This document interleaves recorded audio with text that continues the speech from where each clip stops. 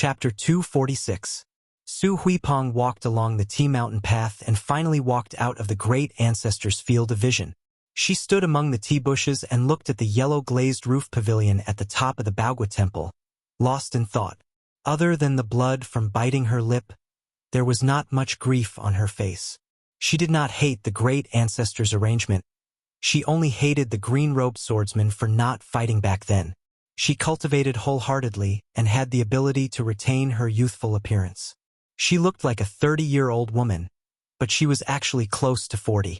When she first met him, she was only 13. How many 13ths could there be in life? She wiped away the blood and walked down the mountain with a gloomy face. Su Huipeng did not know that the green-robed swordsman had been watching for many years in the depths of the shade.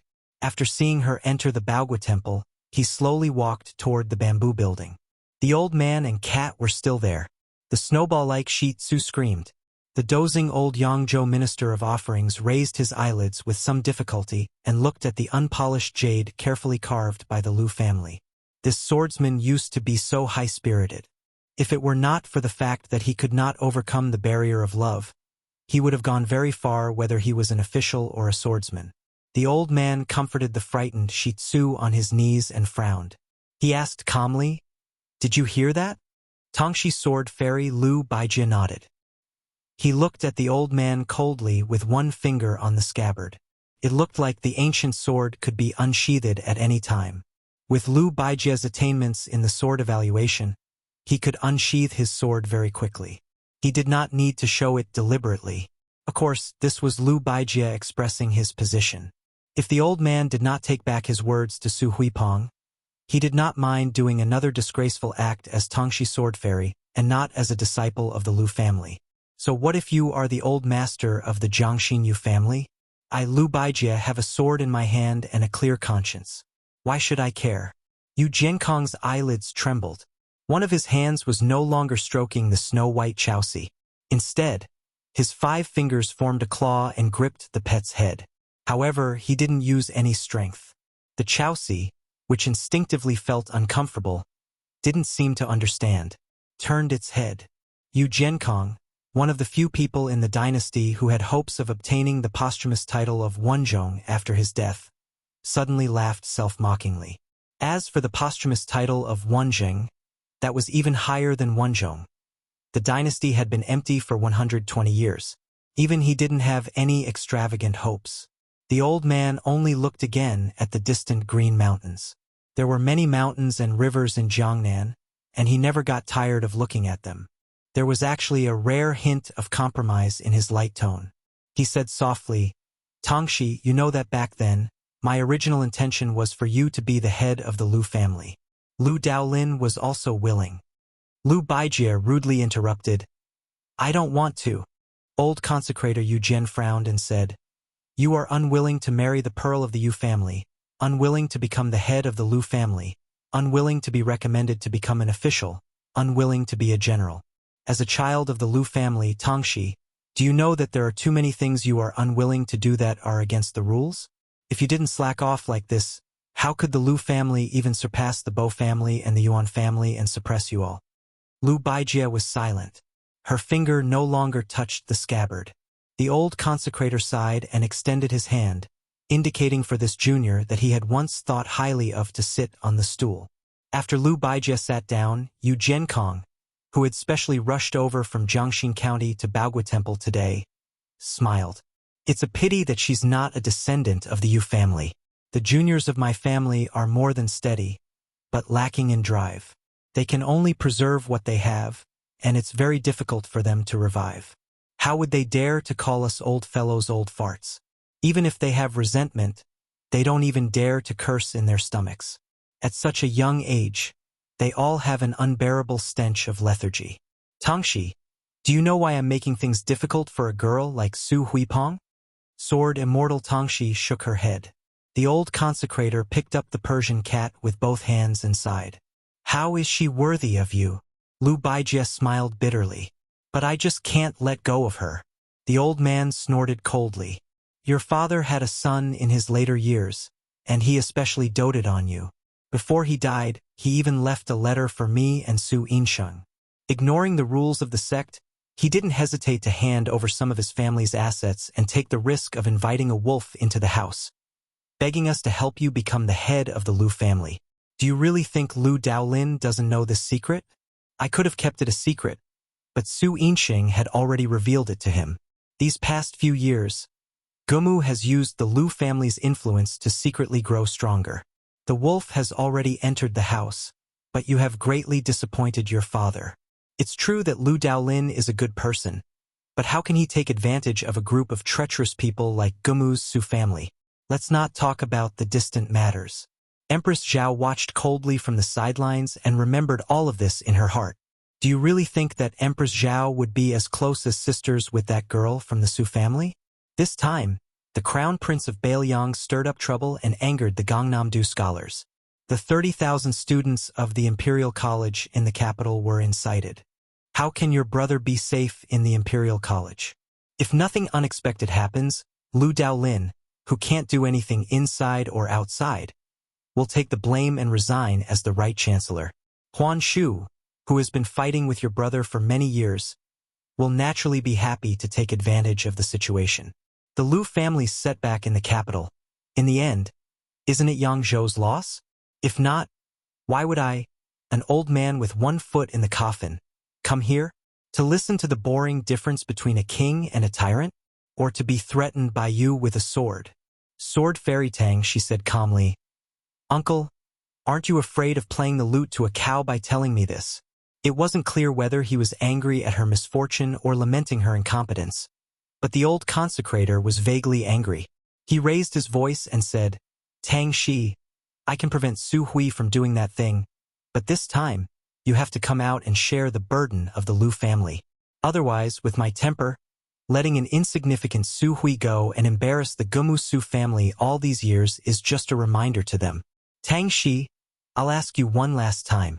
Are you willing to go to the capital to be the assistant minister of the Ministry of War? No matter how you become a fourth-rank official in the capital, I'm only asking if you are willing or not. Lu Baijie said bitterly, I only ask that you don't make things difficult for her. The old consecrator smiled slightly and returned to his usual carefree state. He said with a pleasant expression, Tang Shi, those who are closely involved can't see clearly. If you are willing to be an official, who would dare to make things difficult for her? Lu Baijie shook her head and said, Even the daughter of the king of Bailiang is bullied like this. She is only an abandoned child of the Gumusu family. How can I be at ease? The old man said calmly, All right, I can make an agreement with you. You go to the capital. After all, she is the granddaughter-in-law of the Yu family in name. No one can bully her. Sword Fairy Tang Shi, Lu Baijie stood up and left calmly with her hands clasped in front. The old man narrowed his eyes and leaned back in his chair. His thoughts were unfathomable. Chapter 247. A pair of master and servant walked out of the bamboo building. They were the young master holding a fan and the green-robed swordsman who had seen the Bailiang's light cavalry in the restaurant. The handsome young master had changed into an ivory fan with 3 different beauties painted on it. He squatted beside the old guardian Yu Jiankong and reached out to pet his Persian cat. He raised his head and smiled. Old ancestor, why do you have to trouble yourself to let Sword Immortal Tangxi become an official? The Lu family's foundation is not much worse than our Yu family's. One Lu Daolin is nothing to be afraid of, but with this one, it's hard to say. How can Lady Yuan and Lady Gumu Su enter your eyes? However, once the Lu family has Sword Immortal Tangxi, as long as they earn some military merits, they can become an assistant minister of the Ministry of War. In another 7 or 8 years, with the Lu family's support, it won't be difficult for them to take charge of a ministry. Compared to Lady Su Shufei, it will be more important. The old guardian smiled. Lady Su Shufei is nothing. To tell you the truth, no matter which family's woman enters the palace, she will not be a match for Empress Zhao. Nowadays, taking the path of a foreign relative is the stupidest method. Lady Gumu Su does not believe in heresy and is short-sighted. Sooner or later, she will cause trouble. However, the path of a dynasty's military and politics is very profitable. Our Gangnam-do doesn't lack scholars, but we lack people like Lu Baijie who can immediately make contributions. Whether it's in the long run or in the private sector, I will let him enter the Ministry of War. As for whether Lu Baijie can emerge from the cracks between Lame Su, Gu Jiantang, and the other vassals, we will have to take it one step at a time. With Lu Baijie's personality, he can at most become a general and not a minister of the Ministry of War. However, we can distract the Lu family, create a rift between the Lu family and the Su family, make Lady Yuan, who has been arrogant all these years, feel as if there is a fishbone stuck in her throat. We can also make the Lu family feel indebted to our Yu family. Think about it, how many can we achieve in one fell swoop? The young master held the fan with 2 fingers and smiled. 4. After pondering for a while, the young and handsome young master opened his fan and said carefully, "Ancestor, the Su and Lu families are in-laws after all. If Sword Immortal Tang, she controls the military power in the future. It seems that he can make the imperial court fear Bailiang even more." The old man was gratified and said, "This is only half a gain and half a loss. It's not good to talk nonsense. Cripple Su and Lu Baijie's personalities are naturally incompatible. His Majesty may not be unable to see it. Even if His Majesty can't see it, Empress Zhao can see it clearly. In this world, the marriage between the aristocratic families is only stable because of the study of aristocratic families like ours. Deep down, the Su and Lu families look down on each other. But for you to be able to see this point, it's already not bad." The young master smiled and opened his fan. He fanned the elder ancestor and the Persian cat to cool them down. The old man said softly, "Although I called that guy Lame Su, he's still the demon slayer who destroyed nearly half of the youths in 8 countries. He even trampled on the righteousness of spring and autumn. He's not someone a child like you can casually provoke. Thus, don't think about how to vent your anger on the small fights in the restaurant. If you make a mistake, you'll be inviting trouble to yourself. Lame Su's protectiveness is something that you children haven't personally experienced. I don't care if you don't understand it now, you just have to remember these words. The delaying tactics of small officials can give even ministers and generals headaches. When it comes to you, you have to learn to wait. It's a good thing to be young. You can wait. Whether it's Zhang Julu or Gu Jiantang, their achievements today are all due to waiting." The young master nodded. He didn't dare to take the elder ancestor's advice lightly, although it was a bit regretful that he couldn't immediately trip up the Bailiang heir. Since even the elder ancestor said to wait, he was only a bastard son of the Yu family. He naturally didn't dare to disobey and understood the importance of patience. At this time, Su Fengyan only brought Princess Jing'an with him as they walked and stopped in Baogua Temple. As they walked, they arrived at the foot of the crouching dragon pine outside the temple. There was shade and a clear spring. Su Fengyan sat on a rock beside the spring. He was particularly comfortable in the scorching heat. Today, Baogua Temple was hosting an unprecedentedly grand debate. Ordinary pilgrims couldn't enter the temple to burn incense and worship Buddha. There were several monks standing guard at the entrance. Other than familiar faces, ordinary people had to hand over their name badges. Only those with sufficient status could enter. Su Fengyan saw a poor and pedantic scholar pacing back and forth outside the temple for a long time. The sun was scorching hot and he was quickly covered in sweat. He guessed that it was because Su Fengyan was dressed in brocade and had an extremely charming maid serving him by the spring. He didn't dare to come forward to enjoy the shade. In Gangnam-do, it was a great shame for a descendant of an aristocratic family to sit at the same table as a child of a humble family. Of course, the scholar didn't dare to ask for trouble. However, he really couldn't endure the heat of the sun. After hesitating for a long time, he finally squatted down at the spot furthest away from Su Fengyan by the spring. He cupped a handful of water and splashed it on his face. It was extremely comfortable and he let out a long breath. After squatting for a while, he saw that Su Fengyan didn't make a sound. Only then did he carefully sit down and wipe his wet hands on his sleeve. He took out a book from his bosom and silently began to read. Su Fengyan glanced at it out of the corner of his eye. It wasn't a book commonly seen in Jiangnan, but rather the 4 scriptures, chapters and sentences collection by the great scholar of Bailiang, Yao Baifeng. Looking at the scholar's lips, it was even more interesting. It was simply deviating from the classics to the extreme. Mr. Yao's interpretation of the scriptures, based on what I have seen, may not be the saint's original edict. There are many things to consider. His words are too high, but he exerts his own will too much, overflowing the original scriptures. He has the suspicion of wanting to surpass the saint, so that he treads on empty air without substance. It is not the orthodox interpretation of the scriptures. However, compared to the meticulous Confucianism of the school of learning, there are still many lovely aspects. There is less restraint and more understanding. Su Fengnian observed the scholar's lips and felt it was very interesting, especially when the shabby scholar closed the book and said, "I, a scholar, will be buried in the grave." He couldn't help but laugh out loud, startling the scholar.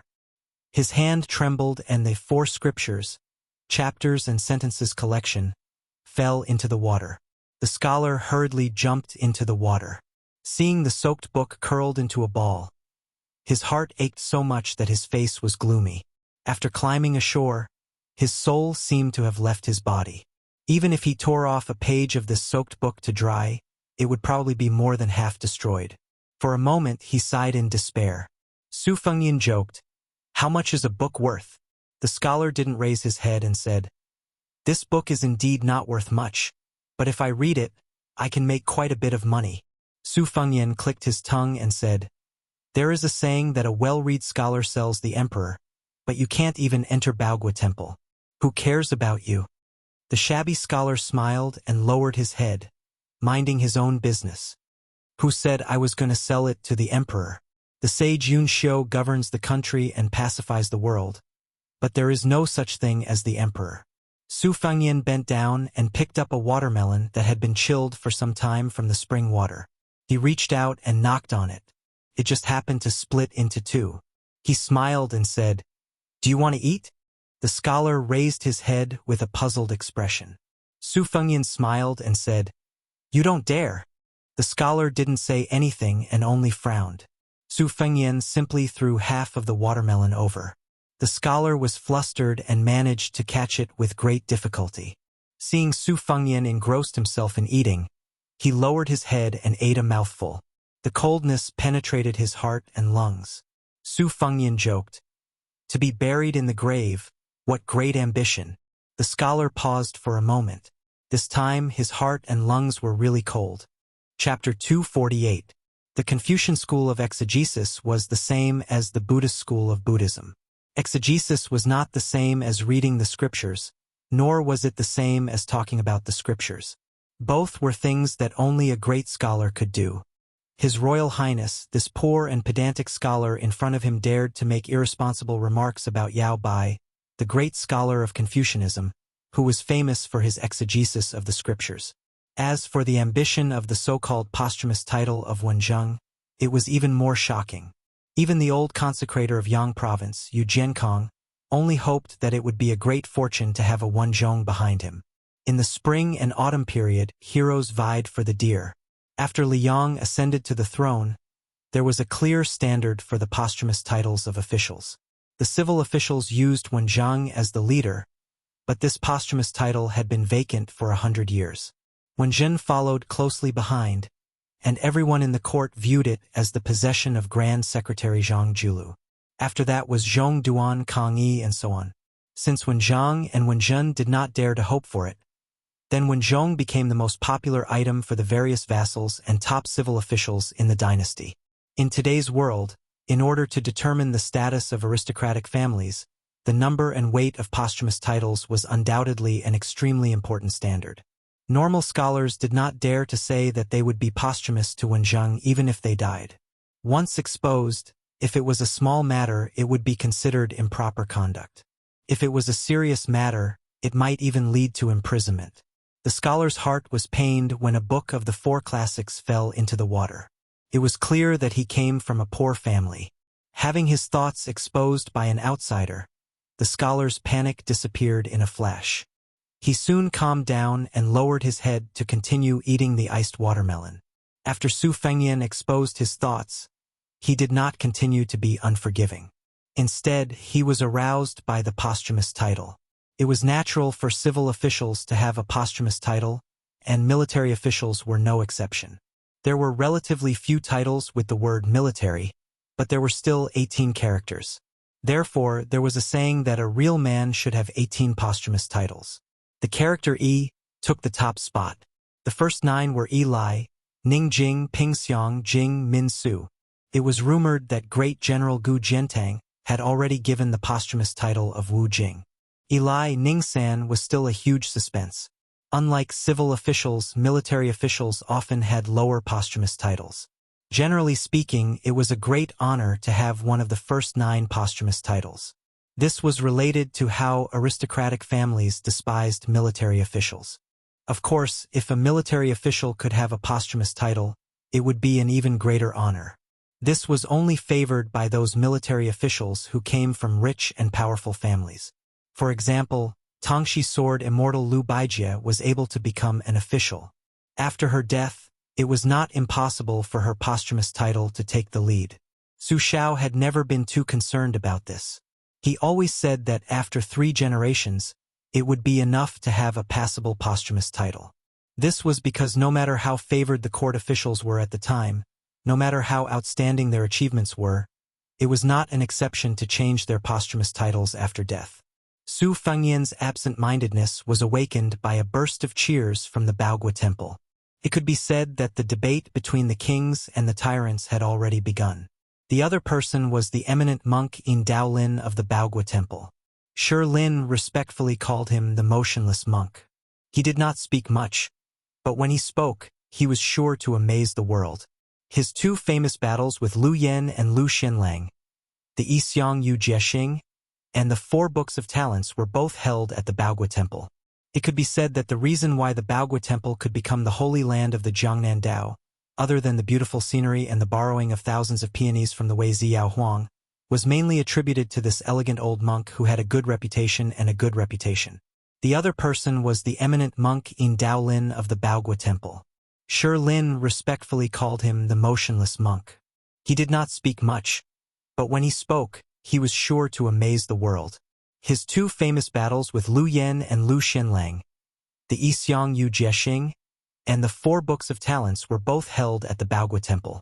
It could be said that the reason why the Baogua Temple could become the holy land of the Jiangnan Dao, other than the beautiful scenery and the thousands of peonies that borrowed the influence of the Wei Ziyao Huang, it was also due to this elegant old monk who had a good reputation.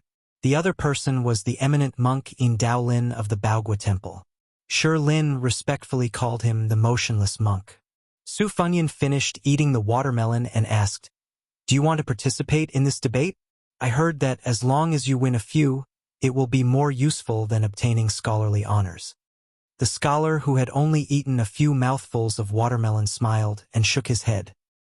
He said self-deprecatingly, "I was fortunate enough to participate once and was chased out after saying a few words. I don't know if I won or lost, but I probably lost. The scholar from the Yuan family who debated with me will probably be recorded as one person removed." Su Fengyan caught a glimpse of the female Taoist nun Su Hui rushing out of Baogua Temple and walking straight over. He ignored her and looked at the scholar in front of him. He smiled and said, "Isn't this something to be expected? I'm guessing that you will be sitting alone during the debate, right?" The Taoist nun walked closer and said, "Your Highness guessed wrong this time." Su Fengyan had a look of realization. He said, "Sister Su brought me in?" The Taoist nun Su Hui nodded with a smile and explained, "Young Master Zhang is full of wisdom and is especially good at debating. He is original and ingenious. He once asked me to explain the advantages and disadvantages of military and political affairs to Su Gong. The general commented that he did not stick to one pattern and that it was not easy to do."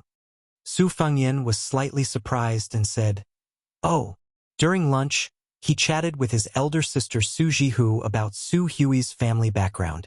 The general of Gumu Su's family, Dragon General Su Gong, was the mainstay of the family. This general, who was good at both military and political affairs, was born in a rich and powerful family. He presided over the military affairs of the 3 provinces in Gangnam-do. He had made a lot of bold and decisive reforms and tidied up the government. Su Xiao thought highly of this person. Since he could be praised by Su Xiao, who was known to be arrogant, he was naturally a very powerful character. As for the 6 matters that disappeared in Yangzhou, even Su Fengyan might not believe it. There was a copy in Su Zhao's study room, and he circled a lot of it himself. As for how to strengthen the border defense and solve the financial problems, Su Fengyan had seen it with his own eyes, so there was no need to doubt its weight. On the way to Huding County, he had specially asked Lu Qiu'er to get a copy, but he did not expect it to be written by the poor scholar in front of him. He just did not know how this child Zhang was related to Su Hui.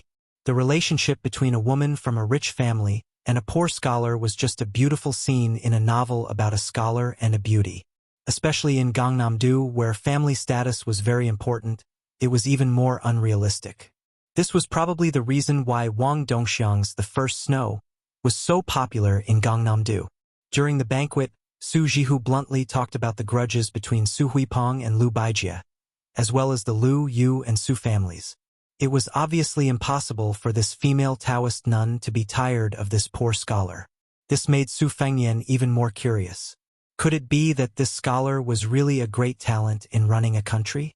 Born in a poor family, it was really rare for him to have a strategic vision. Su Zhao's former right-hand men, Yang talent Zhao Guangling and Yin talent Li Yishan, were not poor scholars. They were real gentry families. Su Fengyan was just about to exchange some pleasantries when he found that Tang Shi Sword Fairy had also appeared. Su Hui's face immediately darkened and she turned a blind eye. Lu Baijie smiled bitterly. When the poor scholar saw this one of Lu's glittering 7 jades, he did not bow to her and seemed to be familiar with her. He took the initiative to bow to her, but he regarded himself as a nephew. This kind of arrogance would make a scholar's hair stand up in anger. Tang Shi Sword Fairy was a celestial figure, so what kind of person was this nobody? How dare he not avoid or retreat? Was he not afraid of dirtying the eyes of Mr. Lu Qi? Lu Baijie also seemed to have a good impression of the scholar. She gave him a few words of sincere encouragement before turning to look at Su Huipeng. She hesitated for a moment before saying, "I want to talk to you." Su Hui sneered and said, "Mr. Lu Qi has avoided suspicion for so many years. Why are you making an exception today?" Chapter 249.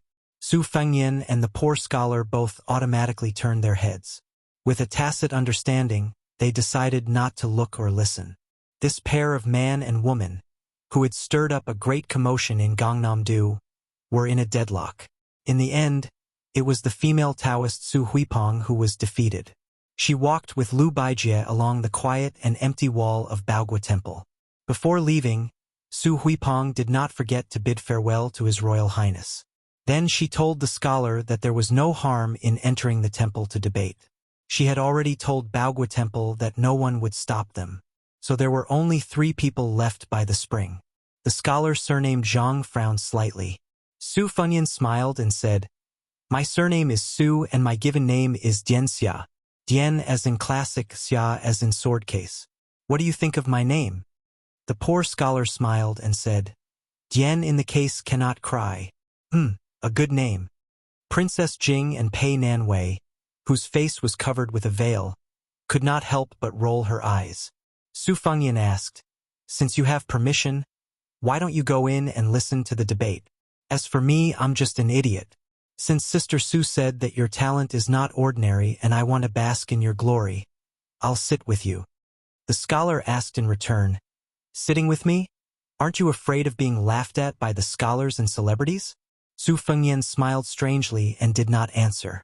Instead, he turned his head and asked Princess Pei, "Tell me, am I afraid?" Princess Jing'an, who had suffered a lot along the way, did not dare to ignore the question. Her tone was stiff and cold as she said, "Not at all." Su Fengyan was satisfied.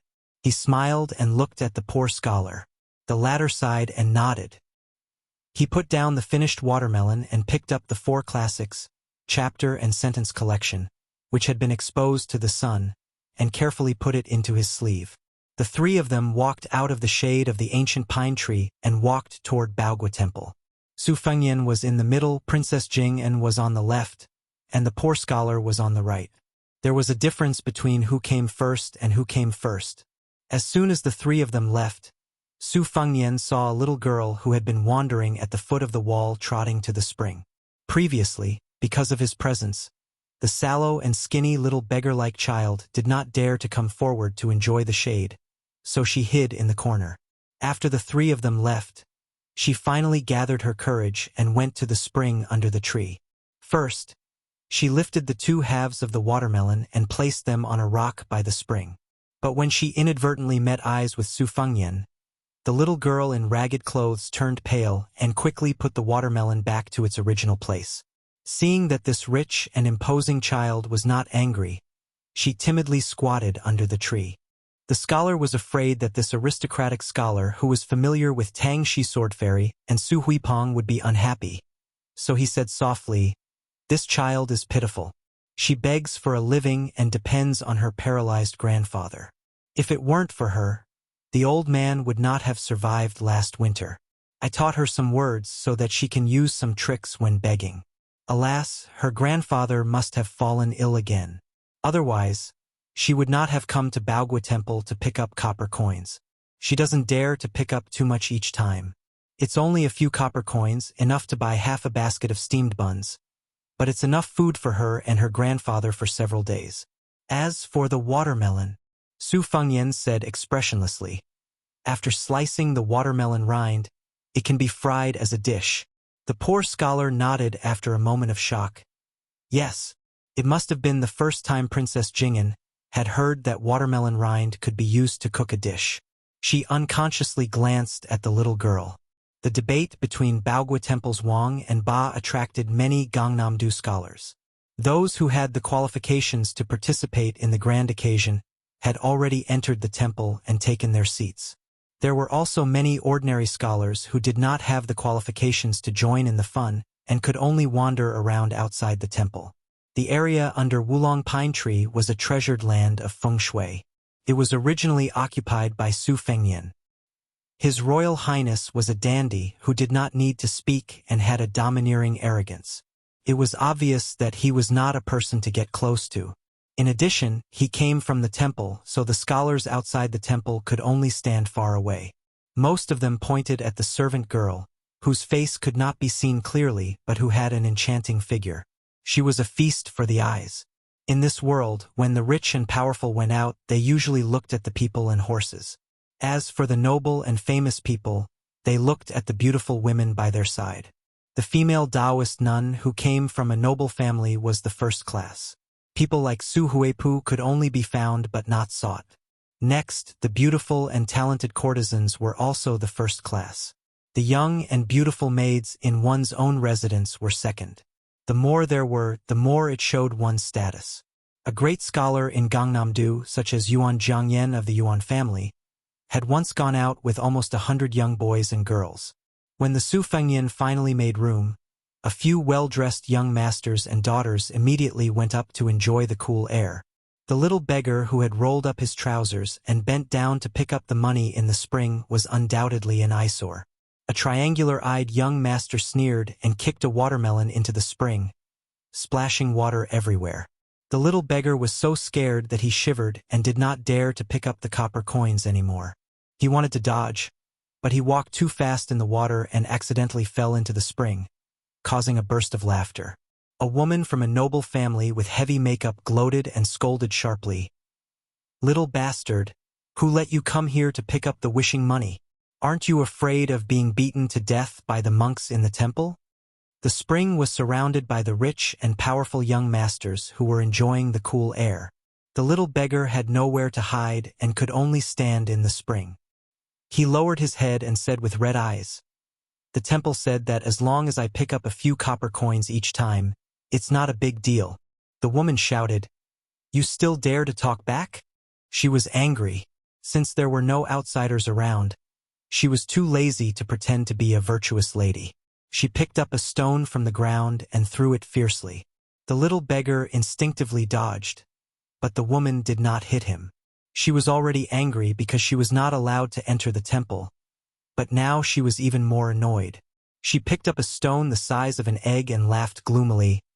"You still dare to dodge? If you dodge again, I'll break your legs."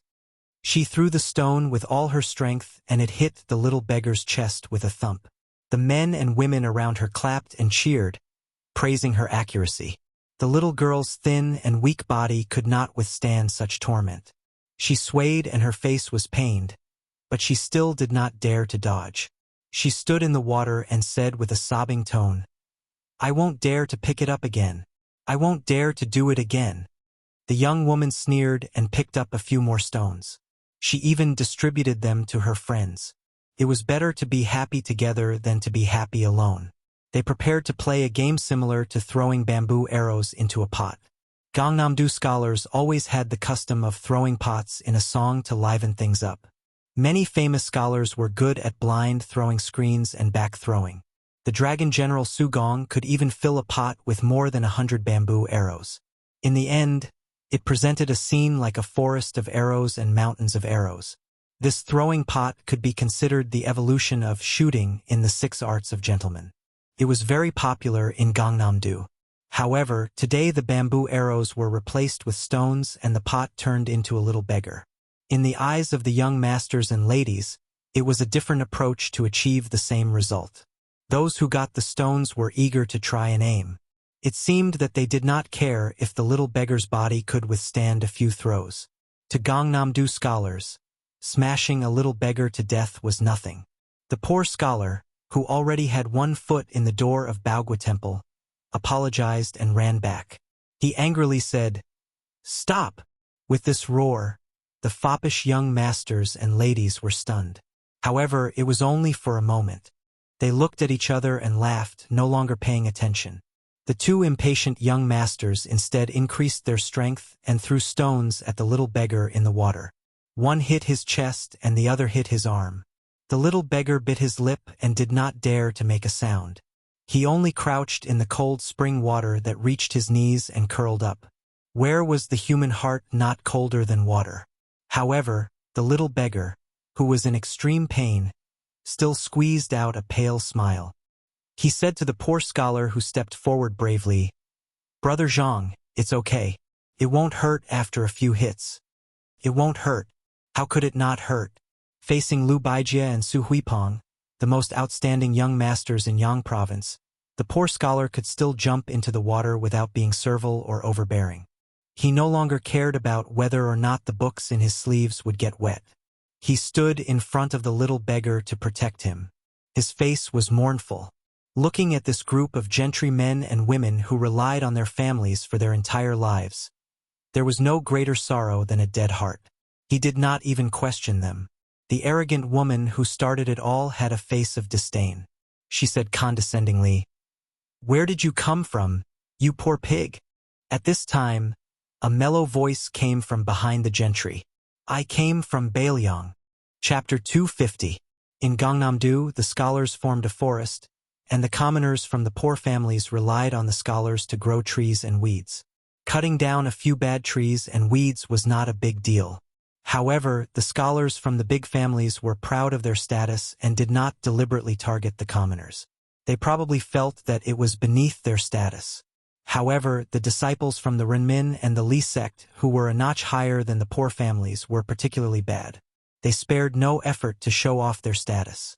The young masters and daughters from the Baogwa Temple, who made things difficult for the little beggars, belonged to the category of neither high nor low. They wagged their tails and begged for pity. The noblemen's farts were fragrant. However, when they squinted at the people below them, the commoners would feel that they were vulgar even if they wrote a real beautiful article. Needless to say, these 2 groups of people had excellent eyesight. They were able to see through the poor scholar's family background with a single glance. Of course, they were unscrupulous. However, when they turned around and saw the young man who claimed to be the crown prince, they were somewhat apprehensive. After all, the tailoring and texture of his luxurious clothes, as well as his superior aura, could not be faked. The heir was a title that only the legitimate sons of the kings and dukes in ancient times could have. In the past 500 years, the noble families gradually took control of the government. It was only then that it became more widespread. The descendants of the kings and the legitimate sons of the big families could be called heir. In Gangnam-do, the descendants of generals were the descendants. Other than the children of General Su Gong, no one dared to go out with a sword. Moreover, General Longxiang was originally from the Gu Musu family and was not an orthodox family of generals. Gangnam-do advocated feather fans and silk scarves, and ox-cart wielders. They did not like the swords and sabers that were used by low-level rangers. Then, who was the heir in front of them? For a moment, they were a little uncertain. After all, this unbelievably handsome guy was talking and laughing with Mr. Tang Shi and Miss Su. No matter how they guessed, he could not be an ordinary person. But then again, if his family was really extraordinary, why would he hang out with the poor scholar in the spring? In Gangnam-do, there were more than a pair of hands who were qualified to be called heir. However, they had never heard of any heir who liked to carry a sword. Did he come from Bailiang? Was he born in the wild Bailiang? Or had he just returned from his travels? The woman who was the first to make trouble for the little beggar felt her eyes brighten. She had no time to think about it. She sighed inwardly. What a handsome child! He's so good-looking. It would be even better if he didn't wear a saber so rudely. She secretly let go of the stone in her hand and threw away the stone in her hand. She looked coquettishly at the unfamiliar heir who was walking towards her. Just as she was about to bend her waist and salute him, Su Fengyan was a little bored. It seemed that these guys did not understand his words. They did not associate him with the devil of Bailiang who killed Lu Lighting. Otherwise, this woman would not have the guts to flirt here. Gangnam-do was different from Bailiang, where only he could call himself heir. Heir was not that valuable. If the eldest legitimate son of a big family called himself heir, no one would chase after him. In Bailiang, if anyone dared to do so, they would have been visited by Su Fengyan with his servants and dogs. Su Fengyan smiled and slowly pulled out his saber. He was about to kill. Throwing a pot is very elegant, isn't it? I don't want to take these heads, so I'll take the arm. Aren't Gangnam-do good at cursing people? I'll keep your mouths open. Su Fengyan's subtle movement seemed to be noticed by the poor scholar. He said softly, No. Su Fengyan turned his head and asked with his eyes. The poor scholar tilted his head, indicating that there was still a little girl standing behind him who had no one to rely on in Yangchun. How could the little beggar withstand the revenge after this? Su Fengyan frowned. His thumb was still on the hilt of his Shodong saber. The group of belated disciples finally regained their senses. The seductive woman was so scared that she took a few steps back. If it weren't for the support of the strangely handsome triangular-eyed young master who was flattering her, she would have fallen into the spring. Drawing a sword at the slightest disagreement, what kind of impolite barbarian would do such a stupid thing? Heir my ass. He must be from a small place. Yamen was a special name for the descendants of officials in Gangnam-do. The military camp used animal teeth as decorations, and the camp gate was also known as the Tooth Gate. Therefore, Yamen was a very good image and soon spread. However, in Gangnam-do, no matter how big the Yamen was, it was extremely disliked. General was a derogatory name given by scholars. So how good could Yamen be? Unless it was in the border towns where there were vassals stationed and the military officers were powerful, Yamen had the capital to be arrogant. Families had a genealogy. Naturally, the children of officials and rich families were also ranked according to their ranks.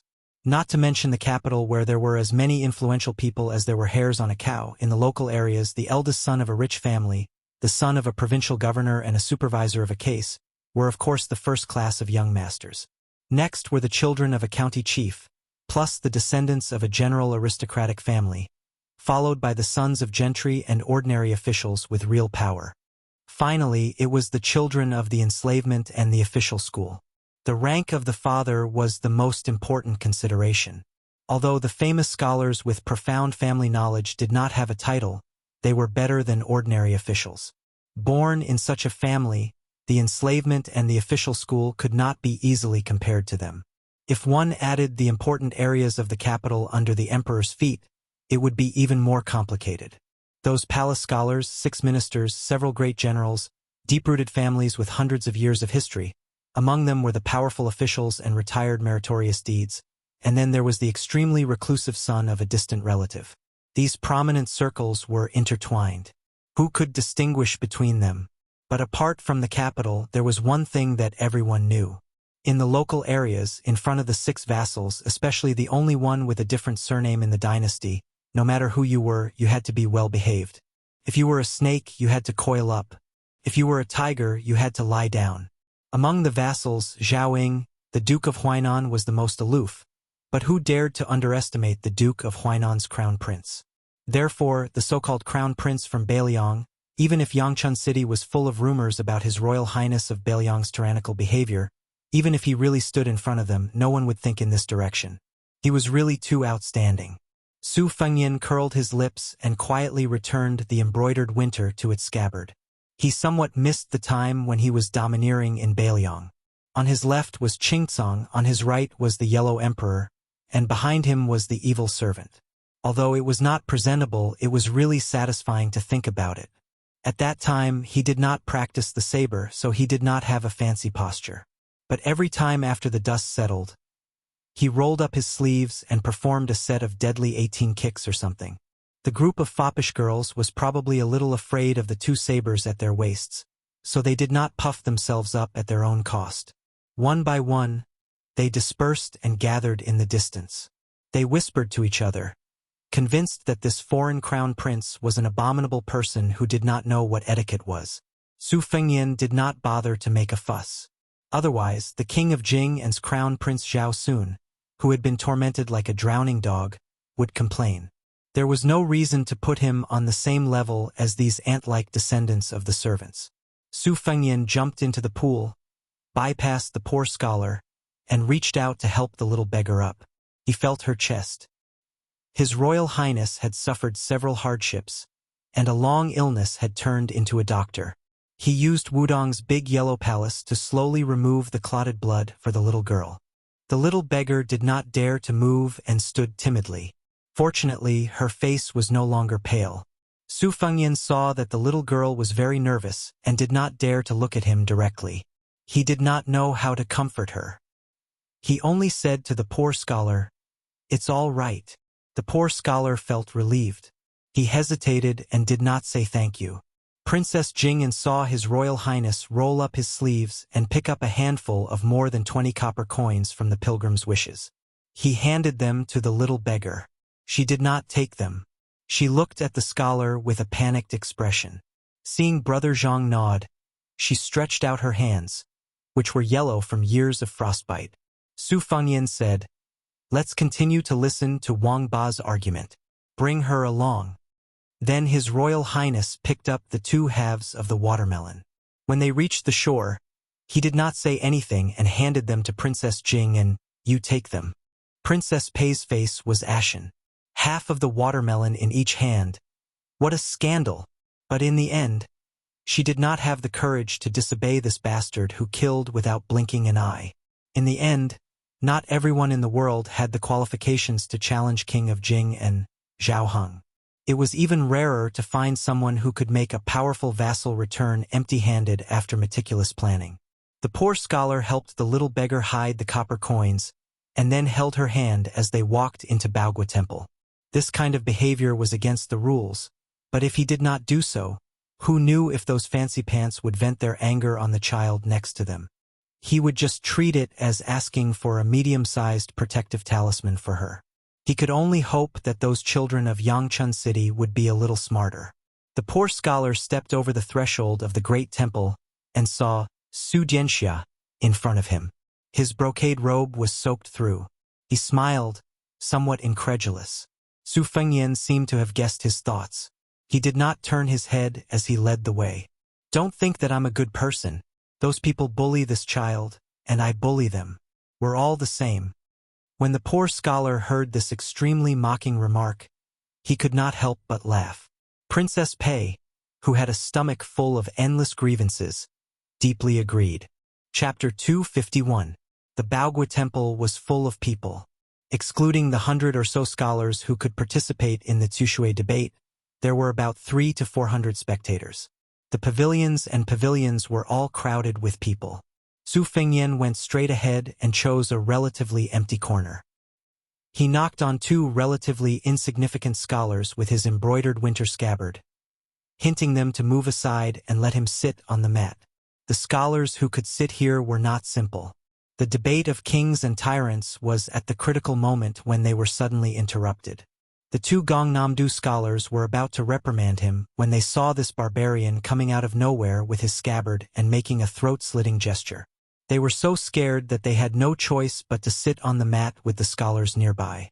After Su Fengyan sat down, he beckoned the poor scholar to sit with him. The latter did not stand on ceremony. After sitting down, he looked absent-minded, as if he had mixed feelings. Su Fengyan looked up and saw a middle-aged scholar with a long beard standing and speaking generously at a place far away. He was tall and slender, with 3 strands of beard floating in the air. He could be called a bearded man. Almost every sentence he spoke drew cheers from the audience. His cadence was very infectious. Every time he paused, there was a gap for the audience to clap. Obviously, he was an experienced scholar.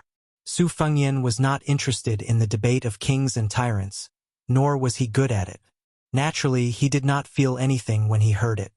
On the contrary, the poor scholar sitting cross-legged closed his eyes and murmured to himself, "Righteousness, profit, kings and tyrants." The sages of the previous dynasty did not have a deep understanding of it. This dynasty unified the country. First, the 2 chancellors of Shangyin Academy distinguished the natural order and human desires. Later, the Yao, Lu, and Zhu families each had their own opinions. Only then did the truth come to light, so we scholars did not fall into the clouds and mist. Yuan Honghu considered himself a refined scholar who respected the king and the despicable tyrant. He criticized the use of both righteousness and profit. He believed that this kind of attitude would only destroy the foundation of Confucianism. In the end, he abandoned the way of the king and respected the way of the tyrant, and then fell into the way of the legalism. Su Fengyan was a layman, but he could still get the gist of it.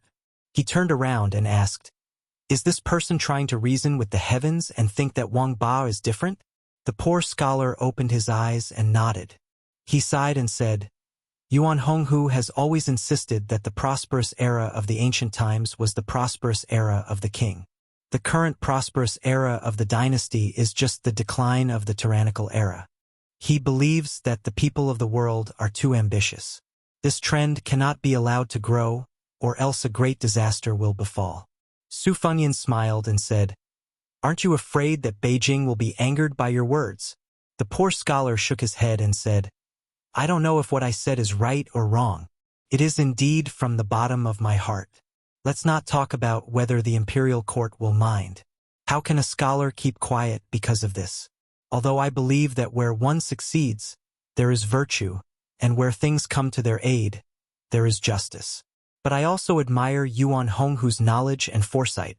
Although he abhors unrestrained selfish interests, he does not blindly reject the benefits of helping the people.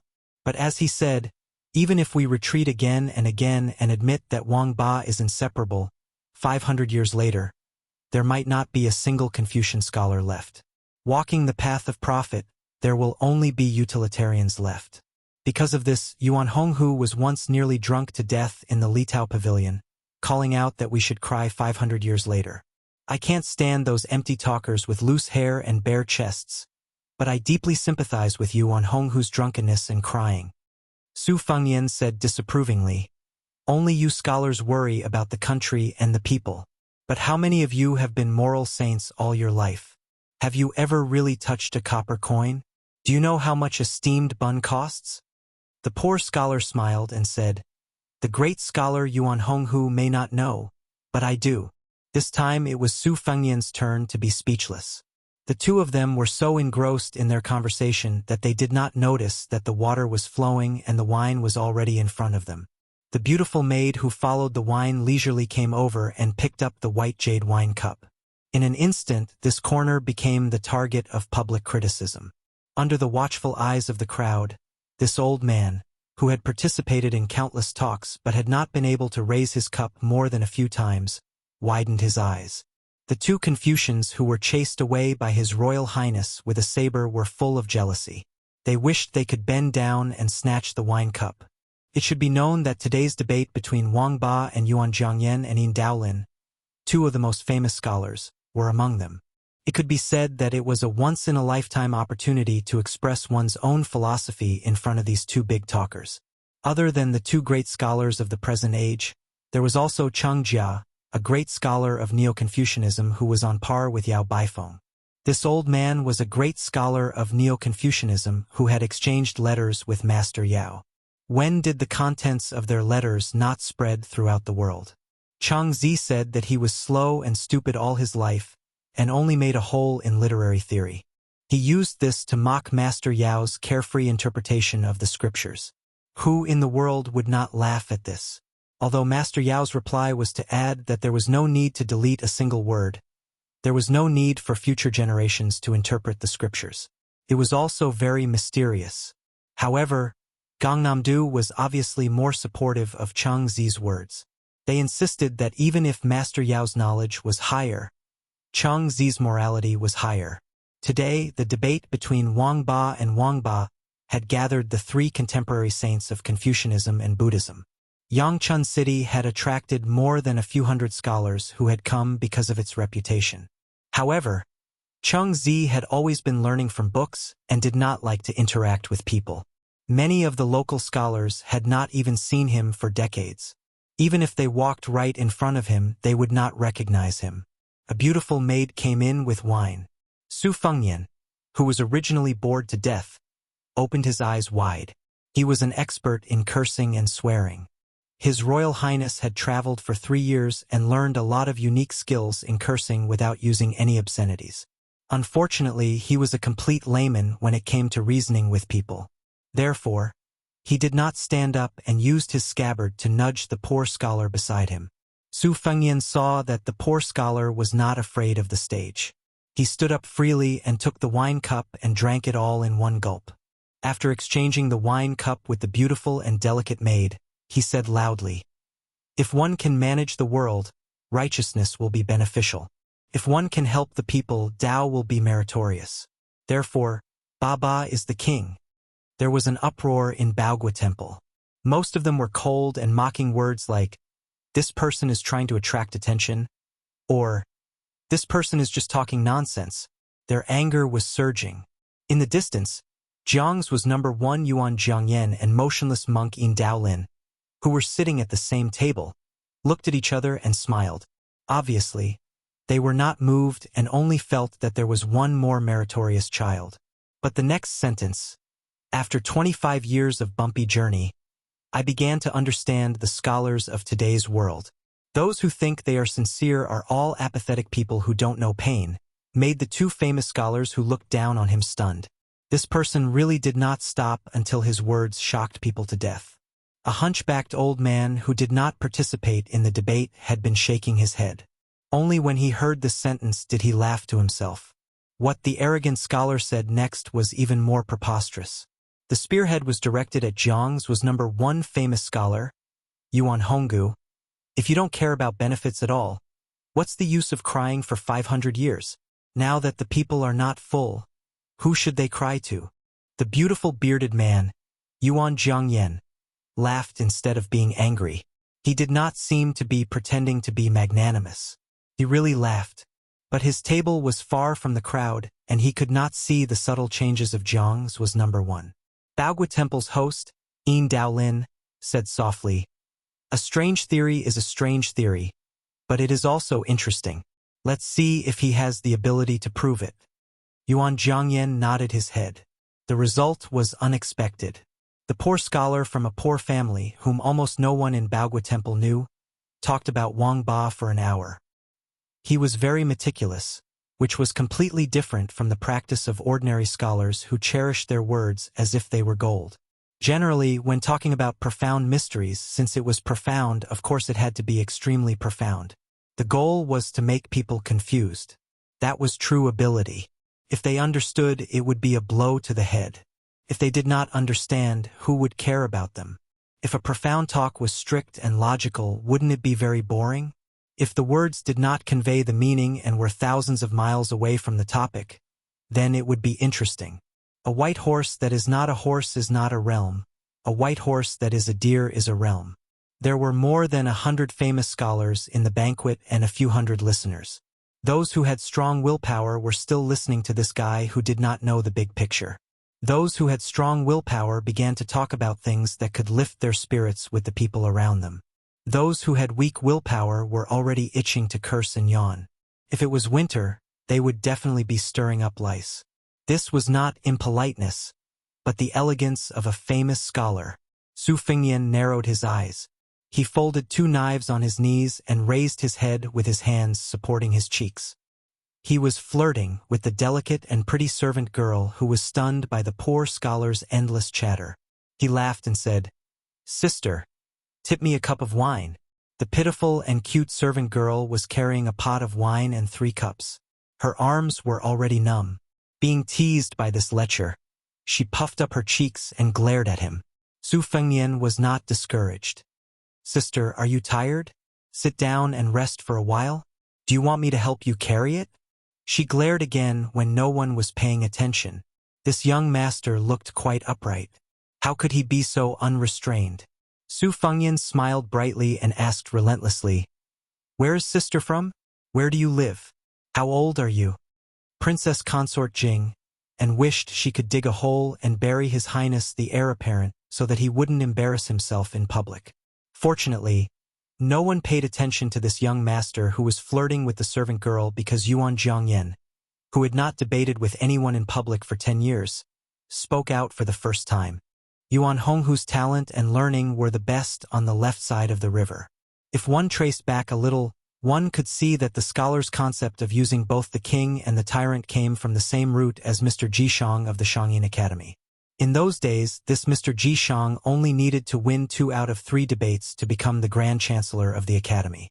However, he first won the debate of name and reality, then lost the debate of heaven and man. The last debate should have been the debate of the king and the tyrant, but Mr. Jishang unexpectedly gave up. However, everyone knew that this Mr. De advocated using both the king and the tyrant. Yuan Jiangyan asked in a low voice, "Beiliang's Yao Shui is only dabbling in Zen, but you clearly talk about utilitarianism. Those who study Zen will search for the top, but they will not be able to find their way. They will leave and turn back.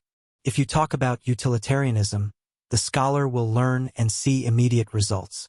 If you are lucky and forget about righteousness for the sake of profit, how will the future generation live? We scholars and common people laugh for a while, but the younger generation will cry for 100 or 1,000 years. Is this what you call a tyrant?" There was an even bigger uproar. Yuan Honghu's words clearly implicated the eminent monk in Daolin, who was close at hand. It could be seen that this number 1 scholar of Jiangzhou really attached importance to the scholar who everyone thought spoke without thinking. Everyone's spirit was shaken and they began to sit upright and still. Su Fengnian was shamelessly flirting with the beautiful servant girl who was carrying the wine when he caught a glimpse of elder sister Su Jihu, who was in a yellow glazed roof pavilion, making a threatening gesture of knocking a chestnut. He rolled his eyes and was about to say a few more words to the servant girl when he caught a glimpse of a middle-aged Confucian who was staggering toward the pavilion. The old god of swords blocked the steps of the pavilion, his sword intent bursting out. Even when facing the Su of Gojouzian Wu Luding, he had never shown this kind of attitude as if he was facing a great enemy. His Royal Highness suddenly stood up. His figure flashed again and again. He shuttled through the crowd like a fish. Su Fengnian approached the pavilion and saw that when the green-robed Confucian was 20 steps away from the pavilion, he waved his sleeves, as if he was trying to brush away the dust to show his great respect. Then he suddenly knelt down. The Confucian cried mournfully. He gritted his teeth and said each word. His voice wasn't loud, but it exploded in Su Fengnian's ears. "West Chu's criminal Chao Chongqing greets Your Highness the Princess." Chapter 252. Su Fengnian felt his scalp go numb. What was bound to come was bound to come. However, there were countless survivors of West Chu. Why did they have to encounter this man in green robes? When he was 9 years old, he was summoned into the inner court. The emperor of West Chu suddenly came up with such a grand proposition as testing the school's life and death. Not to mention a young child, Perhaps even an old man in his 60s would not be able to use chess to describe life and death. Chao Chongqing responded with, "The rules of the board are righteous. The chess circle is lively and intelligent. The movement is like a talent in chess. The stillness is like a complacent chess death." The emperor bestowed upon him the title of Chao family's little complacency, and made an exception for his family to be promoted to the rank of nobility, because his family was located in Lonely County. In the future, Chao Chongqing was given another name, Chao Lonely. When he was 12 years old, he played 3 games against the state preceptor Li Mi. In the first 2 games, he was defeated early on, but in the last game, he fought fiercely until he reached 200 moves. The more he fought, the braver he became. Huang Sanjie said that he was Li Mi's mortal enemy, the imperial preceptor of West Chu, who was known as a heaven-sent genius who could dominate the chess world for 30 years. In his youth, Chao Chongqing was still unable to penetrate Zhama, so he waited for orders from the imperial preceptor Li Mi. His talent and learning topped the imperial preceptor. In his youth, this dragon carp of the West Chu, who found it difficult to use a bow and arrow and was not good at riding a horse, began to lead the Ministry of Internal Affairs. However, it was difficult for him to escape the stereotype of an internal court official. After the death of imperial preceptor Li Mi, his favorite disciple, Chao Chongqing, returned to being a nobody. Before the age of 30, he hid himself in layers upon layers of the imperial preceptor Li Mi, unknown to the public. Chao Chongqing immersed himself in chess for 20 years and won the 3rd title in his life, Chao Tuxiu, from the saying that the tallest tree in the forest. This showed how great Chao Chongqing's talent was. He entered the capital when he was a child and only went to the southern border when he was 32 years old to command an army. He resisted the barbarians and had a constant strategy. Every battle, he would always win against the many with his inferior numbers, and earned the title of Chao Chongqing. Unfortunately, after the Battle of the Western Fortress, West Chu's power was gone. The great edifice was about to collapse. Chao Chongqing alone could not hold up the fort. Everyone only knew that he fled to Zhanghai. It was unknown how Chao Chongqing, who was known to be unfamiliar with bows and horses and swords, suddenly became a great master of martial arts who could fight against 1,000,000 people. He won the title of Chao Guanzi in chess and defeated Chao Qingyi in martial arts. In the past 20 years, he steadily ranked in the top 3 in the martial arts evaluation twice. His limelight was unparalleled. In the first 10 years, no less than 20 important officials of Liang were assassinated by Chao Qingyi. Every time, he would come alone and leave with their heads. In the last 10 years, he entered Tai and city 3 times. Of those, he killed his way into the imperial palace twice. He faced 2 emperors in succession and killed hundreds of soldiers. The most recent time, he was only 50 steps away from the current emperor. If it was not for the protection of Han Diaoxi, the most honorable head in the world would have been taken by Chao Qingyi in the midst of thousands of soldiers. It was rumored that Chao Qingyi once laughed at the emperor and said, "If the emperor is angry, he can make the spring and autumn 9 kingdoms fall into millions of corpses. So what if I am angry?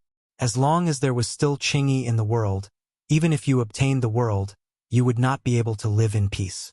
What kind of spirit did a martial artist have? Following the fall of West Chu, the names of Chao Dei, Chao Lonely, and the others were no longer well known. Only Chao Guanzi and Chao Qingyi remained. The former was Chao Chongqing, who was invincible in both the Wulin and Yilin. The latter was the only mad scholar in the world who regarded the head of the Liang emperor as something in his bag. Any one of them could make people endlessly fascinated. And this old minister of West Chu, who was rumored to only wear plain clothes and not be good at playing classical music, was now kneeling in front of the pavilion, kneeling in front of the fallen princess. Heaven, earth, king, parents, and teacher, his clan had long been destroyed along with the country. His benevolent teacher Li Mi had long passed away. Now, other than the heaven and earth, which had existed for eternity, who else was worthy of Chao Chongqing's kneeling? The answer was right in front of his eyes. Su Fengyan could not figure out how this Qingyi could see through Jiang Ni's identity at a glance. Was it that mysterious and obscure fate that revealed the secret of heaven? Or was it that the little mudman's appearance was too similar to the parents of the emperor and empress of West Chu? But these were not important. For His Royal Highness, the most important thing was to consider whether or not they could stop Chao Qingyi, who was widely recognized as a traitor. He and the halberd Ningame estimated that facing this famous top 3 grandmaster would be similar to facing the 11th-ranked Wang Mingyin in the Marsh of Reeds. They could only stall for time. In the end, it would depend on whether or not the old god of swords, Li Chungang, could do his best. The problem was that the agreement between the old man wearing the sheepskin fur coat and Su Xiao was only to guarantee that His Royal Highness would not die. From the perspective of the old god of swords, he could not wait for the little mudman to escape from the confinement of Bailiang Palace so that he could practice swordsmanship with him. How could he be willing to fight to the death with Chao Guanzi? In the pavilion, Su Jihu narrowed his limpid eyes. His expression was somewhat gloomy. Yangzhou's Yangchun city had gathered no less than 1,000 foreign scholars in Huding County's Baogua Temple alone. Just in Baogua Temple, there were hundreds of famous scholars from Yangzhou's aristocratic families. This kind of meticulous planning undoubtedly came from those old masters. They were just waiting for his brother to provoke the Gangnam-do scholars again so that they could respond to his call. It was true that Lu Lighting, who had the support of a concubine in the palace, could not stir up any waves. However, if the Jiangnan scholar group's entire counterattack was echoed by the 30,000 students of the Imperial College, it would be like countless vats of saliva that could drown someone. If at this time it was revealed that Bailiang had secretly kept the West Chu princess, presumably no matter how much Su Xiao ignored the ritual, he would have a headache. Su Jihu glanced at Zhang Anai, whose face was as white as snow. His brows relaxed and he stretched lazily. He was calm and unruffled in the midst of chaos. He quietly waited for the situation to change. This kind of dead end, he would leave it to Feng Yan to break it. Was it not enough to carve out a winning hand over 10 years? Chapter 253. Although there were no outsiders around the pavilion, after Chao Chongqing arrived, he still attracted some curious gazes from afar. Su Jihu quietly instructed Ningame to disperse some of the famous scholars from Yangzhou who were trying to get close. She sat close to Zhang Anai. If that terrifying middle-aged man in green wanted to harm her brother, she could use the dead princess beside her as a hostage. Su Jihu still had some true affection for Zhang Anai. What happened in the past was not all fake. Of course, there was also the intention of going against her sister, Su Weisheng. Su Weisheng bullied her badly, so Su Jihu deliberately doted on Zhang Anai. The two women's personalities were really not like biological sisters. Zhang Anai was not His Royal Highness. Since she was young, she had been living under someone else's roof in Bailiang Palace. No one taught her how to live. She could not learn the ways of the world to wear a mask and pretend to be polite. After being scolded by the servants and maids of the palace or secretly pinched until her skin turned purple, no one complained. She would only follow her feelings and bear a grudge against His Royal Highness, who was always cynical and always smiling in front of her. Looking at him, she hated him. Who else could she hate if not him? With regards to West Chu, the empire and dynasty whose territory was once larger than Liang, her memory had long been blurred. Many times, lying on the cold bed in the palace, it was already very difficult for her to remember the warm faces of her father and mother. Thinking about it made her want to cry. As for the lofty and magnificent palace of the imperial family, it was even more out of her reach. She also did not want to think about it. Every day when she woke up, she only needed to think about the trivial matters of tiredness. Where would there be a princess with frostbite on her hands? When Zhang Anai heard the words of the green-robed scholar, it was as if she had heard a bolt from the blue. She was so frightened that she retreated a few steps. Immediately after, she saw the old god of swords blocking the stone steps. She was even more at a loss. She leaped over old man Li, whose back was as straight as an ancient pine tree, and then over the middle-aged scholar who was kneeling on the ground. She saw His Royal Highness and the perished princess whose palms were covered in sweat. She was muddle-headed and absent-minded. It should have been her heroic moment to raise her eyebrows and blow off steam. Instead, she was in such a dispirited state. It was really going to chill the hearts of the West Chu scholars.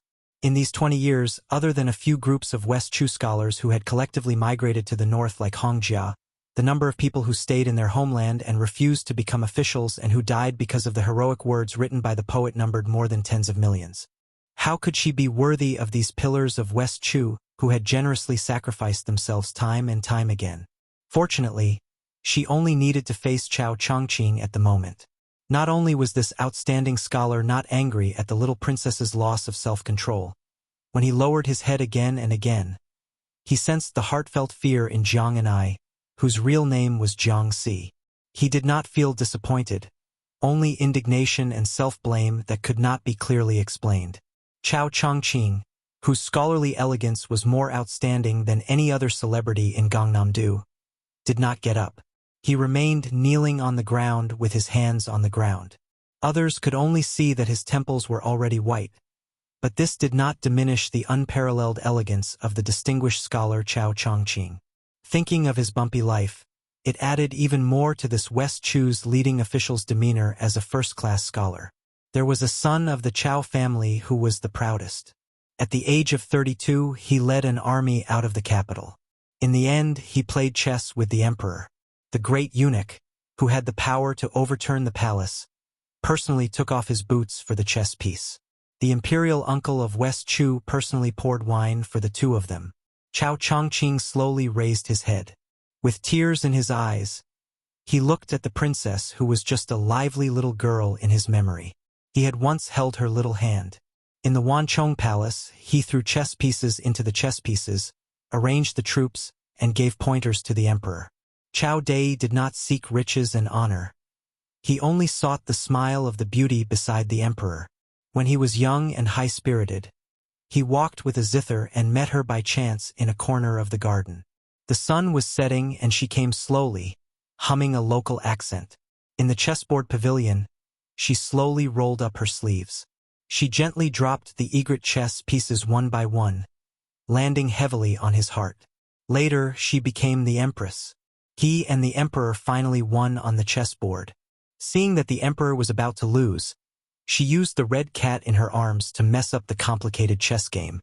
The emperor scolded her, but she just smiled innocently, just like in the past. He could only lower his head and not look. Otherwise, with Chao Dai's talent, how difficult would it be to easily reverse the game? He took the opportunity to move his hand and collect all the pieces to see who had the most. What was the point of having the most pieces on the board?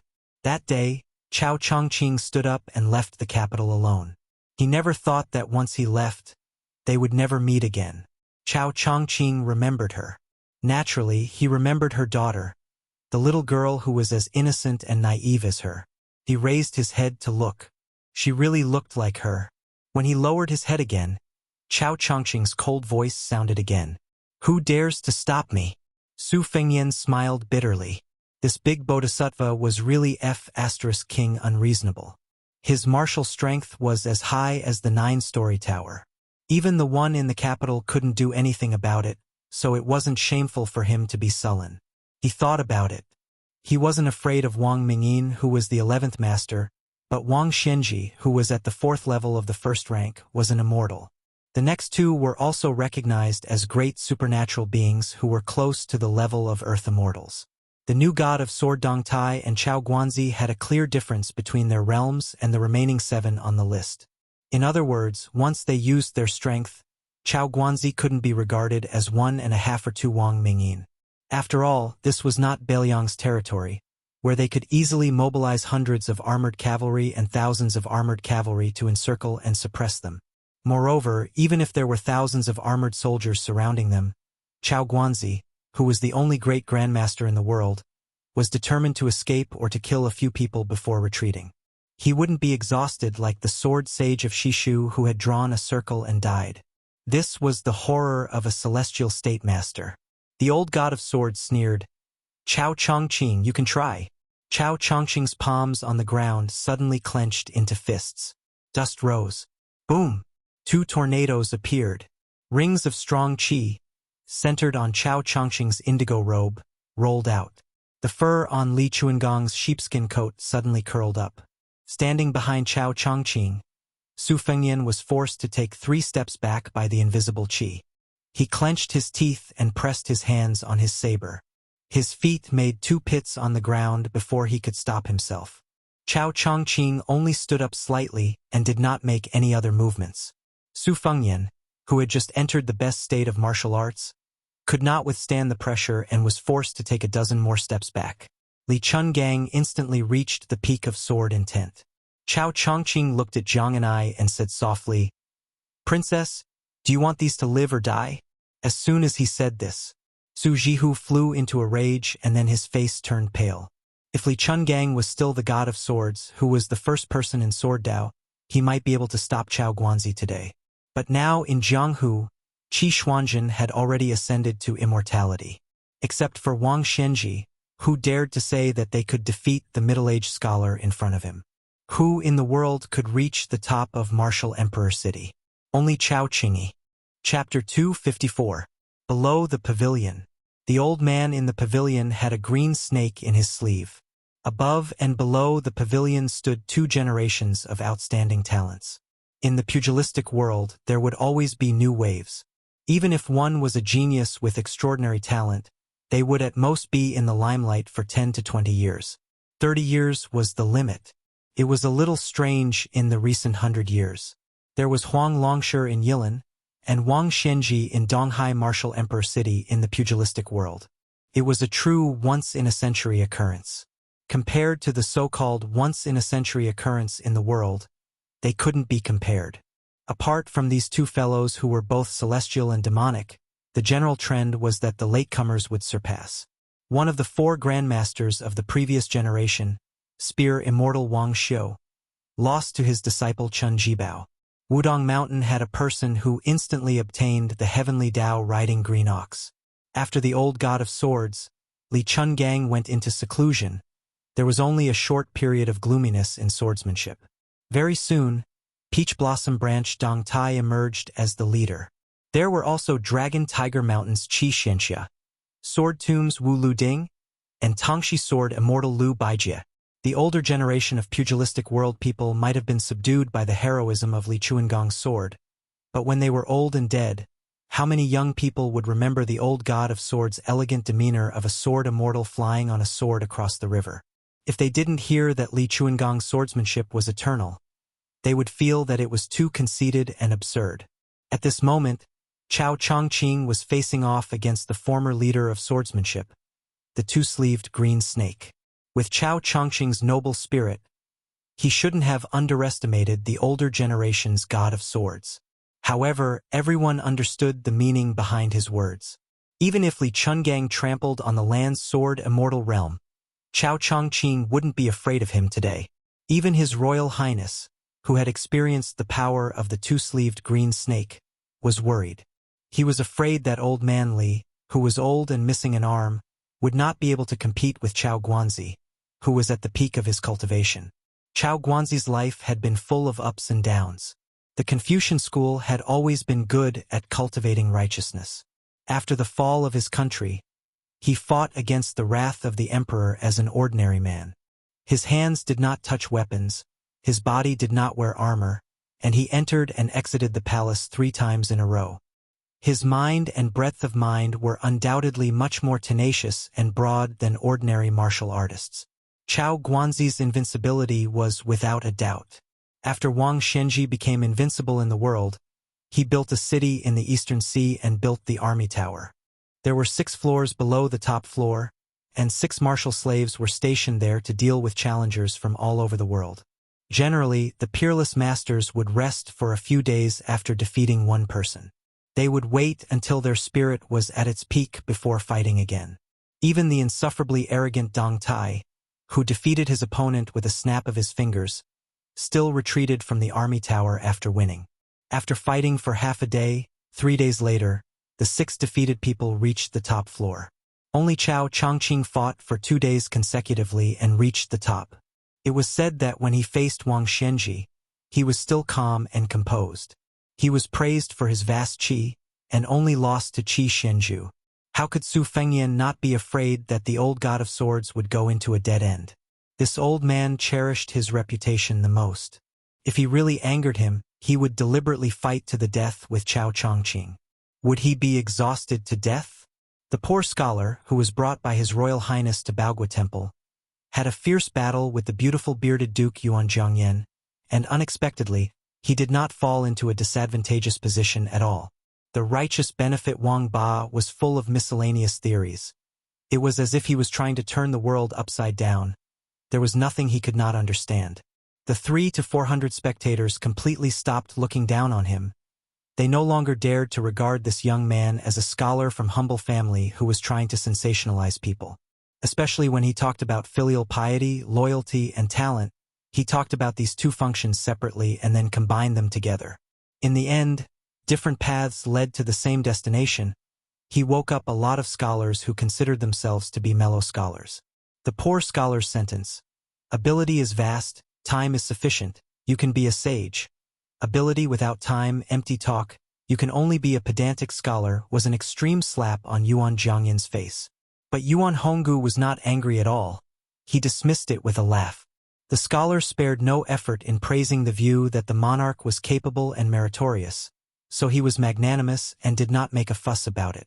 Otherwise, based on Yuan Zhongyan's status, one word was enough to decide life and death.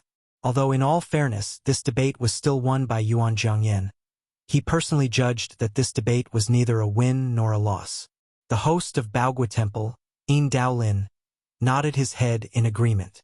As a result, naturally no one dared to raise any objections. If a commoner from a commoner family wanted to stand out among their peers, participating in a debate where celebrities gathered together was a shortcut. However, it was easier said than done. For a commoner from a commoner family to enter the banquet was as difficult as ascending to the heavens. Being able to enter the eyes of a celebrity was even more difficult, let alone winning a debate against Yuan Zhongyan, this kind of first-rate celebrity who was worthy of his name. As a result, no one doubted that this scholar sitting at the end of the banquet was already an overnight success, with riches and honor to be expected. Perhaps the aristocratic families who relied on their noble status had not yet been moved and were ready to make a move.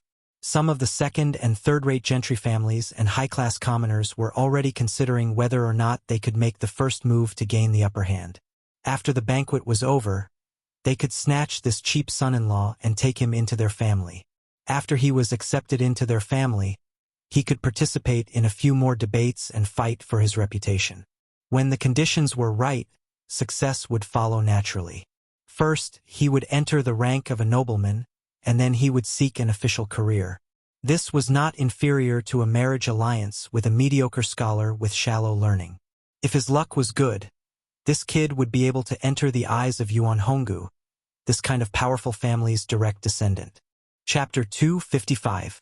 Su Jihu, who was idling in the pavilion, watched coldly from the side and laughed coldly. The reason why Yuan Honghu was so generous was because the scholar had borrowed her younger brother's influence.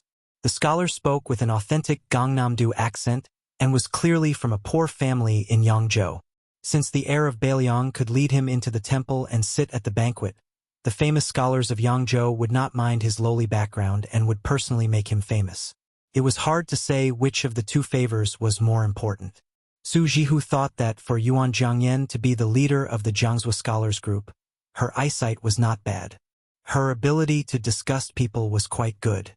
Su Jihu, who was looking down from above, saw that the scholar did not show the slightest complacency after becoming famous. He stood up and looked around. There was a sense of desolation that did not match the situation. Su Jihu, who had experienced ups and downs in life, rarely misjudged men.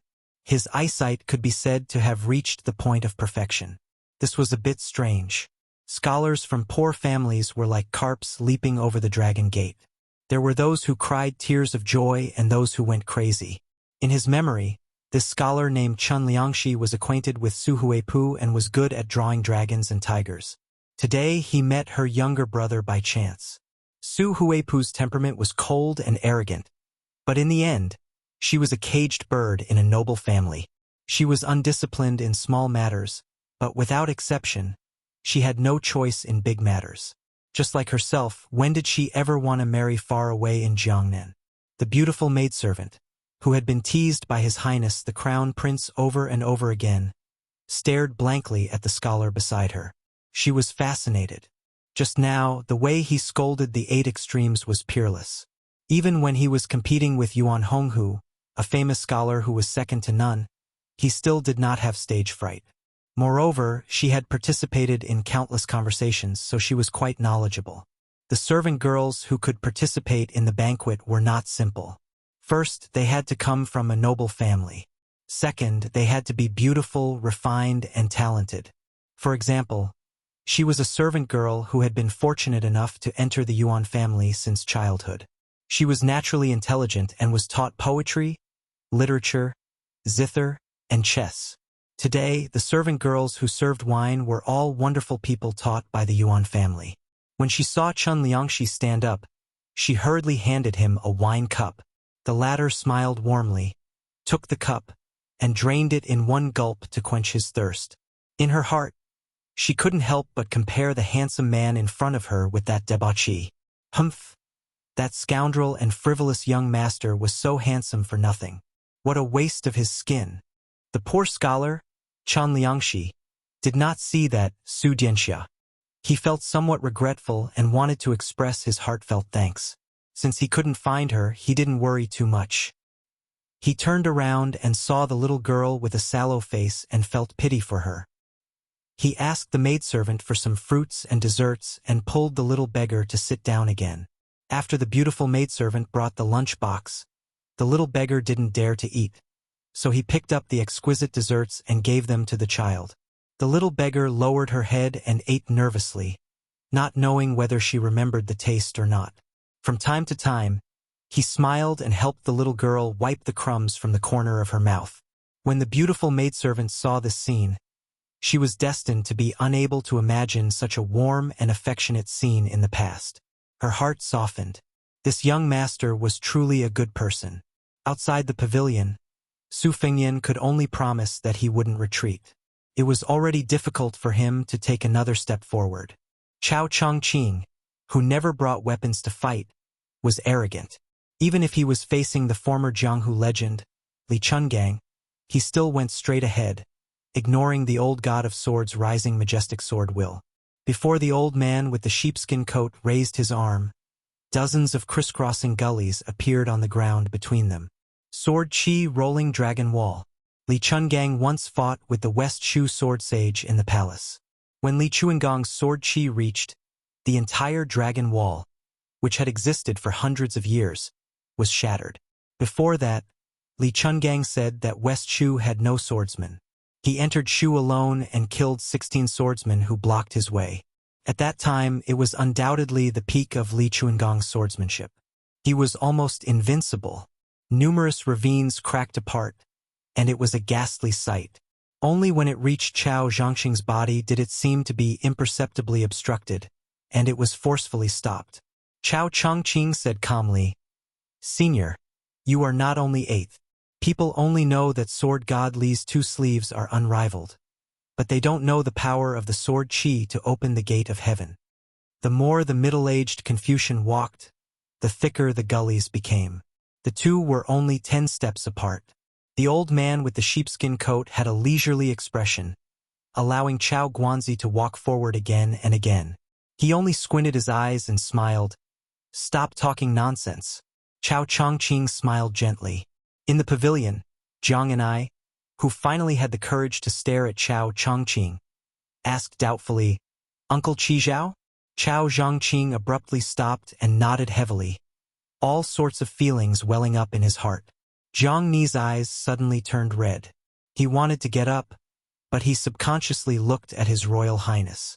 Seeing that he was expressionless, he turned his head and looked carefully at Su Jihu. Chao Chongqing saw the scene and felt extremely sad.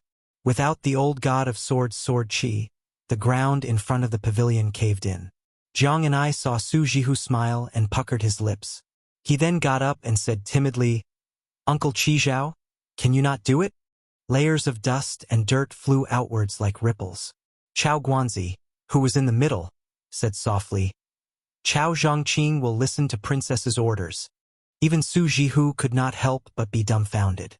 It really was the conclusion that Chun Liangxi of the Tushui Wangba had made. Unreasonable. The old god of swords snorted and finally retracted his sword chi.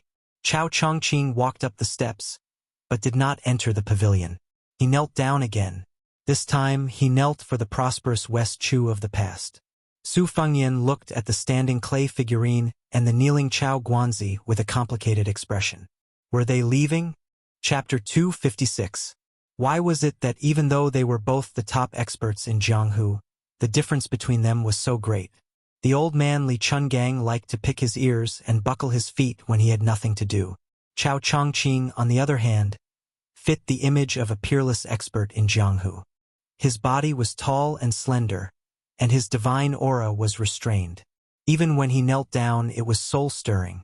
Even though he was an old man with white hair, if one looked carefully, he still had the mellow taste of old wine. It was believed that those middle-aged women with rich experience would be subdued by Chao Chongqing's scholarly demeanor. Su Fengyan stood at the bottom of the steps and quietly watched. Counting with his fingers, he had already seen 3 of the top 10 experts. However, the farmer Wang Mingyin had already been killed by a hand blade. Who could have predicted such an ending? Su Fengyan saw Jiang and I foolishly looking at Chao Guanzi, as if he didn't know what to do. He wanted to say something but didn't. He found it funny. This idiot, how could he think of taking advantage of the situation? If it was someone else who was slightly smarter and had the support of a great bodhisattva like Chao Guanzi, wouldn't he become arrogant? Who cares if he was a Bailiang or His Royal Highness? He would be pinched half to death by the world's number 3 Chao Chongqing with 2 fingers. At the very least, he would be beaten into a pig's head to vent his anger. Su Fengyan smiled and shook his head towards Su Jihu, who was standing behind Jiang and I.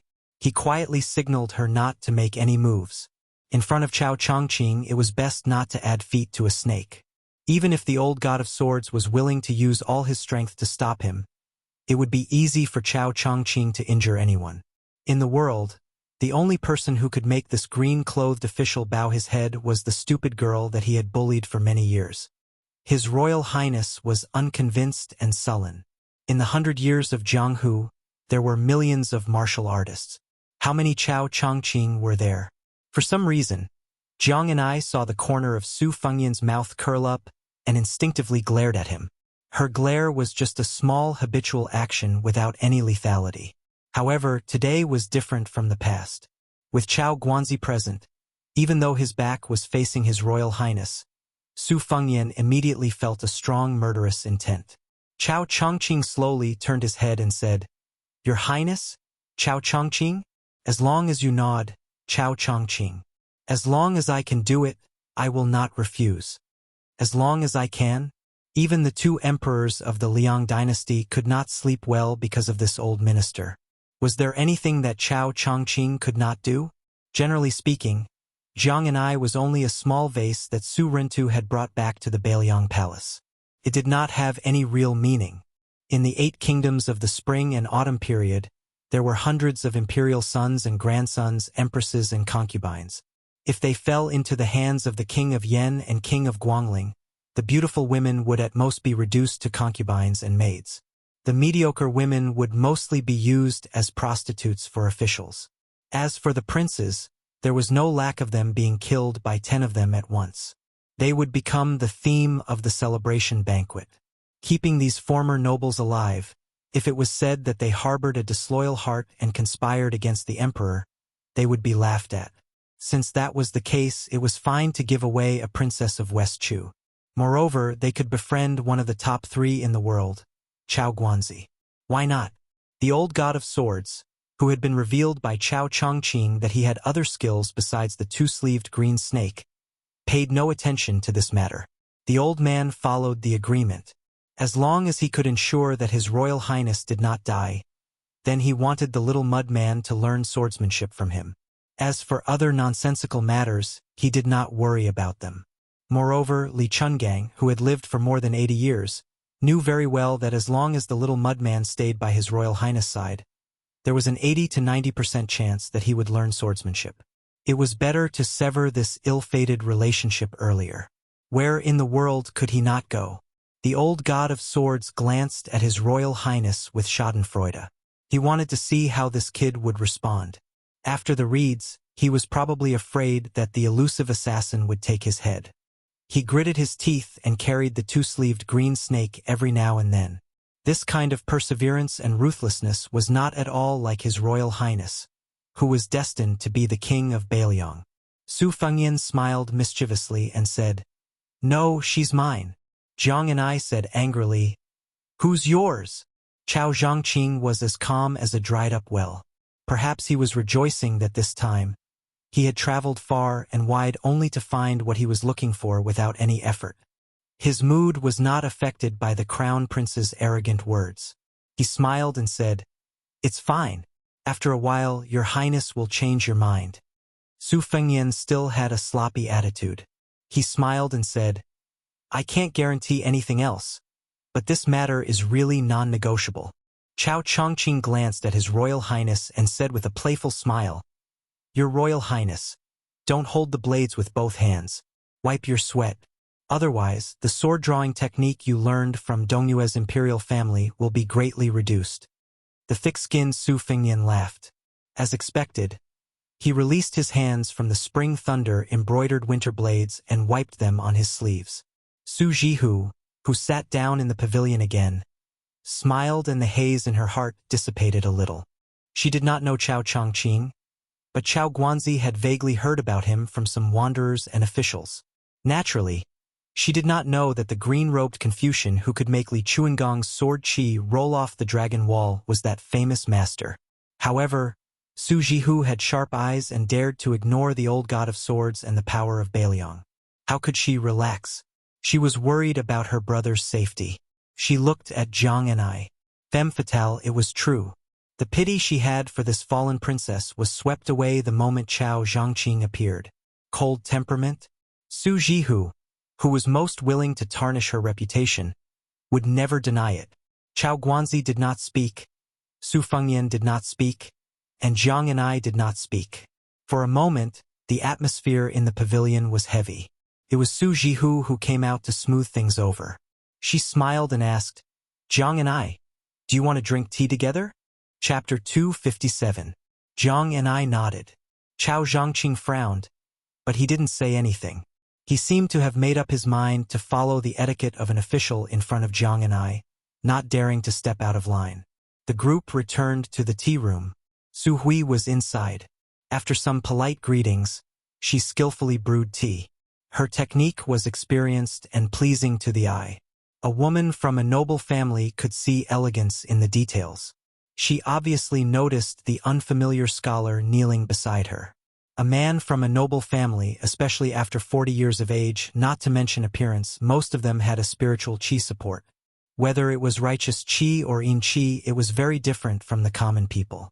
This was the so-called foundation. Su Hui could not help but take a few more glances and felt more unfathomable. Jiang and I called Uncle Qi Zhao and handed him a cup of tea. Chao Chongqing bowed his head and took it silently. Fortunately, he did not call her princess again. Su Jihu asked thoughtlessly, "Jiang and I, why did you call him Uncle Qi Zhao?" Jiang and I said softly, "Uncle Qi Zhao is a great national player. I often watch him play chess." Chao Chongqing shook his head and said, "This sinner cannot be called a national player." Then he added, "This sinner will one day cut off Huang Longshi's head as a sacrifice to the late emperor." Su Huipeng was startled. Huang Longshi, this was not a mortal person. The unjust war of the spring and autumn period was all because of him. That game of chess had never been played before and would never be played again. Cut off Huang Sanjia's head? The late emperor? Su Hui, who was shocked, did not change her expression. She quickly thought about who the middle-aged scholar was. Su Fengyan did not want to be followed by Su Hui on this topic. Chun Liangxi's sudden appearance had already made him vigilant. Gangnam-do advocated talking, but those old foxes were more cunning than the other. God knows if this great scholar who became famous in one battle was a carefully planned hidden chess piece. Moreover, taking the risk to recruit Qin Liangxi was the opposite of the original intention of this trip. Beiliang's heir had just turned 20 and Su Xiao had just asked for the hereditary title in the capital. But he was already impatient to train people? What were his intentions? Su Fengyan changed the topic and asked with a smile. Sister Su, where did young Master Qin go? Su Huipu hesitated almost imperceptibly for a moment before saying gently, in the meditation room. Mr. Swan and the others were having a deep discussion about the righteousness and benefits of the Wang Ba. Perhaps they were having a confrontation earlier and had yet to enjoy themselves to the fullest. They had to decide the winner and loser. Su Fengyan drank tea as if it were wine. He did not understand the slightest bit of elegance. He shamelessly asked for another cup of wild tea from Su Jihu. He laughed and said, young Master Chun speaks eloquently. But it's a pity that this heir apparent does not quite understand. Fortunately, Yuan Honghu and the other scholars are knowledgeable, otherwise it would have been buried. Su Huipeng furrowed her eyebrows. She was no longer young, but her temperament was good and she had a unique charm. She patiently said, Your Highness, although Child Chun is as talkative as the famous scholars, he does have the ability to save the world. He can't be regarded as an ordinary metaphysical person. Su Fengyan said absent-mindedly, if that's the case, then I'll ask Big Sister to inform the Lu Mansion. If Lu Xianlang doesn't care about his talent, let Mr. Tang Shi promote him. Su Hupeng's face immediately darkened when she mentioned Tang Shi's sword Saint Lu Baijia. She did not speak anymore. The corner of Su Jihu's mouth curled up. Chao Chongqing said calmly, this person is an extreme outsider. Using both the Wang Ba and the Wang Ba is just a cover. If he can establish his own school in the future, his teachings will definitely be more harmful than Yao Baifeng's school of mind. Yao Baifeng's school of Confucianism is just a little biased. Even if the Yao family's school of mind becomes popular, scholars will still be scholars and Confucians will still be Confucians. However, once this person's teachings become popular, it will be an internal injury to Confucianism. The root of the disaster will be in the belly and the disease will be incurable. If they want to set things right, it will not be as simple as cutting off a few tails of flesh. If he is not a saint on the inside, how can he be an external king? At the root, his teachings are clearly the same as Huang Longshi's. If this person's reputation is not prominent, then so be it. However, if he shows signs of establishing his own school, then I will definitely kill him. Su Hupeng's face turned pale. The old god of swords sneered. You scholars are the most vicious.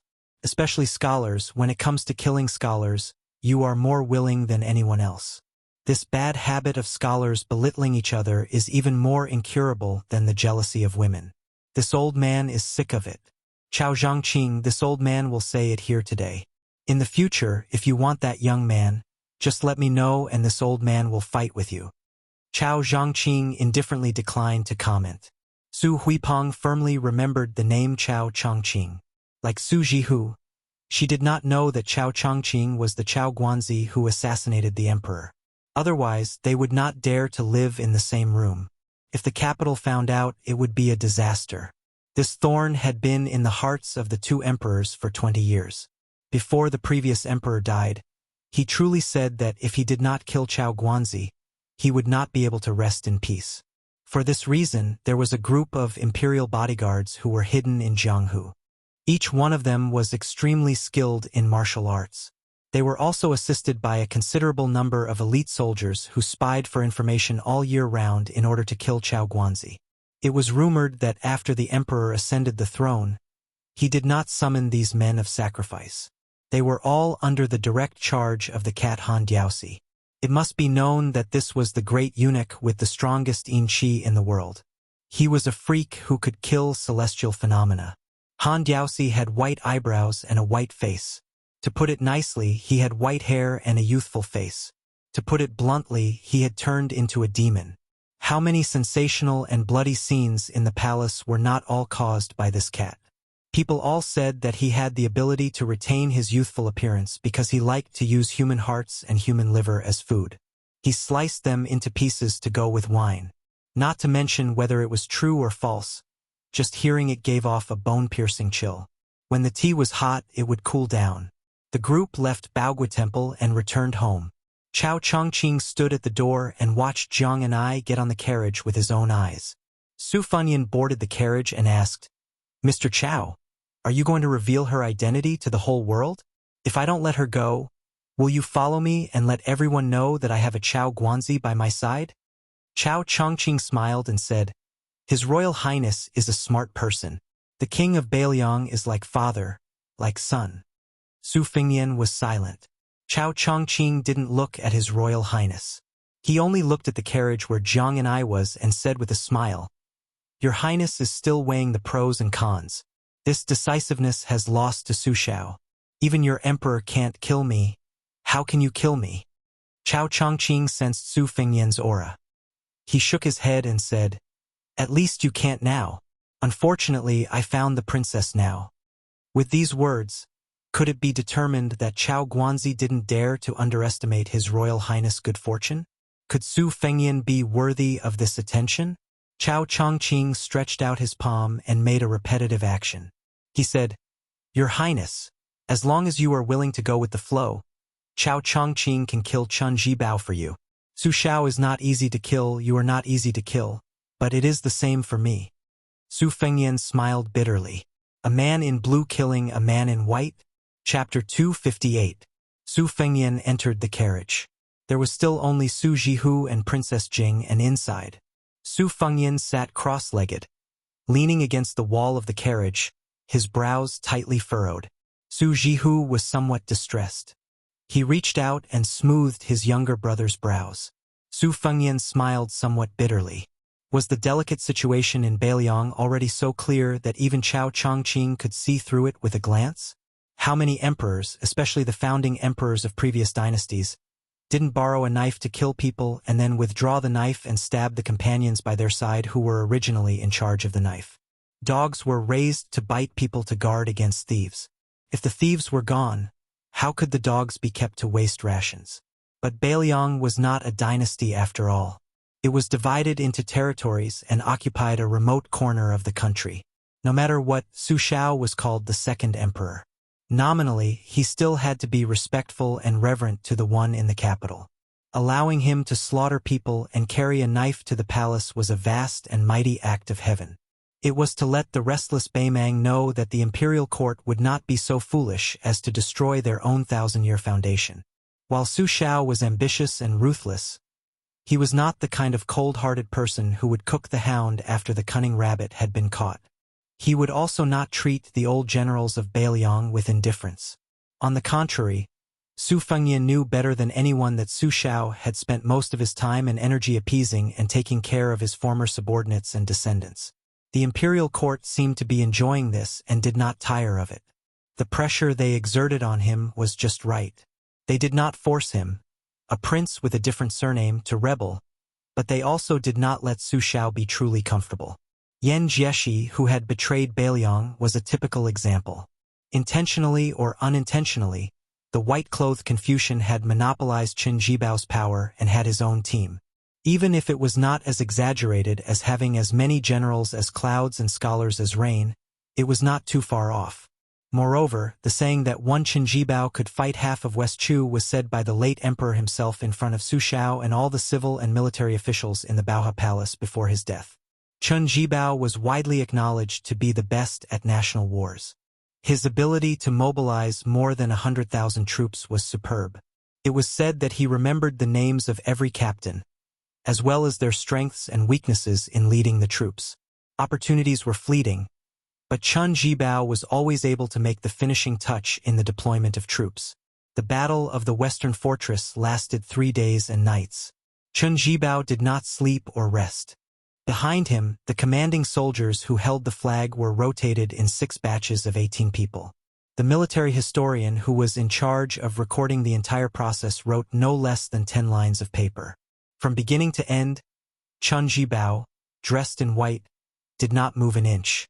Under his countless precise orders, the last several 100,000 youths of West Chu were exhausted and killed. It was rumored that when the emperor read the record, he read it over and over again. The highlights were circled countless times, and at the end of the scroll he wrote 8 words. Truly fascinating, worthy of being called the War Immortal. In these 2 years, Su Fengyan had no choice but to imagine that if Qin Jibao, whose reputation and prestige at that time was comparable to the other War Immortal in white, had agreed to the emperor's request and rushed to Nanjiang, would Beiliang have been simpler? All these years, Su Xiao had never mentioned anything about his adopted son, Chun Jibao. Although Su Fengyan was His Royal Highness, he did not know Su Xiao's true inner thoughts. If one were to say that Su Xiao had kept Chun Jibao as a whetstone, it was even less likely that he would slaughter all of the meritorious veterans to pave the way for his successor. After Chun Jibao, the white-clothed war immortal, became so powerful that it was impossible to get rid of him. Was he really not afraid that Su Fengyan would lose to Chun Jibao? Would he, who had spent decades in the military, lose everything in the end? As long as Chun Jibao treated him coldly in Beiliang, how could Su Fengyan truly not care about anything else? Su Jihu calmly looked at his younger brother, who was deep in thought. Belatedly, he was shocked. That Chao Chongqing's surname is Chao, and he can make the old god of swords so nervous. Could he be Chao Guanzi? Su Fengyan, who had come back to his senses, said helplessly, "Unfortunately, you were right. This person is the great officer who went to the imperial palace to play hide-and-seek with the Han cats when he was bored. Princess Jing and was not stupid. Jiang Ni's surname was Jiang. She was a servant girl, but when she interacted with His Royal Highness, when did she have the slightest awareness of being a servant?" Pei Nanwei laughed coldly. "It's one thing to secretly hide the fallen princess, but the old officials of West Chu came knocking on your door. How will your highness explain this to the capital? If the Jiangnan scholars find out about this, they will exaggerate it and provoke the emperor's anger. Won't your highness come aggressively in high spirits and leave dejectedly with a face full of dust?" Su Fengyan's mood had already hit rock bottom. He said unhappily, "It's not your turn to be secretly happy. If I'm at peace, your life will be more comfortable. If I'm not at peace, how good can you be? With your tolerance, to be able to become the princess consort of Jing and Palace, Zhao Hong must be blind with his discerning eyes. On top of that, there's Zhao Sun who covets your body. This family is unfortunate. I saved you from the abyss of suffering. It's fine if you're not grateful, but you dare to take joy in my misfortune? Have you forgotten the taste of being slapped in the face with the embroidered winter scabbard?" Pei Nanwei only laughed coldly. Chao Chongqing and Jiang Ni's true identities will be revealed. This matter is indeed troublesome. Su Jihu said with a headache. The old swordsman in the tea room mentioned Chao Guanzi's name. Based on Su Hupong's cautious nature, she will definitely say it to the old consecrators. Su Fengyan thought about it and smiled. Troublesome is troublesome, but it's not a big deal. Although those shrewd old bastards in the Jiangnan scholar group aren't good people and like to fish in troubled waters, they may not be willing to shed all pretense of cordiality with our Beiliang. What's the benefit of having a death grudge with Su Xiao? Boorish men use their blades, scholars use their mouths, and the well water doesn't interfere with the river water. Unless it's absolutely necessary, there won't be a desperate fight between pen and knife. That's fine, I've killed a few low-level scholars. Now that Chao Guanzi has come out to stir things up, I'll just treat it as giving the old family heads something to use against me. This way, their hearts will be balanced and they won't feel like they've lost face. If nothing unexpected happens, before I leave Yangchun, someone will come to remind me. It'll be nothing more than, Your Highness, it's wrong of you to kill someone. We've caught your tail this time in Yangzhou, but it's fine, we'll let bygones be bygones and turn a blind eye to it. Therefore, Your Highness, shouldn't you restrain yourself a little and stop making a ruckus? It's not good for everyone. That kind of boring tone, haha. Su Jihu listened to his younger brother imitating the old pedant's tone and nodded vigorously. He couldn't help but hold his belly and laugh. Princess Jing and couldn't believe it and muttered, "State affairs are such a trifling matter?" Su Fengyan sneered and said, "Trifling matter? How is this a trifling matter? Do you really think that aristocratic families are favored by the imperial court? That they have to wag their tails and beg for mercy from the emperor? State affairs are state affairs. How can they be compared to family affairs? If that's really the case, then wouldn't all those princesses who couldn't marry into the aristocratic families and princes who couldn't marry into the aristocratic families for hundreds of years have suffered humiliation in vain? Su Fengyan knocked his head against the wall of the carriage and flicked the embroidered winter on his knee with his finger. He narrowed his eyes and smiled. It's only been 20 years. A centipede dies but doesn't fall down. It's hard to say what will happen in the future. It has to be said that Su Xiao is really fierce. 10 aristocratic families with intertwined roots that don't recognize the emperor and only recognize the family. He chopped melons and vegetables like cutting vegetables. Those emperors who died at Su Xiao's hands might have 1 or 2 clever people who died with a smile. How could our emperor tolerate so many potholes from the 4 clans of Yangzhou appearing in the courtyard of a flat expanse of land? Bestowing the title of king and holding the fort in all directions was for the sake of cutting flesh with a blunt knife and slowly cleaning up these stubborn skin diseases. There were pros and cons to this action, but taking 10,000 steps back, if these powerful vassals wanted the position of emperor, regardless of victory or defeat, wouldn't they still be surnamed Zhao? Wouldn't the world still belong to the Zhao family? In fact, in the Spring and Autumn War, the ones who lost the most were Princess Pei's arrogant families. The current scholars are clamoring and cursing fiercely, but Su Xiao wasn't afraid because he had calculated the emperor's thoughts. I dare to kill people in Yangzhou for the same reason. Princess Pei, why don't we make a bet? Right now, the scholars of Jiangnan are working with the students of the Imperial College to accuse me of ignoring the laws of the country and committing crimes. Let's bet on who will be beaten down by the emperor with a plank. Princess Jing nodded and said, "All right, I don't believe that the emperor won't even give you a verbal punishment." Su Fengyan struck while the iron was hot and said, "You think about the wager." Pei Nanwei was also decisive and said in a low voice, "All right." Chapter 259. Su Jihu did not mind this kind of small quarrel. Her brother was very good at dealing with women. She shifted her position and leaned against His Royal Highness. She asked, "Is Chao Chongqing's martial arts really as good as people say?" Su Fengyan let out a long breath and laughed softly. "So good that it's a paste. So fierce that it's a mess." Su Jihu asked softly, "Then what about the ginger paste?" Su Fengyan did not speak. He was able to confidently make a bet with Pei Nanwei, even concealing the wager, because he was certain that the proud and arrogant princess consort of Jinggan wasn't a shrewd businesswoman. Once she lost to him, the profits would be greater than the wager he made. But when he was up against Chao Guanzi, who he couldn't beat, scold, or scheme against, he really couldn't do anything. Once one reached the peak of martial arts, they naturally had the qualifications to look down on all heroes. When Chao Chongqing first entered the imperial city, it was as if he had entered an uninhabited land. What he said was even more domineering. "Killing Zhao is my life's ambition. Don't laugh at me. So what if there are only 3 households left in Chu? I enter the imperial palace like passing through a corridor." For such a master who did not care about his life as if he was possessed by the devil, Su Fengyan aside, almost no one could do anything to him. Unless Qi Xuanzhen appeared, perhaps even Wang Xianji could not stop Chao Qingyi from doing what he wanted to do with his life. That confrontation under the pavilion did not mean that Chao Chongqing could defeat the old god of swords. However, for Chao Qizhao, who did not forget West Chu, once he set his mind on something, he could ignore all the gods and Buddhas in the world. That year, thousands of imperial guards were in front of him, he still killed his way through. Wang Xianji was at the top of the building and climbed up in one breath. Today, Li Chungang was in front of him, so he naturally walked up as well. Chao Qingyi's righteousness and Li Chuangong's sword style were different paths leading to the same goal. Should he put the ginger paste? Su Fengyan did not give an answer when he arrived at the Lu Manor's freehand brushwood garden. Chao Chongqing did not enter the residence. He did not seem to be in a hurry to put pressure on His Royal Highness. Su Fengyan somewhat understood the thoughts of the 2 emperors of the dynasty.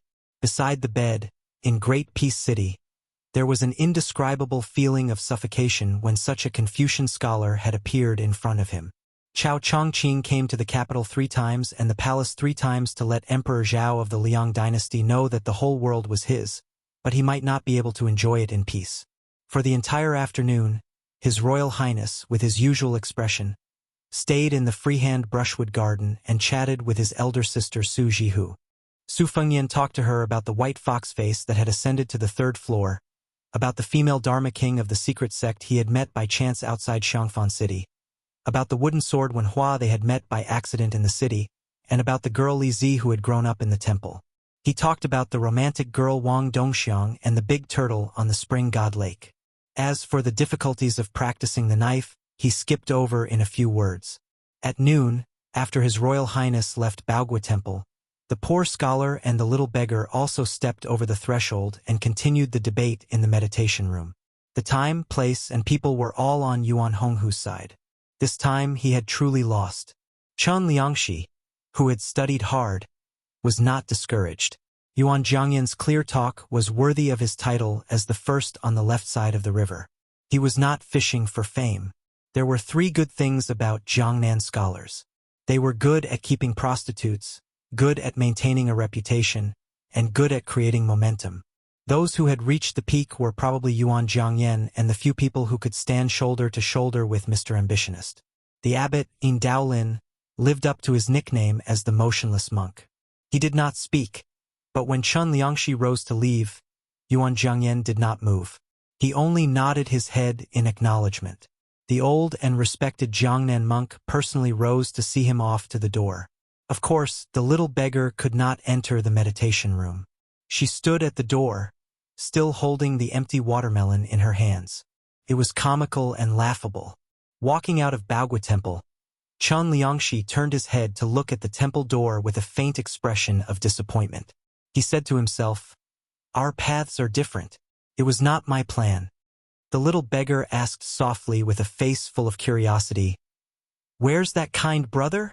Chen Liangxi rubbed her little head and said gently, "He should have left Baogua Temple earlier than us." The little beggar made an "oh" sound and was very disappointed. Chen Liangxi bent down to help take the watermelon. He joked, "What's wrong, little ding-dong? You like that big brother? Indeed, he's 100 times better looking than Brother Chen." The little beggar's little face flushed red. She stammered, looking very cute. Chen Liangxi no longer teased the little girl. The little beggar grabbed the poor scholar's sleeve and walked on the road. After hesitating for a long time, she gathered her courage and was about to raise her head to speak when Chen Liangxi lowered his head and said softly, "You know little ding-dong still likes Brother Chen the most, right?" The little beggar smiled brilliantly. Chen Liangxi raised his head to look at the sky. His smile was intoxicating. He said, "In the future, if Brother Chen can step into the mud of history and luckily leave a footprint, you must also let little ding-dong accompany you.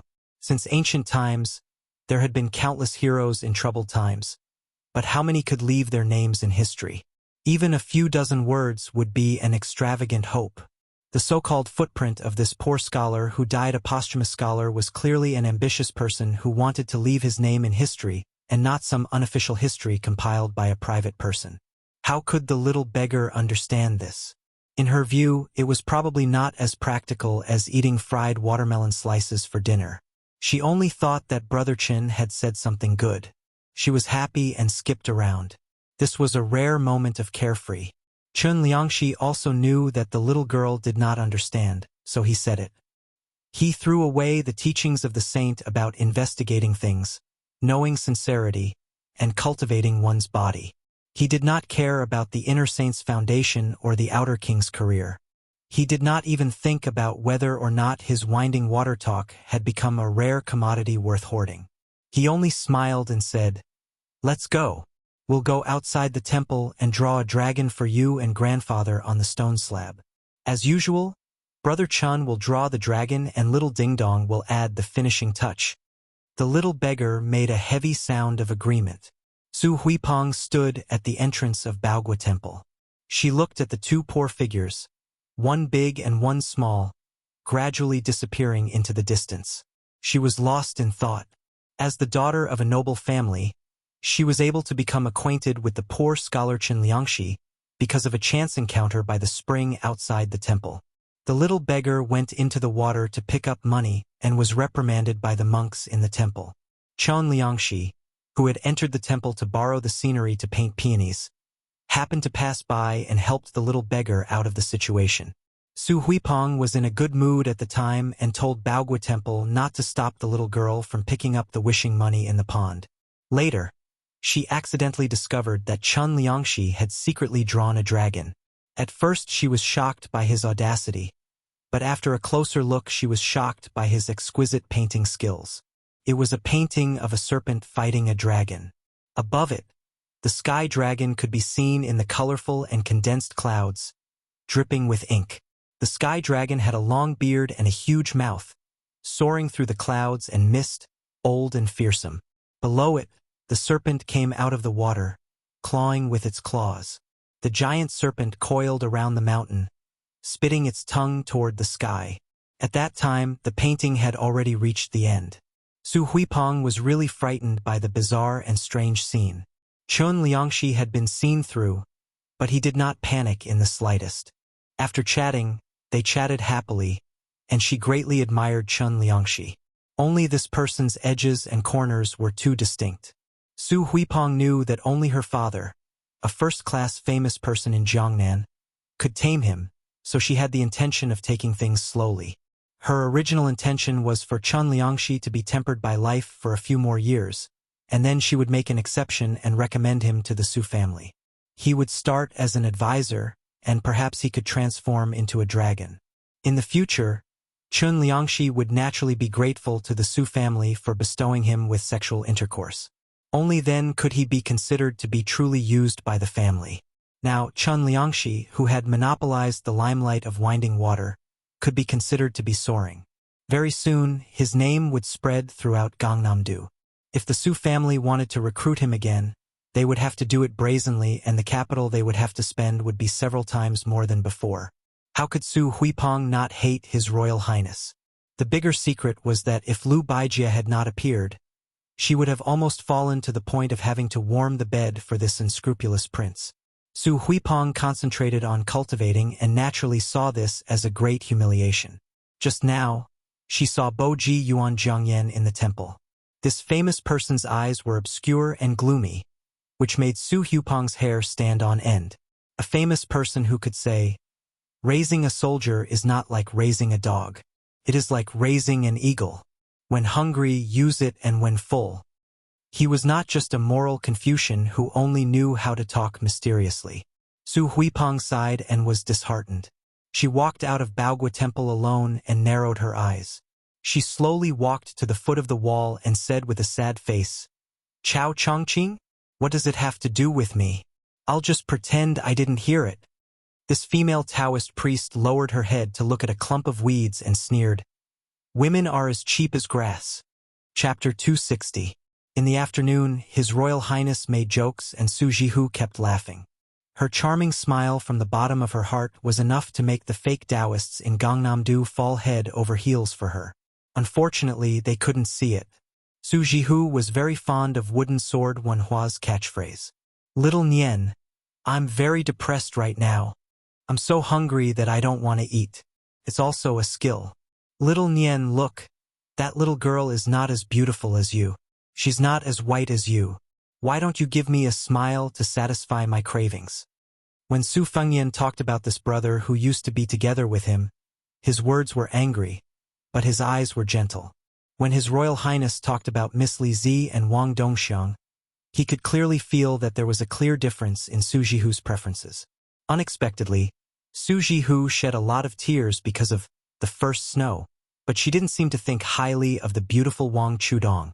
On the contrary, she liked the weirdly named Miss Li Zi very much. She said that this girl would be great as a concubine. She was naive and had good fortune. As for Wang Dongxiang, for a girl it wasn't a good thing. She might not be able to escape the fate of poor fortune and a short life. Su Jihu was straightforward with these words. She said what she wanted to say and didn't hide anything. Su Fengyan smiled and said that it wouldn't happen. Since Miss Wang could attract the Kuei turtle out of the water, she must have good fortune. Su Jihu heard this explanation and nodded. She glanced at the sky outside the window. It was almost dusk, and it was time for dinner. The Shea Garden and Retreat Garden had always been independent in the Lu Manor.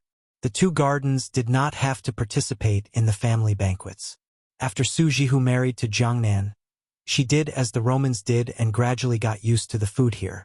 However, in consideration of her brother's taste, She specifically had Xiao Qiao invite 2 famous chefs from a restaurant in the city to the Shea Garden to make a table of spicy Bailiang dishes.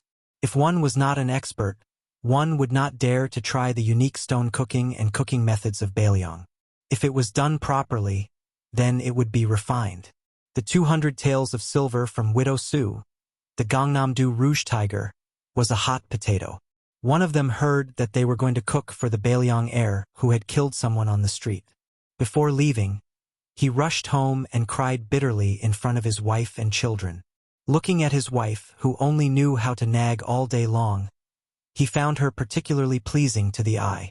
He promised that if he could walk out of the Lu residence alive, he would never go to the brothel to squander money again. The Lu residence did not have a grand atmosphere, but it had an ingenious layout. It was well versed in the charm of hiding wind and gathering water. A green-robed scholar stepped on the top of the wall, the peak of the mountain, and the tip of the pavilion. He arrived gracefully like an immortal. Looking down at the layout of the Lu residence, the green-robed scholar nodded slightly. Finally, he landed on the lakeside. Just as his toes touched the ground, a man and a sword rushed over. The sword aura was cold. The green-robed scholar frowned slightly. His body did not move back. He stood firmly on both feet and tapped on the tip of the sword with his finger, forcibly bending the famous Ba Xiu ancient sword. Between the two was a sword that curved into an arc. The white-haired scholar's single finger did not seem to leave the Ba Xiu sword, but in reality, he was tapping again and again in an instant. After tapping on his finger for 12 times, the Ba Xiu sword finally retreated. The middle-aged scholar was as still as a mountain. Behind him, huge waves were set off in the small lake, pushing forward layer by layer, causing the flowers and trees on the opposite shore to sway incessantly. The Lu residence's representative was of course Sword Immortal Tang Shi, Lu Baijie. His sword returned without achieving anything. He had already guessed the identity of the scholar in front of him. He immediately sheathed his sword and said with a surprised expression, "Chao Guanzi." Chao Qingyi smiled and said, "Sword Immortal Tang, she has indeed grasped the essence of Yang Yuzhang's swordsmanship. Chao Chongqing's trip was not in vain." Lu Baijie handed over the Ba Xiu sword to the servant who jogged over. Facing the green-robed scholar, he bowed respectfully and said, "Mr. Chao, you flatter me." Lu Baijie is uneasy. No wonder Sword Immortal Tang, she was so humble. The person he was facing now was Chao Qingyi, who shook the city in a fit of rage. If it was a normal person in the Jianghu, even if it was someone as strong as Wang Mingyin who was a rogue immortal, they would not easily provoke the government or the rich. After Su Shao stepped into the Jianghu, he suggested to the emperor to establish a secret organization that was half military and half military. It was called Zhao Go by the people of the Jianghu who trembled with fear. It was specifically targeted at the boorish people of the Jianghu who used martial arts. Once someone committed a crime, they would have to face the tireless pursuit of the assassins in this organization. In the past 10 years, how many martial artists who thought they were superior in martial arts were killed and passed on to the Jianghu? The idea of passing on one's head came from the harsh military law of the border town. If a general rebelled, his corpse would be sent to the border town to be shown to the public. This idea was created by the butcher Su Shao. If it was in the Jianghu, the deterrence effect would be equally huge. The specific location of the passing on of one's head was also particular.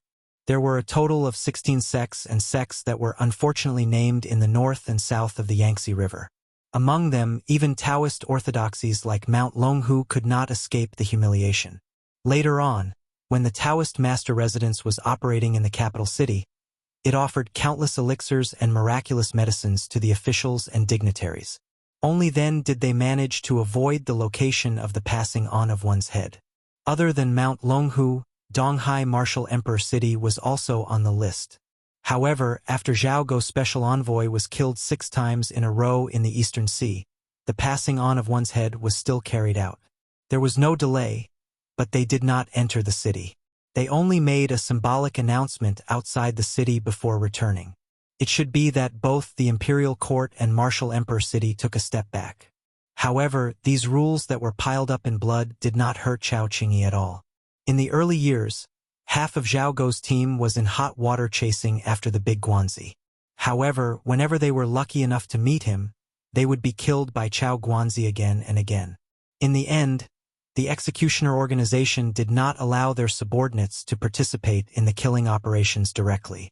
Instead, they passed on the information to the headquarters, and then the 4 best assassins in Zhao Guo's team would be dispatched together. Therefore, if Chao Chongqing was here to seek revenge on the Jiangxin Lu family, Lu Baijie would definitely not be able to stop him now. Sword Fairy Tang, she was close to the Grandmaster realm, but unfortunately, she had no chance of winning against Chao Guanzi. Lu Baijie could not help but sigh. On the path of martial arts, the most taboo thing was to be distracted. His encounter with Yang Yuzhong when he was young could be considered a fortuitous encounter. Yang Yuzhong was not the best swordsman in the world, but he was a first-rate swordsman. His knowledge was diverse, and he was not limited to the field of swordsmanship. His knowledge was often at a strategically advantageous position. Lu Baijie was originally the son of an aristocratic family with a long history of learning. When he cultivated, he was particular about the pursuit of magic, wealth, companionship, and land. It was the same for martial arts. Naturally, Mr. Tang, she was not lacking in any of these. His talent was extraordinary, and after being taught by Yang Yuzhong wholeheartedly, he was naturally able to achieve twice the results with half the effort. For so many years, he had been pure of heart and few desires, and did not involve himself in worldly affairs. To a large extent, he had no choice but to do so. It was true that martial arts cultivation was only at such a level. Unfortunately, when he was close to the Grandmaster realm, he still could not avoid worldly affairs. If he were to enter the imperial court, he would most likely not be able to make further progress. For a martial artist who was determined to reach the top of Jianghu, such a choice was tantamount to cutting off one of his arms. How would Su Huipeng know what Mr. Tang Shi had done in this? By the time he understood Lu Baijie's painstaking efforts, he would already be in the capital. What could the two of them do? Most of the things in the world that did not go one's way were considered bumpy if he could not tell anyone about them.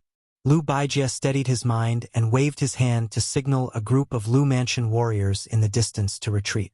He then asked, "May I know why Mr. Chao is here?" Chao Chongqing said indifferently, "I'm just taking a look. I won't be staying for too long." Lu Baijie heaved a sigh of relief. Since Chao Guanzi did not come to the Lu Mansion to stir up trouble, Lu Baijie did not need to be on guard. No one in Yangzhou had such confidence, except for Sword Immortal Tang Shi. Therefore, Lu Baijie invited him warmly. "Could Mr. Chao come to Retreat Garden for a chat? Baijie has many problems in swordsmanship that I would like to consult you about. I hope you can help me resolve my doubts. Thank you very much." Chao Chongqing smiled and said, "Please lead the way, Sword Immortal Tang Shi." The freehand painting garden was very freehand. Back in the garden, Lu Baijie really did ask Chao Zhangqing a lot of questions about the way of the sword that had accumulated in her heart. Chao Guanzi told her everything he knew, and his speech and actions were very elegant. This was the first time Lu Baijie had met Chao Zhangqing. At first, she was wary, but after a few hours, she admired him. Chao Chongqing did not have any prejudice against sections. He explained his doubts in simple terms. He spoke tirelessly and did not consider himself as a senior at all. The saints said that if one studied alone without friends, he would be ignorant. Everyone understood this. But how could a person like Mr. Tang Shi find a friend who was worth talking to and sharing his sincerity with? Lu Baijie, who suddenly saw the light in swordsmanship, sighed in his heart. Chao Chongqing lived up to his name.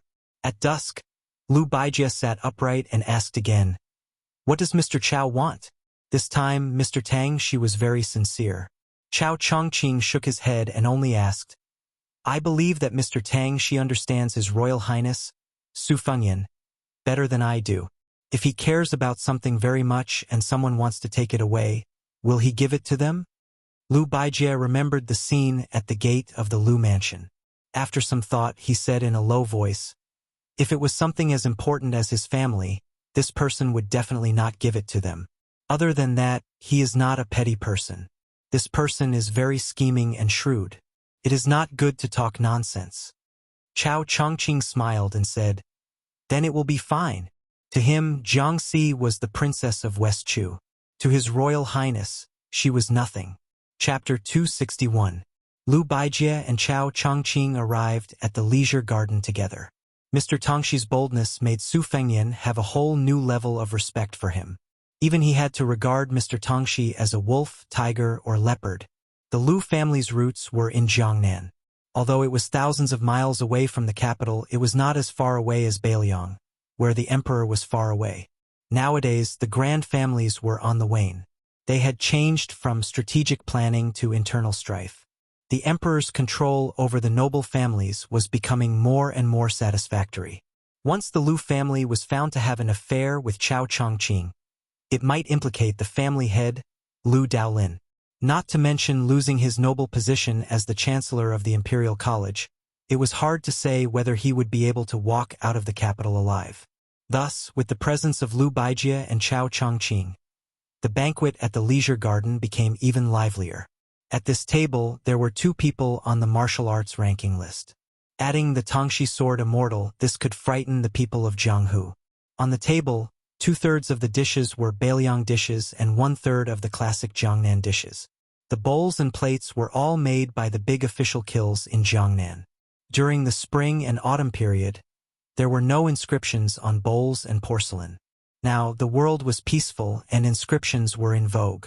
Chao Chongqing lowered his head to look at a small porcelain bowl with a purple mouth and iron feet. He sighed with a regretful expression. Porcelain bowls and porcelain were fragile. If the bowl was broken, the words would die. How could this be considered an elegant matter? However, outsiders did not know of Chao Chongqing's scholarly spirit and only thought of him as an expert whose thoughts could not be guessed. To Su Jihu's left was Su Fengyan, and to his right was Jiang and I. He did not show favoritism and helped himself to the food. The crown prince of Beiliang and Princess Taiping would occasionally eat the same dish. According to past situations, Su Fengyan would have to go through a fierce battle before he could win. This time, Jiang and I was like a frost-beaten eggplant. When he saw Su Fengyan extend his chopsticks, he withdrew his hand. The meal was neither hot nor cold. At this table, it was Yu Yuwei who looked the most indifferent and calm. Anyone with a discerning eye could see that Su Jihu was not close to this courtesan girl. After entering the Lu manor, they did not speak a single word. After the sumptuous banquet, Su Jihu took his brother for a walk. Jiang and I, the elderly god of swords, Chao Qingyi, and Lu Baijie stayed in the freehand garden to cool off. Su Jihu sat in the pavilion by the lake and said worriedly, "Chao Chongqing is determined to get Jiang and I." Su Fengyan rubbed his cheeks. Seeing that there were no outsiders nearby, he said calmly, "This Chao Guanzi said that as long as he is willing to hand over his Princess Taiping, he will go and kill Chen Jibao." Su Jihu sucked in a cold breath and frowned. "Really?" Su Fengyan said self-mockingly. "With Chao Guanzi's status, why would he joke with a junior like me?" Su Jihu muttered to himself, "Do you think that this is a plan that our father had long thought of?" Su Fengyan frowned and said, "Sister, are you saying that Su Shao predicted that this day would come? To let Chao Guanzi, an outsider, break the trap? Isn't that a little too godly? You have to know that Su Zhao's chess skills are really unsightly. He could even go head-to-head with Shangyin Academy's Chancellor Wang. Besides, Su Shao may not necessarily want to kill Chen Jibao."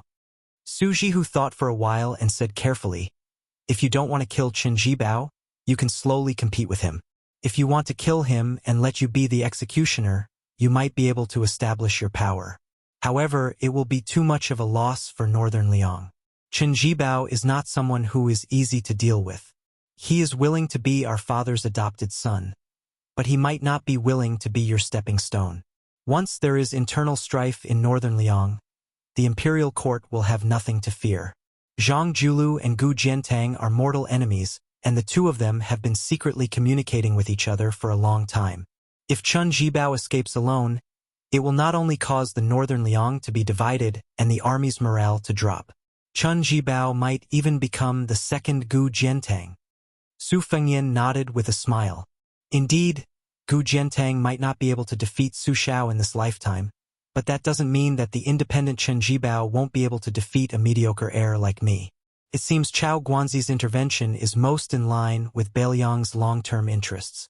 Su Xiao either had the guidance of an expert like Li Yishan, or it was purely a brainless and unreasonable move, and he was hit by a stroke of luck. Su Jihu asked softly, "Fengyan, are you planning to let him go?" Su Fengyan glanced at Twilight and muttered to himself, "If I say I won't let him go, then I'll be suspected of being a stubborn duck. Anyone can recklessly oppose Chao Chongqing.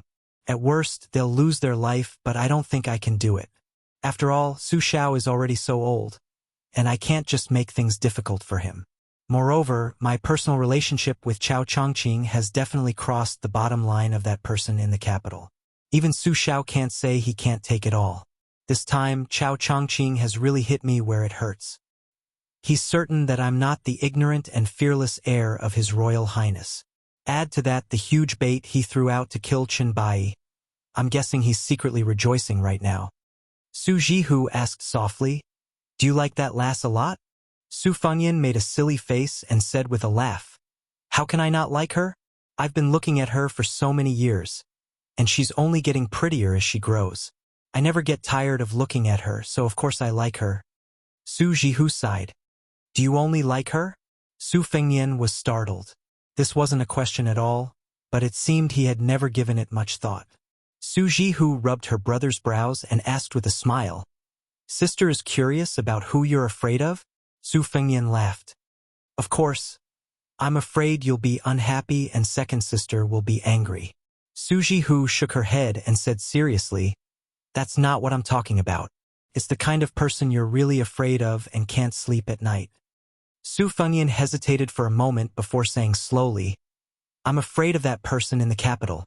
I'm afraid he'll feel that it's too troublesome to even borrow a knife to kill someone. In the end, he'll shed all pretense of cordiality and kill the person himself." Chapter 262. Su Jihu grunted in agreement.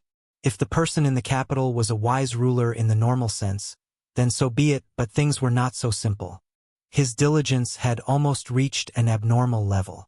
Logically speaking, this kind of abnormal diligence could only appear in the founding emperors of commoners. However, ever since he ascended the throne, his drive to govern the world was like an old farmer who had saved up all his life to buy a few acres of land. He was simply cautious and conscientious and tireless. Last year, the Ministry of Rights had a shocking record. In the 7 days after New Year's Day, he had received more than 1,500 memorials from the 3 provinces and 6 ministries, more than 3,600 matters. In reality, this emperor's royal study was lit up almost every night until the 3rd watch. It was rumored that the great eunuch Han Diaosi had to risk his life several times to remonstrate and plead for more rain and dew in the harem. Once, this person summoned relatives from Jiangnan and wrote a poem. In it, he jokingly said, "The officials have slept, but I have not slept, and the officials have not risen, but I have risen." It was rumored that once this poem came out, no one in the court dared to question Grand Secretary Zhang Jilu's governance. With such great talent and strategy, as well as being extraordinarily diligent, which meritorious official would not be afraid? Loyal officials were afraid of muddle-headed rulers, but powerful officials were most afraid of wise rulers. As the saying goes, a new emperor brings new officials. This was just a bit more glossy and warm than cooking the hound after the cunning rabbit had died. However, it also exposed all the mysteries. How many old officials did not accompany the old ruler to continue their loyalty in the underworld? Su Fengyan continued, "I'm afraid of Su Xiao." Su Jihu was surprised and joked, "That's strange. Anyone in the world can be afraid of the king of Beiliang, but you're afraid of our father?" Su Fengyan muttered, "Afraid? Afraid that Su Xiao is old?" Su Jihu was silent. Su Fengyan calmly said, "Then I'm afraid that Chen Jibao will rebel." Su Jihu nodded. This answer was within reason. Chen Jibao was not only a talented general, but also a talented general. Apart from experience, he was not inferior to the king of Beiliang, Su Xiao. Otherwise, he would not have earned the 2 nicknames of War Immortal and Villain Butcher. In terms of ruthlessness, he was superior to Su Xiao. To be friends with such an ambitious and ruthless character was undoubtedly a blessing, but to be enemies was a great misfortune. In front of the Western Wall, Jiang Bingsheng witnessed the scene of his wife and son being dragged to death with blood dripping from the corners of their mouths. Although it was not recorded in any official or unofficial history, all the authorities after the end of the spring and autumn period still had lingering fears. In the Shangyin Academy, there was once a top military official who said that if Chen Jibao and the only remaining military expert, Gu Jiantang, were given 100,000 soldiers each, the chances of victory would be 50-50. However, if they were given 300,000 soldiers, Chen Jibao would definitely win. Of course, this was under the premise that the battlefield was not taken into account, but it was enough to prove Chen Jibao's terrifying strength. The imperial court did not dare to overly suppress Su Xiao, partly because they were afraid that Chen Jibao would use this as an excuse to rebel. After all, that person in the capital had long been fascinated by the white-clothed war immortal. Su Fengyan suddenly smiled, squinted his eyes, and said softly, "In the end, I'm afraid of old Huang." Su Jihu was completely dumbfounded, his face full of doubts. Su Fengyan smiled and said, "When I was traveling with him, I was always on tenterhooks, afraid that he would die. Without old Huang, how could I walk 6,000 miles? 300 miles was enough for me to die of exhaustion, hunger, and boredom." Su Fengyan looked at his elder sister, Su Jihu, and said, "We have endured 6,000 miles, and old Huang is not dead. I am not dead. Neither of us is dead. But why did old Huang run to that bullshit martial emperor city and die?" Naturally, Su Jihu could not give an answer. Su Fengyan raised his head and said, "Dying in Western Shu is not a bad thing. After all, it is his hometown." Su Jihu cried. Su Fengyan laughed involuntarily and helped to wipe away her tears. "Sister, why are you crying? When old Huang was feeding your horse, every time you saw this old man with a missing front tooth, you would not be happy." Su Jihu glared at him. Su Fengyan finally said, "Jiang and I remember the first time we met. She was still a little girl, and she was already carrying a grudge against her country and family. Actually, she did not know much about national grudges, but if she was asked to take revenge against Su Xiao, a coward like her who was afraid of thunder, ghosts, and anything else, she would not dare to do so. She looked around with her eyes wide open, and in the end, I was the one who was the easiest to deal with. If she did not look for me, who else could she look for? Apart from her identity as Princess Taiping, what else was special about her? Her hands would get cold when she made a snowman, and she would not get tired when she washed clothes. After seeing me practicing my saber on Mount Wudong, she was even more afraid of the hardships of martial arts. This narrow-minded girl was not too stupid. With my support, she dared to go against Princess Suizhu. Did she really think that we were princesses on equal footing? Later, she was afraid that her heart would soften, so she wrote a death vow. In the end, she was ruthlessly taught a lesson by second sister who had returned to Bailiang. Didn't she still bear a grudge against me? Not only was she narrow-minded, she was also stingy. When she had nothing to do, she would secretly count her copper coins. But to say that she was stingy is also not right. She gave away the talisman just like that. In the end, she was just a simple little girl. I could see through her schemes that she thought were well hidden. I did not say anything and just thought that it was quite fun. When I was young, Mother once pulled Jiang Ni's hand and pointed at her cheeks. She told me that those two dimples were because she had passed through the gates of hell and arrived at the bridge of helplessness on the Yellow Springs Road. She did not want to forget the person she cared about in her previous life, so she did not drink the old granny's soup of Meng Pa. Instead, she jumped into the Wangchuan River under the bridge and suffered 10 lifetimes of water and fire before reincarnating, all for the sake of finding the person she cared about. At that time, I was also young and ignorant. Wasn't it because I was standing in front of her? I thought that no matter what, in this life, I would not let this little girl with two dimples be bullied by outsiders. Su Fengyan narrowed his eyes and smiled. Now it seems that if she regrets it, she must have decided to not meet me in her next life on the bridge of helplessness. Su Jihu said helplessly, You believe this saying? Su Fengyan nodded. Whatever mother says, I believe. Su Jihu was just about to tease him when he saw Jiang and I standing outside the pavilion, not daring to enter. He got up and walked out of the pavilion, pushing her up the steps. Su Jihu smiled and shook his head, then directly left. After Chao Guanzi stirred up the situation, the atmosphere was so subtle that the two of them were speechless. Su Fengyan took the lead and said in a bad mood, "What are you doing? Coming to collect the debt? Since I have paid the money, we can go our separate ways?" Jiang and I turned her head, stretched out a small hand, and angrily said, 212 taels of silver, 72 copper coins. Su Fengyan sneered. Fine, I will convert it to copper coins and let you leave here with a big sack. Jiang and I coldly snorted and turned to leave. Walking out of the pavilion, she turned her head and saw that he was facing the lake. His back was a little cold. After a long time, Su Fengyan said, "You still haven't left? No matter how powerful Chao Guanzi is, if he forced me into a corner, I will just burn both jade and common stone. Who lives and who dies, it will depend on who is more arrogant between him and Li Chungang." Jiang Ni's voice was as soft as a mosquito. "If I leave, will I not be able to kill you?" Su Fengyan turned around and smiled. "Of course not. With Chao Guanzi and the old sword god teaching you, maybe in a few years you will be able to kill me. Go, don't hang around in front of me every day. If you are not here, remember to tell me before you kill me, so I can have a good sleep. I will sleep for as many years as I can." Jiang and I bit her lips and said, "Then I won't leave." If the romantic Chao Guanzi heard this, wouldn't he vomit blood? Chapter 263. Su Jihu understood the fickleness of human nature, so he had Bluebird send a few snacks and fruits to the pavilion, which were very good for relieving the heat.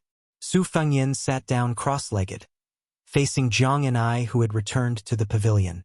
Su Fengyan raised his head and stared at the Princess Taiping, whose chest was no longer peaceful. For some reason, he thought of the painting in the study room of the Bailiang Palace, the painting of the Spring Thunder evil flood dragon. The flood dragon crouched on a large rock in the middle of the river, naturally spectacular. However, Su Fengyan was more concerned about the furnace goddess by the riverside, who was stealing glances but didn't say anything. She looked exactly the same as the woman in front of him. That painting was said to have come from the hands of a great practitioner from the previous dynasty, and it contained a prophecy. Prophecies could be divided into two types, good prophecies and bad prophecies. When Su Fengyan was young, he often studied it with his mother, but he couldn't see anything profound about it. He only felt that the evil flood dragon's aura was oppressive, and he reckoned that it probably wouldn't be able to escape the fate of the bad prophecy. Su Fengyan picked up a piece of iced watermelon, and as he chewed, he asked, "Do you know who that Uncle Cheschow is?" Jiang and I hesitated for a moment, and then she sat down leaning against the vermilion pillar. She shook her head and said, "I only know that Uncle Cheschow's surname is Chow. Mother said that he's very talented." When she said the word mother, her expression dimmed. She should have called her mother. Su Fengyan rolled his eyes and sneered. "He's not just very talented. The old sword god is ranked 8th in the Wushu rankings, and Chao Chongqing has already been the Tanhua prince for 2 consecutive years. People in Jianghu call him Chao Wudi, Chao Guanzi. Now that you're rich and have the old sword god's favor, he's crying and begging to take you as his disciple. In addition, His Royal Highness Chao Guanzi is eagerly running over to be your imperial bodyguard. I'm puzzled. Normal people are like dogs when they ask for a master, but you're different. Experts are as worthless as cabbages by the roadside. No wonder Li Yishan said that you're blessed. I'm wondering if you can cause a natural phenomenon when you shake your body? Little mudman, why don't you shake it? Jiang and I rarely touched her chopsticks during the banquet, so she couldn't help but feel hungry when she saw the Linlang desserts. However, she was too shy to reach out her hand. She was already in a bad mood when she was hungry, so when she heard His Highness the Crown Prince's teasing, she suddenly became angry and glared at him. "Shake your head!" Su Fengyan first pushed the plate filled with various desserts towards Jiang and I, then said coldly, "Let me tell you something serious. Practicing martial arts is like practicing Taoism. You can't escape from the 5 words: root, technique, companions, wealth, and location. The root is the bone structure, it's the most important. However, I believe that no matter how bad your talent is, it shouldn't be too bad. Next was the Dharma, which was the Dharma gate. Entering the Tao without a gate was like pouring water on a stubborn stone. One's life was less than 100 years. With a famous teacher leading the way, you'll be able to achieve twice the result with half the effort. In this regard, you're even luckier than I am. I was only able to survive in the common reed marsh because I obtained Wudong's great yellow courtyard. You have Chao Chongqing and Li Chungang, 2 great masters who only appear once every 100 years, teaching you wholeheartedly.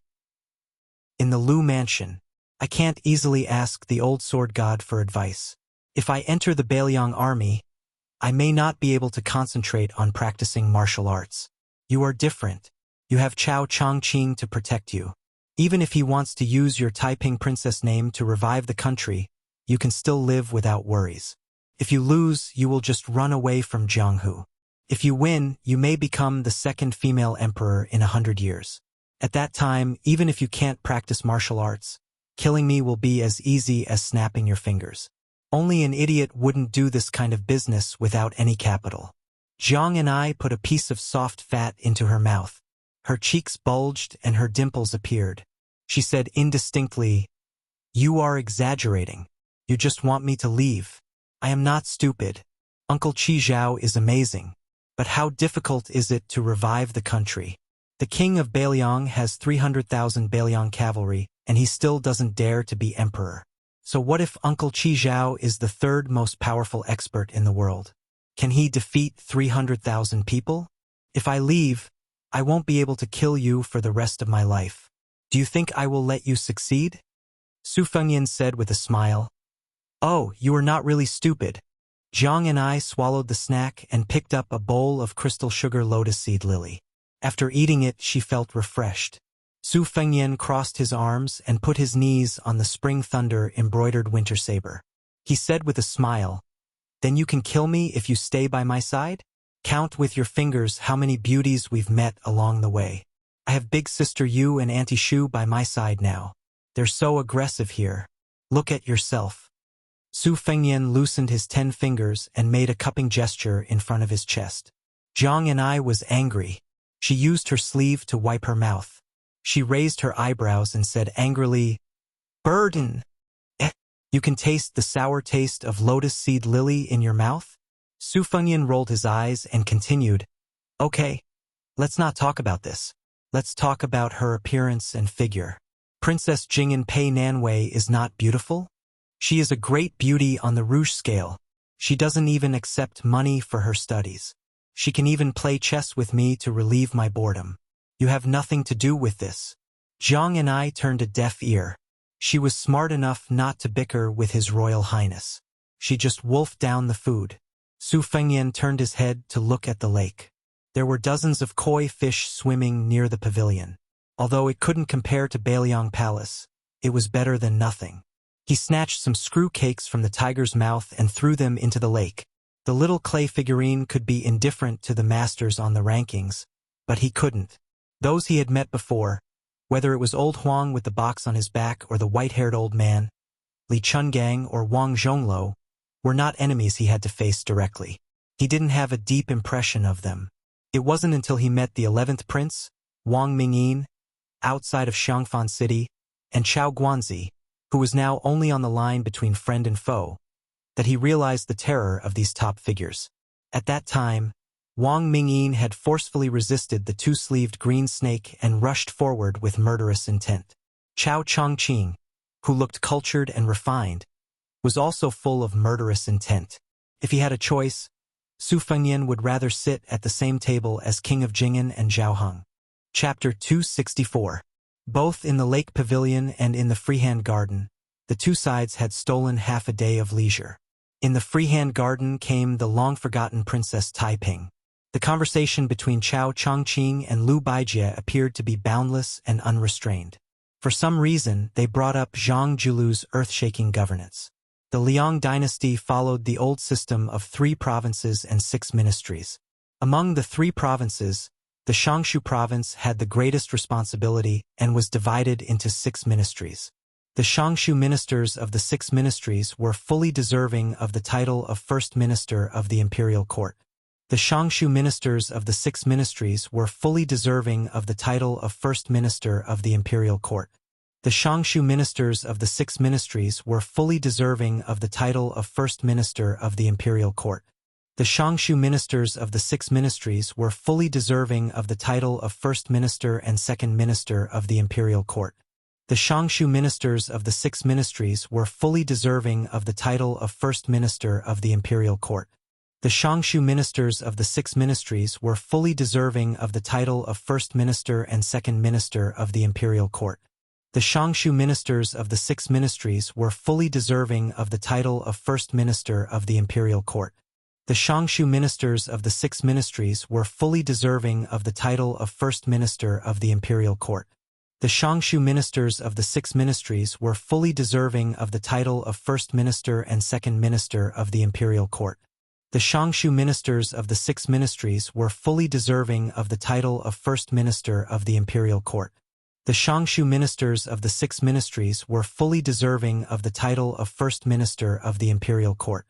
The Shangshu ministers of the 6 ministries were fully deserving of the title of First Minister of the Imperial Court. The Shangshu ministers of the 6 ministries were fully deserving of the title of First Minister of the Imperial Court. The Shangshu ministers of the 6 ministries were fully deserving of the title of First Minister of the Imperial Court. The Shangshu ministers of the 6 ministries were fully deserving of the title of First Minister of the Imperial Court. The Shangshu ministers of the 6 ministries were fully deserving of the title of First Minister of the Imperial Court. The Shangshu ministers of the 6 ministries were fully deserving of the title of First Minister of the Imperial Court. The Shangshu ministers of the 6 ministries were fully deserving of the title of First Minister of the Imperial Court. The Shangshu ministers of the 6 ministries were fully deserving of the title of First Minister of the Imperial Court. The Shangshu ministers of the 6 ministries were fully deserving of the title of First Minister of the Imperial Court. The Shangshu ministers of the 6 ministries were fully deserving of the title of First Minister of the Imperial Court. The Shangshu ministers of the 6 ministries at that time, it immediately attracted a lot of criticism. Firstly, it was said that this purple-bearded, blue-eyed man had forgotten his roots. Secondly, it was said that he only dared to pick soft persimmons to bully. Chao Chongqing said softly, "Selecting scholars for poetry is an ancient method. Of course, it's empty and unrefined. Writing a good poem may not be able to govern the world well. But if we select Confucian scholars according to Zhang Bian's 8-paragraph essay, it's hard to say how big the pros and cons are." Mr. Tongshi Lu Baijie said with a laugh. "I originally thought that Mr. Chao's method of dealing with Grand Secretary Zhang was a forceful whipping." Chao Chongqing shook his head and said, "A carp leaping over the dragon's gate. Zhang Julu is personally erecting a dragon's gate for the scholars. This kind of grand and magnificent style is only inferior to Huang Longshi. Once this method was put out, if it was successful and spread throughout the world, it would be equivalent to finding a smooth path for the poor scholars.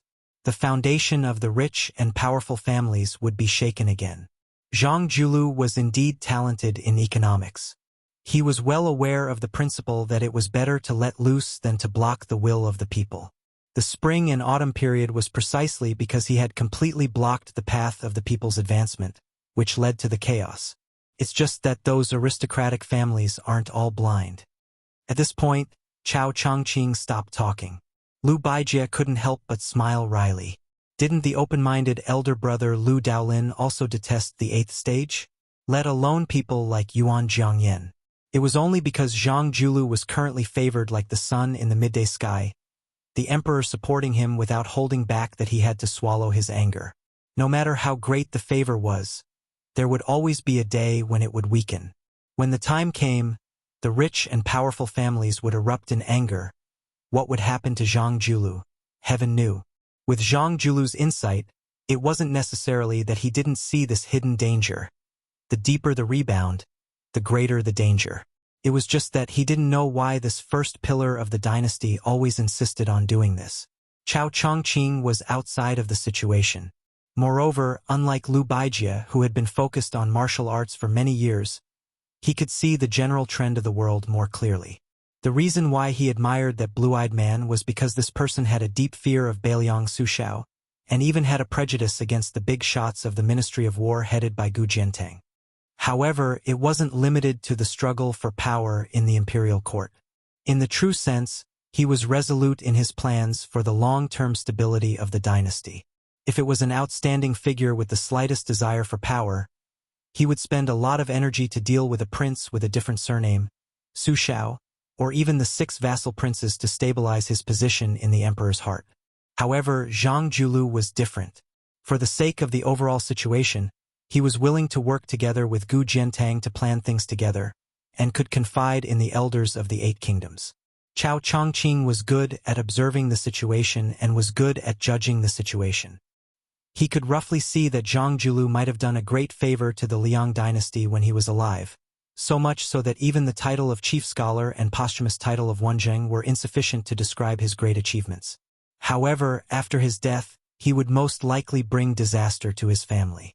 He was far less intelligent than the black-clothed, sickly tiger Yang Taisui. Chao Chongqing sighed in his heart. As scholars, we will not pass on this responsibility. It is a pity that Zhang Julu was not born in West Chu. Lu Baijie wanted to say something but hesitated. Chao Chongqing smiled and said, Tang Shi, if you have something to say it. Lu Baijie, who had already guessed the inside story, went straight to the point and asked, Is he not afraid that His Royal Highness will take the initiative to join forces with Zhaoguo? Not only will he be able to keep Princess Taiping, but he will also be able to express his loyalty to the court? Chao Chongqing laughed and said, That is good. To tell you the truth, this kind of seemingly unreasonable move is exactly what Chao Chongqing wants. The old god of swords, who had been kicking at the side, laughed coldly and interrupted, Don't worry, that Su fellow is not that stupid. Chao Chongqing did not think much of it. He slowly got up and walked out of the freehand garden. The old man with the sheepskin fur coat sighed and said, This old man can roughly guess how this fellow will end up. Scholars are full of evil tricks. Sai, it looks like that Su fellow is going to lose this time. The green-clothed Chao Guanzi came to the pavilion. Zhang and I just happened to come out of the pavilion and stand on the steps. Chao Chongqing bowed and said, If the princess wants to marry into the Bailiang Palace, Chao Chongqing can leave today. Zhang and I looked as if he had been struck by lightning, his face pale. If some things are not said clearly and you deceive yourself and others, you can be muddle-headed for the rest of your life and play around easily. But if it is said clearly, even immortals have no leeway to mediate. In the pavilion, Su Fengyan subconsciously raised his hand, as if he wanted to pull something, but he put it down in the end. Lifting something is not heavy, but putting it down is difficult. Zhang and I turned his head and glanced at His Royal Highness, who was always frivolous and always had a smile on his face. Su Fengyan, who was sitting cross-legged on the bench, smiled and waved his hand. Chao Chongqing said expressionlessly, Chao Chongqing will definitely keep his promise. Su Fengyan withdrew his smile and only said one word. Scram! Chapter 265. His Royal Highness gritted his teeth and said, Scram to everyone's satisfaction. As a result, the entire pavilion cracked inch by inch. Su Fengyan accompanied Zhang and I, who had regained her identity as Princess Taiping, as they walked slowly with their backs to the pavilion. When Su Jihu, the old sword god, and the others heard the commotion and rushed over, they only saw Su Fengyan sitting in the dust. It was hard to tell whether he was embarrassed or angry. Su Jihu, who loved her brother the most, couldn't hide the anger on her face. She wished she could use the military seal to encircle and annihilate the rebellious Chao Guanzi. In the past 2 days, there were 2 major events in Yangchun City.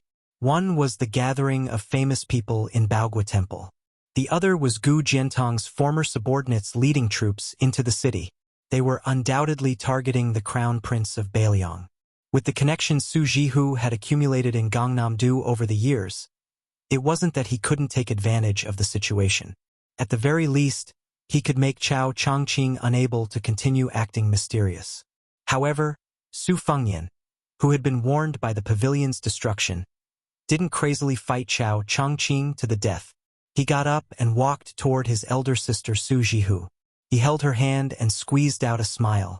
Su Jihu felt even more uncomfortable, but she finally managed to hide the anger on her face. The siblings returned to the comfortable garden and sat down. Not long after, Bluebird stood at the door and reported, "Princess Chong, Your Highness, Jiang and I and Chao Chongqing have left in the carriage arranged by Tang Shi Sword Saint."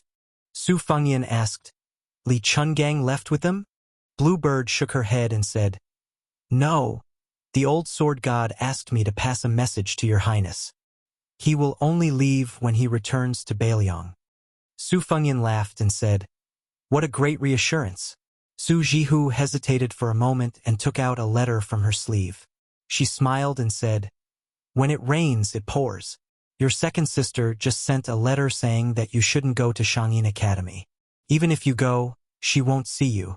It seems that she's really angry that you came to Hudding County first and not her place. What should I do? Do you want me to plead on your behalf?" Su Fengyan smiled bitterly and said, Don't add fuel to the fire. At worst, I'll take a detour to Mount Longhu to find Huang Manor. Since I didn't go to see second sister first, I should at least pretend that I'm going to Shangyin Academy as the finale. Otherwise, second sister will definitely refuse to see me." When it came to Su Weisheng, Su Jihu had a sharp tongue but a soft heart. After all, they were sisters. He nodded and said softly, "Your second sister is very ambitious. She cares about you very much. After you meet Huang Manor, don't send her a letter saying that you're going to visit her at the school. Give her a surprise, then she won't be able to keep a straight face." Su Fengyan's thoughts wandered. He frowned and asked, "This time I fought in Yangchun City. Will it embarrass Lu Daolin?" Su Jihu said confidently, "It's not a big deal. The position of the Chancellor of the Imperial College is noble, but it's not as practical as the position of Minister of the Six Ministries. In the past, we had to be careful of our Confucian demeanor and couldn't lower ourselves to do it. This time we suffered a loss, but we might gain a blessing in disguise. Moreover, Uncle has already made up his mind to take up a position in the Ministry of War. Although the rich families compete for power, Gu Jiantang has always been in charge of the Ministry of War. Among the 6 ministries, the members of the aristocratic families in the Ministry of War have the least say. This time, even if they don't get along with Madame Lu, they'll have to pinch their noses and agree. If the head of the Lu family can take charge of another ministry, Madame Lu will have a higher status. She won't have to be bullied by both sides like before. The scholars of the various halls, the heads of the 2 provinces, the 6 ministers, and the assistant ministers of the 6 ministries. There are more than 20 people in total. These people can be considered the first line of officials in the capital. Whether or not a family can gain power depends on whether or not they can occupy 1 or 2 of these positions. Because the Palace Secretariat has been reluctant to part with its head of the Palace Secretariat for a long time, the dozen or so great yellow sects all have their own positions. Moreover, that person in the capital doesn't allow these people to band together. Instead, they're not as powerful as the 6 ministries. Su Fengyan sighed. "Just thinking about it gives me a headache." Su Jihu asked, "You're letting them go just like that?" Su Fengyan said helplessly, "Chao Zhongqing, this fellow is an old sparrow on the Spring God Lake. What kind of storms and waves hasn't he seen before? The fact that he didn't make a move against me is already giving face to Jiang and I. In front of me were 2 paths. The first was to hope that Li Chungang would go all out and pull in Zhao Go, the government, and the military to kill Chao Chongqing together. If I offended him too much like this, it would ruin Chao Chongqing's overall situation. Once he escapes, let alone me, perhaps even Su Shao would have to brace himself to deal with his assassination. I know that this kind of expert sneak attack is unsolvable. A single Miss Hehe has put my life on the line several times. If Chao Chongqing wants to kill someone, only that person in the capital can barely maintain a stalemate. The other path was that what the eye doesn't see, the heart doesn't grieve over. What can I do? What can I do when my skills are not as good as his? Jianghu is a dangerous place. As a result, if one drifts in Jianghu, how can one not suffer a blade? This was what Wenhua said, and it really made sense. Otherwise, I would like to heroically say to Chao Guanzi that if he has the ability, then come and fight me. But can I? It's possible that as soon as I finish speaking, my head would be taken away. Su Jihu patted the back of His Royal Highness's hand and consoled. The sooner you master the Bailiang cavalry, the sooner you don't have to be afraid of anyone. Su Fengyan smiled. Sis, don't worry. The 6,000 li that I walked with old Huang was not in vain. My heart won't be broken so easily. When Hua's dog mouth can't spit out ivory, but how can he not suffer a blade? There's another sentence after that, it's very chewy. Su Jihu curiously asked, Let's hear it. Su Fengyan laughed and said, If one drifts in Jianghu, how can one always suffer a blade? Su Jihu clutched his stomach and laughed until tears suddenly flowed out of his eyes. It wasn't clear whether he was amused or sad. This was the second time today that Su Fengyan helped his elder sister wipe away her tears. He gently said, Sis, it's about time for me to leave. If you continue crying, I won't be able to leave.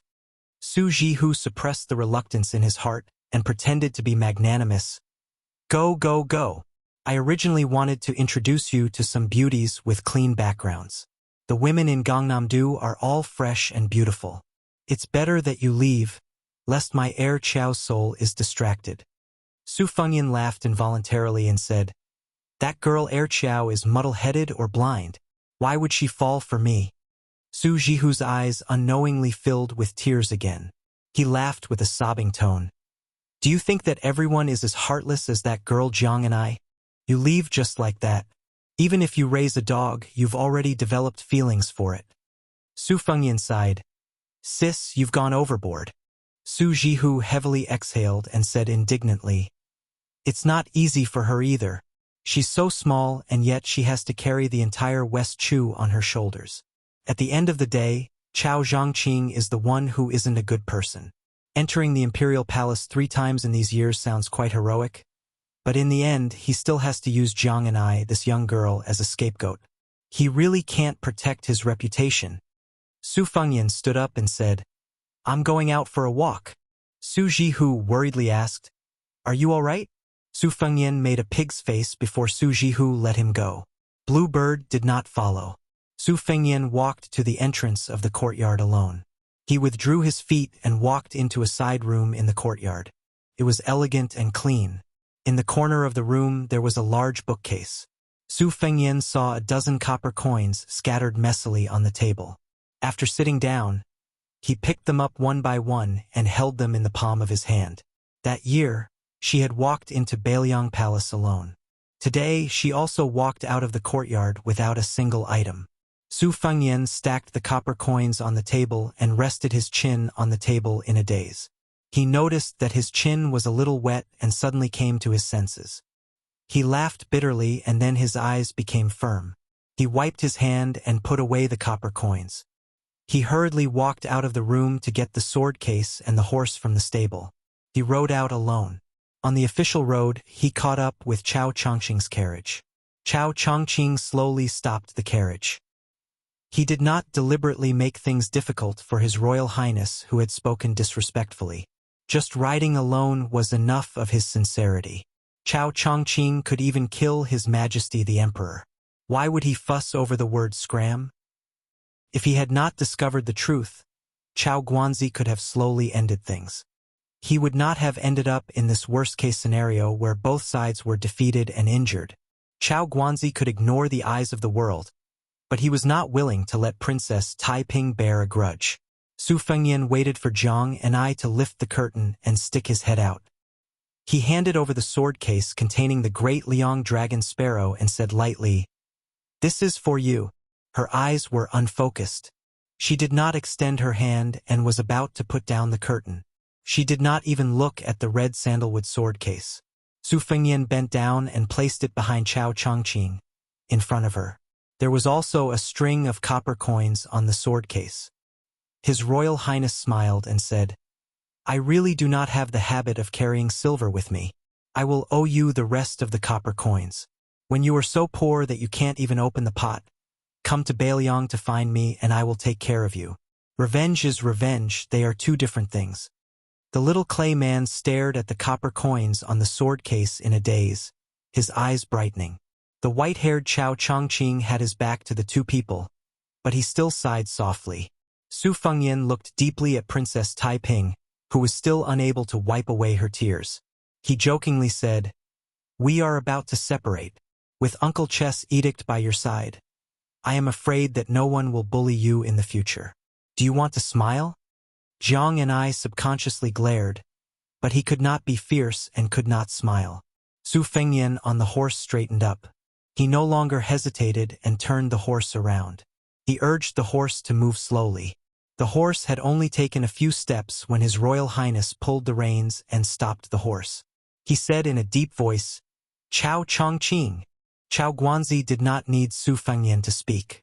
He calmly said, "Zhao Go is nothing." When the princess was not here, Chao Chongqing allowed them to jump around. "This time I will let them all die." Su Fengyan did not speak anymore. He urged the horse to gallop away. Jiang and I held the sword case and sat back in the carriage. He quietly put a copper coin that was tightly clenched in his palm and covered in sweat together with the other 10. Chao Chongqing murmured, "This person is generous." Chapter 266. Because it was a 5,000-word chapter, uploading was a bit late.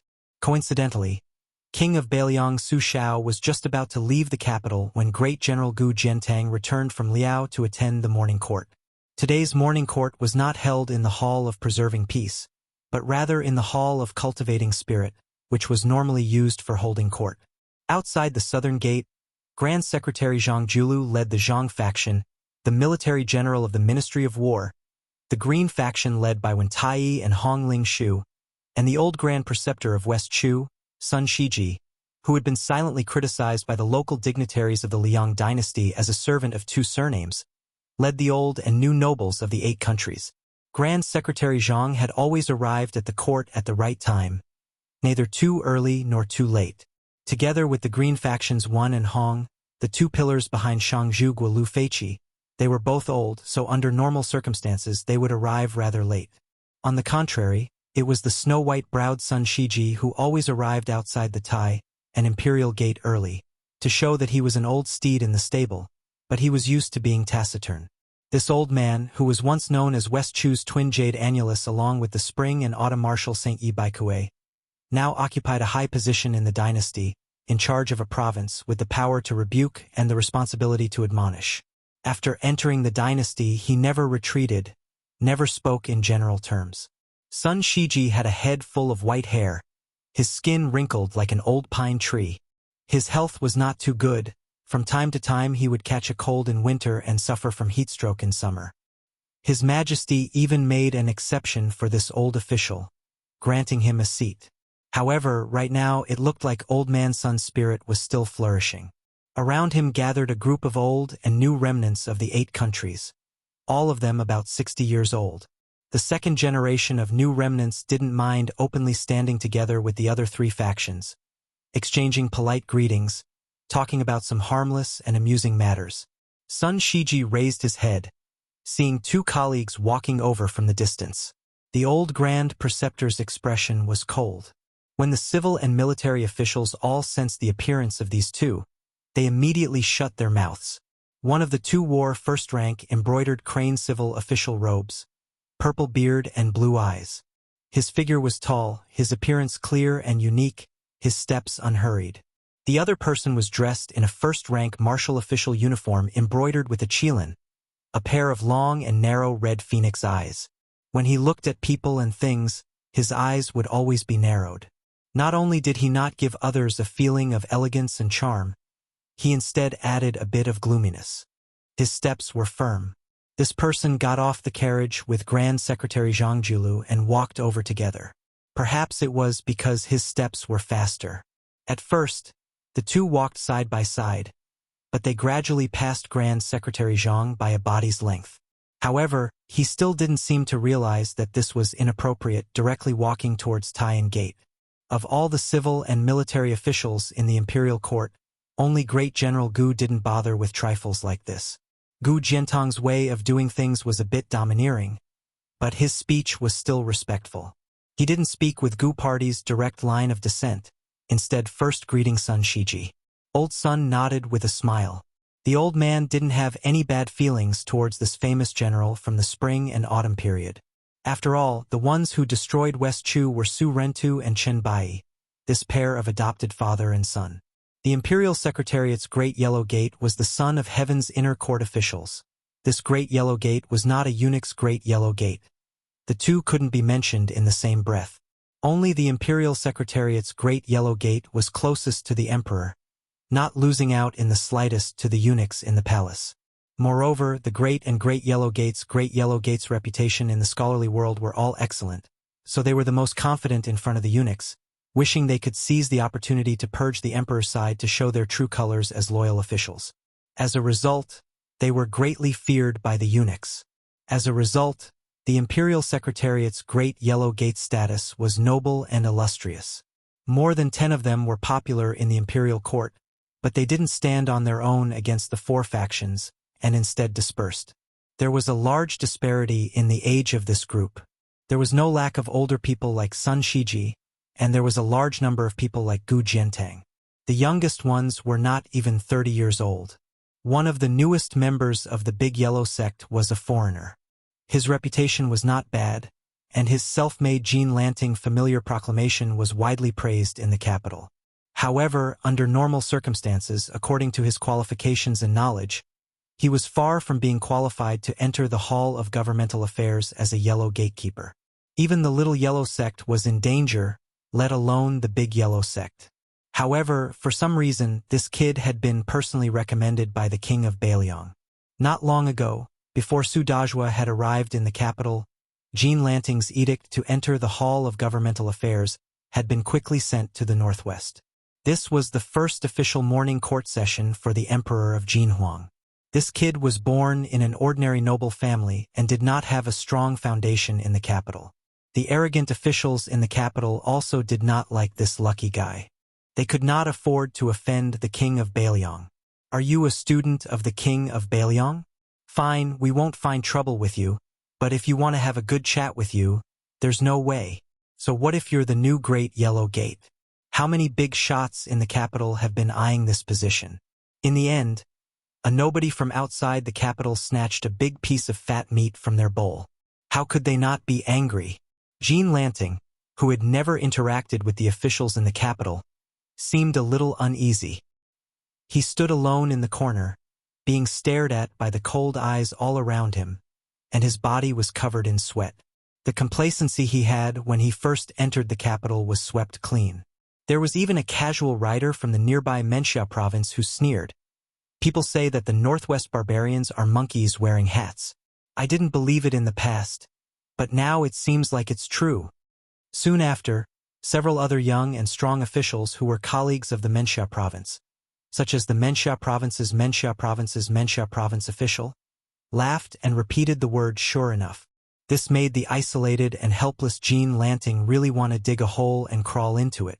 Jean Lanting now truly felt the xenophobia of the capital's officials. His body was weak, his personality also not that resolute. After suffering this type of grievance that he had never expected to encounter before, his eyes immediately turned completely red, actually showing signs of tears. This even more so provoked the sneers and mockery of some of the officials who were the best at bullying the weak. At this time, Grand Secretary Zhang Julu looked over from the distance. When he saw this scene, he frowned slightly, stopping his steps. Gu Jiantang originally intended for Grand Secretary Zhang to enter the imperial city first, but when he saw the Grand Secretary turn around and walk away, Great General Gu didn't stand on ceremony either, taking the lead to walk through the main gate. The Gu generals naturally followed in a line. Sun Shiji and Green Party's 2 great consecrators also followed closely behind. In the court, Zhang Party's influence was the greatest, their numbers the most numerous. Before the Grand Secretary entered the city gates, they obviously didn't dare act blindly without thinking. They could only stop where they were, all of them looking towards the Grand Secretary. They looked at each other in dismay, all of them seeing the confusion in each other's eyes. The extremely dignified Zhang Julu arrived at the crestfallen Jean Lanting's side, saying with a gentle smile, "Jin Huang Men, a few days ago, I thickened my skin and specially asked Chancellor Huan for a few blades of Lanting Sushuan. That old fellow's heart ached as if he was cutting his own flesh. Only when I returned to the manor and gave it a try did I realize why Old Man Huan viewed it as his favorite. It really was as light as a cicada's wing, unable to make a sound. If you don't mind, I would like to ask you, the supervisor of Lanting Sushuan, for a few more blades of Sushuan." Jin Lanting raised his head, an expression of disbelief on his face. He mumbled, not daring to say anything. Those officials who were originally waiting to watch a good show slowly dispersed, no longer daring to openly ridicule this outsider who was lucky enough to occupy a high position. Grand Secretary Zhang didn't seem to mind either. He patted Jin Lanting's shoulder, and when he brushed past him, he said indifferently, "Only a gentleman can avoid cliques and pursue personal interests. Let others laugh today, but there's no harm in seeing who laughs 10 years later." Jin Lanting's legs went soft, almost about to kneel down for that figure. A gentleman would die for his bosom friend. This dynasty's Gaozu established the belt system, from the son of heaven to the feudal lords, princes, ministers, as well as third rank and above. They were allowed to use a jade belt. The amount of jade embedded in the belt was also regulated by Ming law. The current dynasty's great pillar state Sushao, because of his outstanding military achievements, the late emperor bestowed a white jade belt embedded with 15 pieces of jade. The great general Gu Jiantang received 13 pieces of jade. When it came to the current son of heaven, the number of belts bestowed upon him was few and far between. Chun Jibao, who was publicly revered by the son of heaven, was bestowed a purple belt embedded with 12 pieces of jade. After the old Grand Secretary passed away from illness, Grand Secretary Zhang Julu, who had risen more than 10 ranks in 2 years, was bestowed 4 purple belts, one embedded with gold, and the other embedded with jade was 6, 10, 13, increasing in that order. The current dynasty's court uniform belt was inlaid with jade as the most respected material, followed by gold, silver, copper, and iron. Unless the emperor bestowed it specially, it could not exceed the official rank. The standard of a jade belt could not exceed a lightning pool, but it was an ancient custom for gentlemen to love jade. The imperial court didn't forbid the hanging of jade pendants at the waist. Jin Lanting followed the civil and military officials into the city gate. Along the way, jade pendants were knocked, making ding-dong sounds, creating a clear and ethereal sound. Jin Lanting's mind swayed. This was precisely the center of the entire Liang dynasty. Chapter 267. Compared to Lu Daolin's resignation as the right chancellor of the Imperial College, which was approved by the emperor, the entry of the nameless Jin Lanting into the secretariat seemed insignificant. The case of Bailiang's killing of scholars in Gangnam-do immediately caused a huge uproar in the capital where the ears and eyes were the most informed. There were 30,000 imperial scholars in the Imperial College. Their emotions were aroused and they were noisy. Even though they knew that the prince with a different surname was still in the capital, they still couldn't stop the explosive discussion of these future pillars of the dynasty. The Imperial College in Great and City was originally very small, limiting admission to members of the imperial family, relatives, and the descendants of third-rank meritorious officials. It was expanded during the time of the late emperor, adding 5 halls, 6 halls, and 18 floors. When the spring and autumn period ended and the world was unified, the Imperial College completely opened its doors. Now, it already accommodated 30,000 students. The buildings of the Imperial College stretched for 10 miles, magnificent and unprecedented. The Imperial College had 2 chancellors on the left and right, similar to Shangyin Academy. During these years, imperial scholars poured into the Imperial College like carps crossing the river, forming a community of scholars and vaguely showing the majestic atmosphere of competing with the academy. As the right chancellor, Lu Daolin, the head of the Lu family in Yangzhou, had a position only below left Chancellor Huan, one who was once from the same school as Grand Secretary Zhang. This time, due to the vicious actions of his in-laws in Gangnam-do, his reputation was damaged. He felt that he could no longer be a role model for the 30,000 students of the Imperial College, so he took the initiative to resign. As for whether or not left Chancellor Huan when added fuel to the fire, perhaps only Lu Daolin, who was involved in the situation, knew. Lu Daolin had closed his doors and declined visitors these days, making people feel that Chancellor Lu, who had failed miserably this time, was truly disheartened. Lu Daolin sat behind the desk, holding a saint's book. His expression was calm, without a hint of dejection. The head butler walked over quickly and only slowed down when he reached the door. He bowed and said, "Master, de Zhugua is here to visit." Unexpectedly, Lu Daolin thought for a moment and said in a deep voice, "Open the middle door." The head butler had a strange expression on his face. Reporting to Master, de Zhugua said that it was troublesome to open the middle gate, so he went in from the side gate. He will be here soon. Lu Daolin smiled and shook his head, feeling a little helpless. He stood up and straightened his clothes. Just as he stepped out of the study, he saw a hunchbacked man walking in from the inner corridor. This old man suddenly hugged his neck and laughed as if he was criticizing him. "In-law, oh in-law, you're not being honest. The Demayai courier station is only a few steps away from here." "What? Did you insist that I come to see you? Can't you sell me some face? What kind of in-law are you?" One of them was the powerful king of Bailiang, and the other was the former chancellor of the Imperial College. When the two families met, the latter was hugged by the neck and almost couldn't breathe.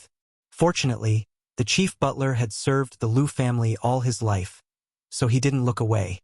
Lu Daolin, who had a good reputation in the north and south, and who was recognized as having a deep understanding of ancient customs, could only tilt his neck and say helplessly, "De Zhugua, this is not proper." Su Shao let go and walked into the study with his hands behind his back. Lu Daolin signaled for the chief butler to close the door. Only the in-laws, who were the center of attention, were left in the study. Su Shao sat casually on the chair and asked with a smile, "Suddenly you don't have an official position. Does your heart feel empty?" Lu Daolin smiled. "It's okay." Su Shao waved his hand and said directly, "I won't beat around the bush with you. Just say it. There are 6 ministries in the Ministry of Works. Where do you want to go? Tell me clearly. Of course, you don't have to think about the Ministry of War. Gu Jiantang, that bastard, has always seen it as his wife in his bed. He'll get angry with anyone who goes there. As for the Ministry of Appointments, it's also difficult. Zhang Baiyan's territory is made of iron, so it's almost impossible to get in. As for the Ministry of Justice, it's not suitable for you to go. Ministry of Rights, Ministry of Revenue, Ministry of Works. In-law, pick one. If you want me to leave the capital earlier, you'll have to give me some capital." Although Lu Daolin had this intention long ago, since he couldn't stay in the Imperial College and couldn't compete with Huan Wen for so many years, he might as well find another way. However, no matter what, in the past, the Imperial College's chancellors were the top-notch officials. At the time, the Hall of Governmental Affairs didn't set up provincial magistrates for the 2 provinces. Even the highly respected Sun Shiji was only a left servant, so the 2 chancellors became the top-notch officials. Speaking of which, since Lu Daolin had only lost to Huan Wen in the Imperial College these years, he naturally cultivated many of his confidants. Could be said that he had students all over the world. His only regret was that if he went to one of the 6 ministries, he probably wouldn't be able to get the title of Grand Secretary in this lifetime. No matter how open-minded Lu Daolin was, in the end, he couldn't escape the stereotype of a famous scholar. However, this time he took a step back and didn't hurt his heart. His Majesty also hinted that he should enter one of the ministries. Lu Daolin thought that the Ministry of Rights was the most likely place for him to go. He originally felt a little regretful, but when he received a letter from his clan brother, Lu Baijia, saying that he wanted to fight for the position of Assistant Minister of War, Lu Daolin immediately became very happy. In this way, it was the best time to go to the Ministry of Rights. Otherwise, it would touch the bottom line of the other 3 families in Yangzhou.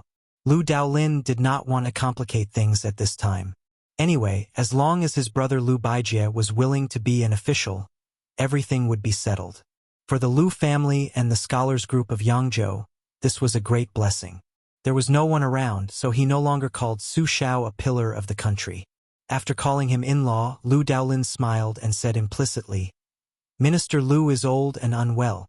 Before the new year, He mentioned to His Majesty that he wanted to retire and return home. Su Xiao curled his lips and said straightforwardly, "Then it's settled." Lu Daolin hesitated and said softly, "It's okay if in-law doesn't show up." Su Xiao spat and pointed at Lu Daolin's face. He scolded mercilessly, "You pedantic in-law, do you really think that the minister of the 6 ministries is in your pocket? If I don't show up, do you believe that Zhang Bian and Sun Shiji can press you to a broken place and not raise your head?" Lu Daolin was shocked. Su Xiao shook his head and said with a smile, "In-law, you have read a lot of sages and know a lot of principles. However, being an official is not something that can be done just because you have a little face. I'll say this first, if you still treat the Minister of the Board of Rights as the Chancellor of the Imperial College, you will have to pack your bags and get lost before long." Lu Daolin sighed and said, "I understand." Su Xiao waved his hand and smiled. He narrowed his eyes and said, "Feng Yin is messing around on Gangnam-do and has caused your family to lose the foundation of the Imperial College. Are you angry?" Lu Daolin said seriously, "It would be hypocritical to say that I'm not angry. However, to be honest, His Royal Highness is angry about this matter. If a family member doesn't help a family member, no matter how big the family business is, it will be ruined. This is a principle that even a country bumpkin understands. Lu Daolin understands." Lu Daolin then said with a guilty expression, "I have already written a letter to Shen Lang. In the future, he can't let his emotions affect his decisions." Su Xiao opened his eyes and stood up. He said slowly, "In-law, this is what a family member should say." Lu Daolin felt relieved. He looked at Su Xiao's posture and saw that he was about to leave as soon as he sat down. He said in surprise, "In-law, are you leaving?" Su Xiao said unhappily, "If I don't leave, am I supposed to talk to you in a bureaucratic manner? I'm leaving, back to Beiliang." Lu Daolin was speechless. When Su Xiao walked out of the study, he laughed softly and said, "Don't worry about His Majesty being suspicious of you and me. The law is nothing more than human feelings. Since we are in-laws, we have to act like in-laws. If we are unfamiliar with each other, we are worse than outsiders and enemies. Only then will people not understand. Only when they don't understand will they blindly think about it. That's right, right?" Lu Daolin, who had been gloomy in his heart, was completely relieved. The king of Beiliang came and went in a hurry. What Lu Daolin didn't know was that Princess Sui Zhu was sitting in the carriage outside the manor. She was on a private visit. After Su Xiao sat in the carriage, the princess pulled on his sleeve and said with a sad face, "Uncle Su, can you not leave the capital? Xiaoya is so bored." Su Xiao smiled and said, "There's no other way. Uncle has a busy life. How about I have Feng Yin come to the capital to play with you?" Princess Sui Zhu's eyes rolled around. Su Xiao rubbed her head and said, "Look, you still have a grudge in your heart, don't you? All right, Uncle can only take out his trump card and take you to eat a few big bowls of almond tofu. When the time comes, Uncle won't be happy if you're angry with Feng Yin." The princess shook the cuffs of the big pillar of the kingdom like a spoiled child and snorted twice. She smiled brightly and said, all right, for Uncle Su's sake, I won't lower myself to that guy's level." On this day, he and Princess Sui Zhu ate a bowl of almond tofu that cost 3 copper coins.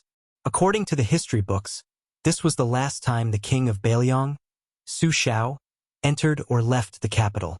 After the king of Beiliang, who was still wearing the clothes of a rich man, left the city, he walked out of the carriage and looked at the towering city wall with his hands in his sleeves. Beside him stood the sickly tiger in black, Yang Taisui. Su Xiao sighed and said, "Bald Donkey Yang, after today, we probably won't see each other again in this lifetime, right?" The state preceptor nodded woodenly. Su Xiao smiled and said, "Whoever dies last, remember to go to the grave and offer wine on the tomb." Yang Taisui said calmly, "I'm poor and can't afford good wine, so I'll definitely die first, as a prophet." Su Xiao reached out and rubbed the state preceptor's bald head and said, You're not even willing to suffer a small loss in your life. It's a loss to be your brother." The two who had overturned 8 countries while chatting and laughing parted just like that. The old monk in black stood in place and watched the carriage go away. He rubbed his bald head and finally lowered his head and put his palms together. The only person in the world who could make this old monk bow his head willingly was Su Xiao of Beiliang. Chapter 268. Among the 36 palaces of Wudong, the Taishu Temple on the Big Lotus Peak was the tallest. Its eaves were called Daijing Jiao. It was famous because of the sword that once belonged to the immortal Lu Dongxian. At this time, a young Taoist wearing a different robe from Wudong was sitting near Lu Dongshuan's sword. There was a long ladder under his feet. The elegant Taoist was carrying a wooden bucket and repainting the mottled eaves of Daijing Jiao. It was Qi Xianxia from the Celestial Master Residence of Longhu Mountain. Looking around, the clouds were rolling and the wind was blowing. The 72 peaks of Wudong were like a celestial island on the sea. Qi Xianxia was in a daze for a moment as he heard the melodious sound of the morning bell on the mountain. These days, he lived on Wudong Mountain and wanted to defeat the leader of Wudong who rode the green ox. He rarely fought. Most of the time, he was forced to fight with the cowardly Taoist. Unintentionally, he also benefited a lot. When he heard that Daijing Jiao needed to be painted, he thought that there was a celestial sword here that he had been fascinated by since he was young. He promised the lazy Hong to do the work. Qi Xianxia never cared about these details and was not afraid of being criticized by the Celestial Master Residence.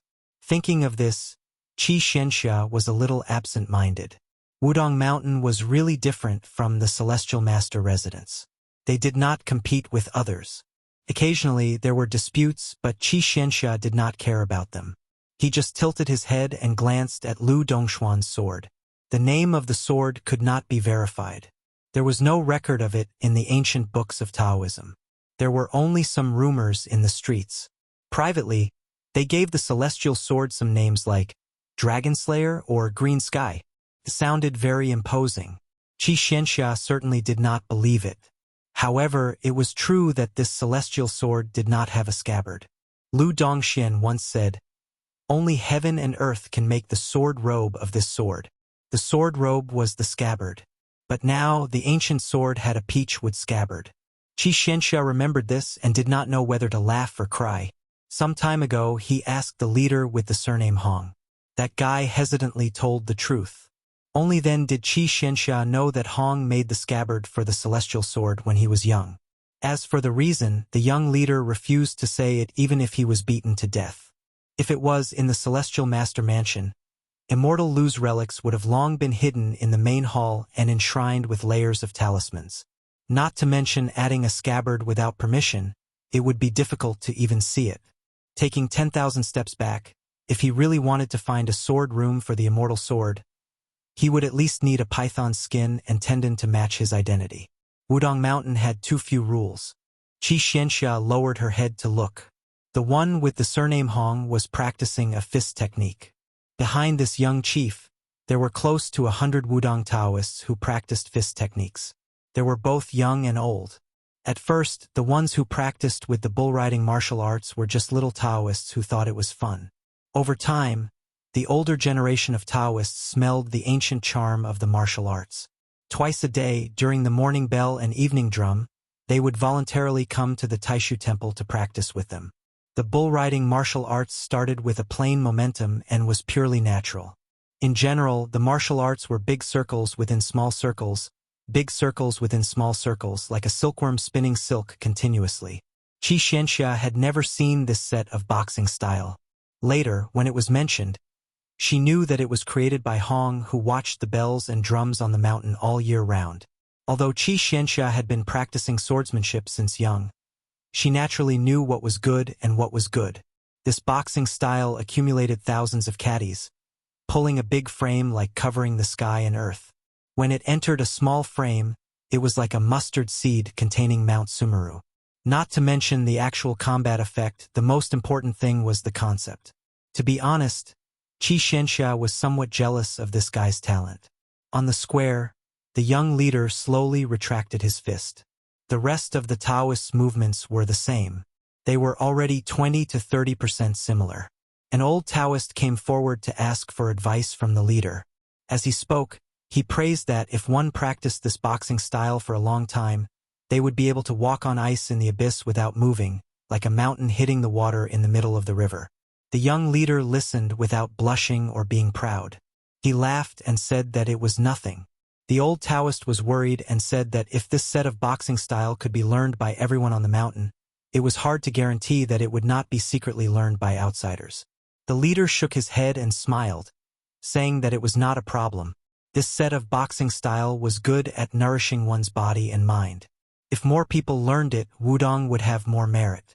The old Taoist smiled and no longer worried about groundless things. So what if the leader was young?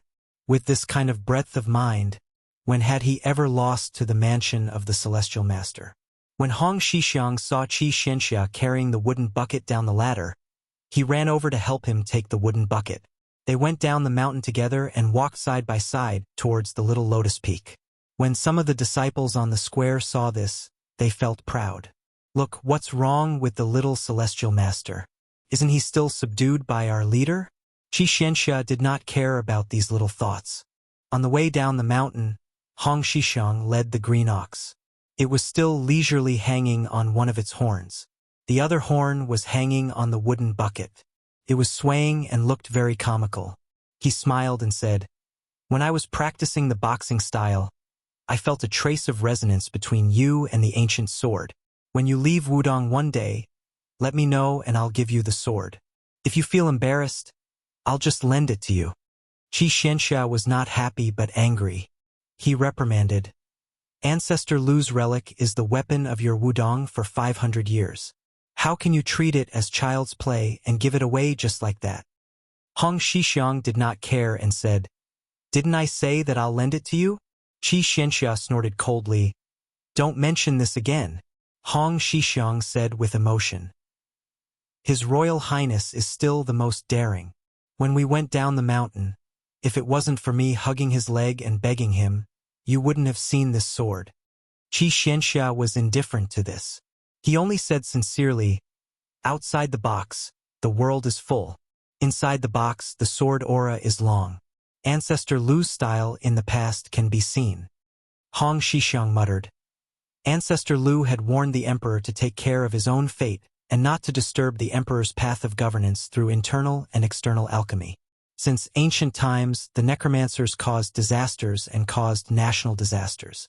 It was all because the traveling immortals entered the imperial court and cultivated for the sake of benefits. How is this true cultivation? It's more like cultivation. Just like your martial uncle Zhao Danping who preached in the capital, he participated in the imperial court's affairs. I heard that he wrote memorials to the heavenly lord with beautiful words. Therefore, he was called Scholar Qing Ci by the people in the capital. Isn't this great celestial master ashamed? Because he was favored, I don't know how many Taoists and necromancers wanted to rely on this path to achieve a meteoric rise. It's not necessarily not a disaster for the orthodoxy. Chapter 269. Qi Xianxia was probably concerned about the Venerable's taboo. Even though he disagreed with the Longhu celestial master Zhao Danping's actions, his expression remained calm and he did not comment. Hong Shixiang brought Qi Xianxia to the hut where the crown prince of Beiliang used to practice his swordsmanship. The vegetable garden outside the hut was full of greenery. This year he was the one taking care of it. He picked a cucumber, wiped away the thorns and put it into his mouth. The young chief sighed again and again. He thought of the slender girl who carried him up the mountain. He thought of the sword will that senior brother Wang praised under the big gunghorn. Regarding the grudges between His Royal Highness and her, as an outsider, he felt like he was looking at flowers in a fog. If someone said that His Royal Highness did not care about her, Hong Shixiang would not believe it even if he was beaten to death. His Royal Highness had suffered many times because of that unreasonable maidservant. The girl at the foot of the mountain was his mother. Hong Shixiang looked up at the sky and muttered, "This Princess Taiping is really not living a peaceful life." Qi Xianxia stood outside the vegetable garden and looked at the young chief who was sighing. He asked, "When do you plan to leave the mountain?" Hong Shixiang said helplessly, "I don't dare." Qi Xianxia said calmly, "You dare to give Ancestor Lu's sword to an outsider, but you don't dare to leave the mountain?" Hong Shixiang was silent and cowardly as usual. Qi Xianxia sneered. Afraid of ruining the Black Tortoise's prosperity? Afraid of letting down the ancestors and senior brothers on the mountain? Hong Shixiang shook his head and said, No. Qi Xianxia turned and left, leaving behind a sentence.